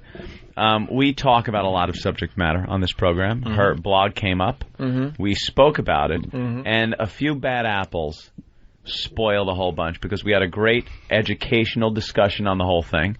And a few people take it to that limit because they don't understand or whatever it is. But we would love to have her come on our show. Absolutely. We will apologize on behalf of those bad apples and maybe get a little bit of education. Look, we'll admit we were immature. Yeah. We were just trying to have fun. But now I think it would be interesting to find out what happened to her blog. Exactly. How much And of a her pain it uterus. was. And then find out maybe more about this old lady sex. Excuse me, as I burp. Old lady sex. We got to do the right thing on this one, guys. By the way, Jay Peterson writes on the instant feedback. Jay Peterson. He's from Whackbag. Yeah. He writes, all the way May made a few appearances referring to Joan as old dusty cunt. Old dusty cunt. All the way May wrote that. And she should talk. And Chester's Lever, you know him from Whackbag. He writes, I know Robert Reed sent a message saying I would fuck you. Hold on. But motherfucker, it's updating because now everyone wants to, I don't know. Oh, maybe, okay. Saying I would fuck you and help you lose weight at the same time. So chimed in. Let's see. Animals. Yeah. This guy from his cell phone writes, I posted as Ron B. and told her I want to throw a cowbell in her cunt. How about that, Fez? Chris from Oklahoma City writes, I think Patricia needs a good deep dicking in her bippy. Oh, they must have been awful. Like, see her try to gape. Do a little gaping, and her asshole rips like rice paper. Hey, go to the smoking gun. Get this story for tomorrow. Oh, what do we got? Okay. That's a good one if that's true. Oh, we already... What happened? How about that? Right there. Oh, ow. Oh, you got it? Throwing things. Holy, what? What happened? Did this just What? fall from the sky from God? happened? Dude, I just saw like a really interesting story someone is sending in on instant feedback. I'm like, that sounds interesting. We would do something about it. I go, get that story for tomorrow. From the sky, here it is. It was right there. Here it is. Was that Than? No, it was God, dude. Because I'm Danny, telling you. I think, came running in at the same time. No, it was God. Travis actually got the story. Travis got it, and Bill was the one that put it together. Kill you all. All right, hold on. Fantastic. Oh, wait. Yeah. Has she updated her blog at all again? So, can we get her on the show tomorrow, Joan Price? Love to. Yeah, we really got to do the right thing. We had our fun, obviously, and now we got to do the right thing. And we could maybe learn a thing or two. Hey. What? We're not opposed to that. Yeah. Audio from Coke Logic's video entry. Mm-hmm. The animation is terrific, but he did an Uncle Paul animation. It's part of the video contest. All the rules and details are on opieandanthony.com. But here's the audio portion of the video that I can't wait to see right after the show ends. Such a good girl. Excuse me? I used to babysit you. Oh, Uncle Paul. I used to bounce you on my knee when you was a little kid. Your father got really mad at me. Bounce you on my knee, give you some potato chips, kiss you in the back of the neck. I had a niece who was a bit of a tattletale. She was 2 years old, and she made up allegations about what I would do when I was babysitting. How do you know my family again? I worked with your father, and I got fired. Oh. You know, your mother was always an attractive woman. Your father and I had an argument one time because he said I was being inappropriate towards her and you. Do you have a family of your own? My wife was killed in a fire. I got an insurance settlement. She was burned over 92% of her body. I took care of her 7 years. I never stopped making love. Oh, I'm sorry. It's okay. I'm an older gentleman. I'm 58 years young. 57, actually. I'll be 58 in March.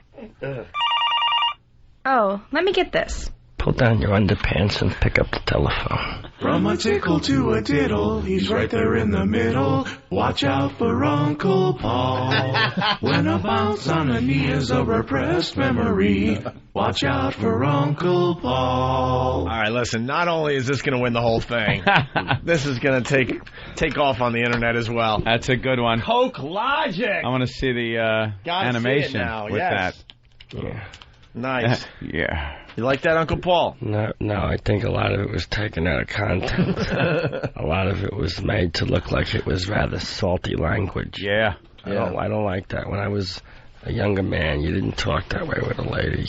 No. You had her malted. Then you brought her home. Treat him with respect. Talk to her. Hey, can I get to some of the other comments that were left on the blog there? Oh, my God, please. Yeah, but I don't like that. The senior sex is very nice. Well, Dog Shit Sniffer writes from Woodside, I told Joan I would put one right in her rusty bullet hole.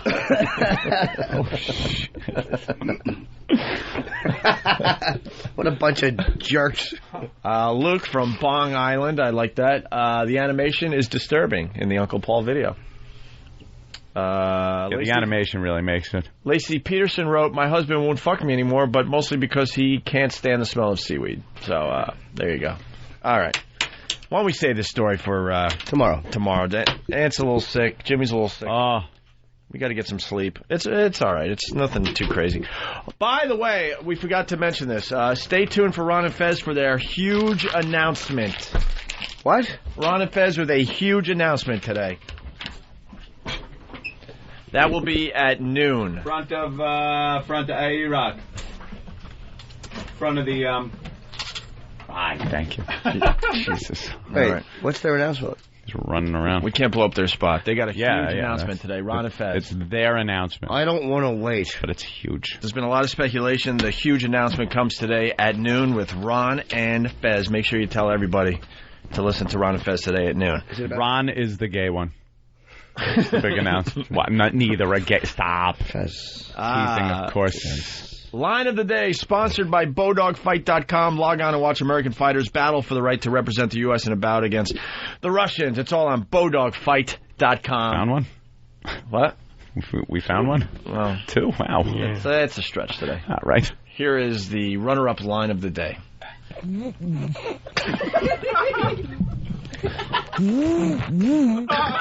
got it. He got 13 in. That would be Iraq. Yes. Trying to say Chubby Bunny. Chubby Bunny with 13 marshmallows in his mouth. And fucking Roland, whose mouth is like a fly's asshole. No kidding. He put the first one in. It was like, stupid straight teeth. Like he was a hostage. After one. Like to floss his teeth with a truck tire.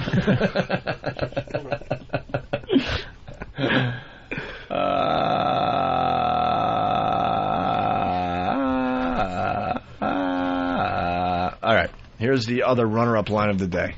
Some things are supposed to make you cry, but don't. Like Forrest Gump had some sad moments in it, but when he's standing under the oak tree talking to his wife, who's buried like a German shepherd in the yard. I know, no kidding.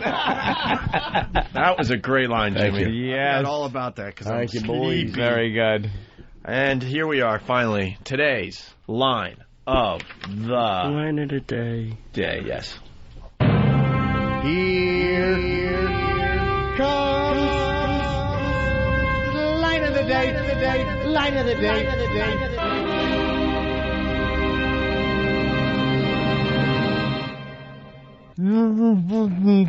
I caught that one. Yeah, I understood that one. Did you? Yeah. What was it? It was N-word. F. Fucking cunt.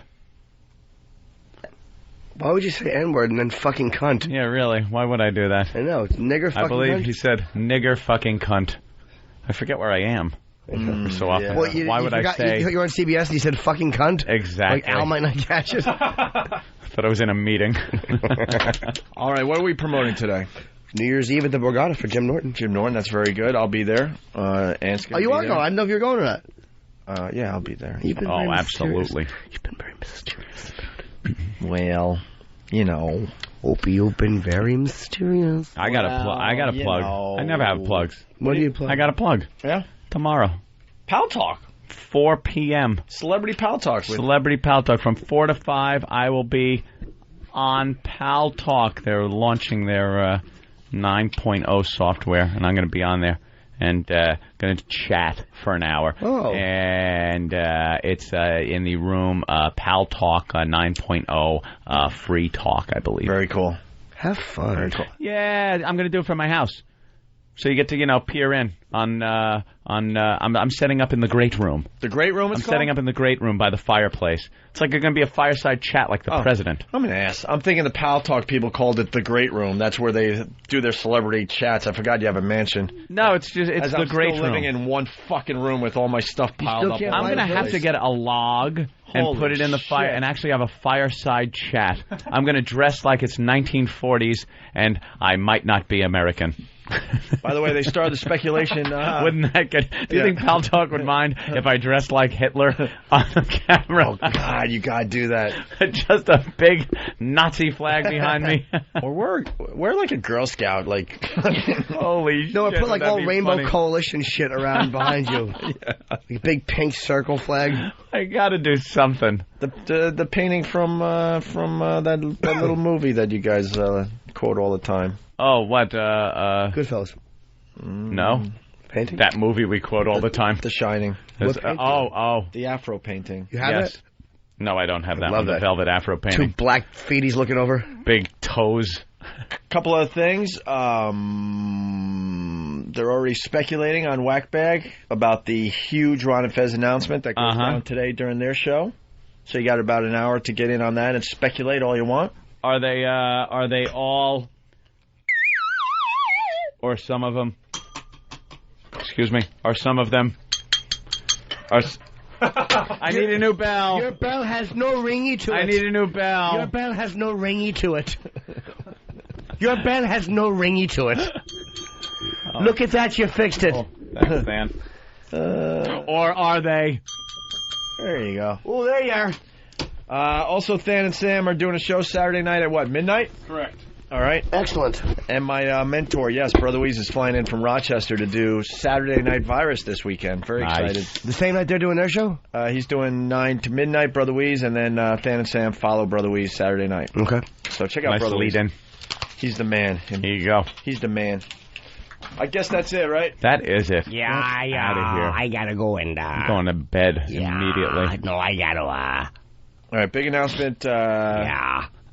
From Ron and Fez. So they say. We don't know how true that is. We'll see. Uncle Paul animation on opieandanthony.com. And I guess... Can you dig that? I bet you could. Oh, I love that thing he did. That was very moving. I watched it with my nephew, Danny. And? My niece, Daphne. Daphne? Yeah, Daphne's 4. She don't act it, though.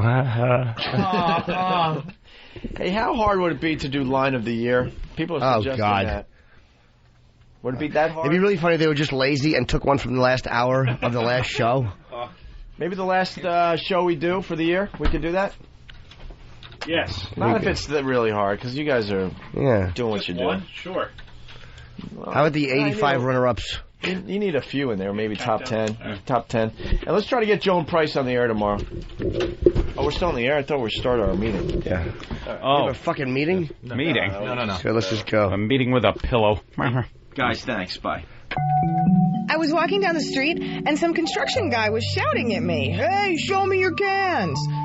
So I did. And he plummeted 17 floors and was impaled on a forklift. But my tits looked great. Please, wow responsibly. A public service announcement of the Opie and Anthony Show. Line of the Day is brought to you by Bodog. If you'd like to vote on any of the weekly show polls, go to iliketolisten.com.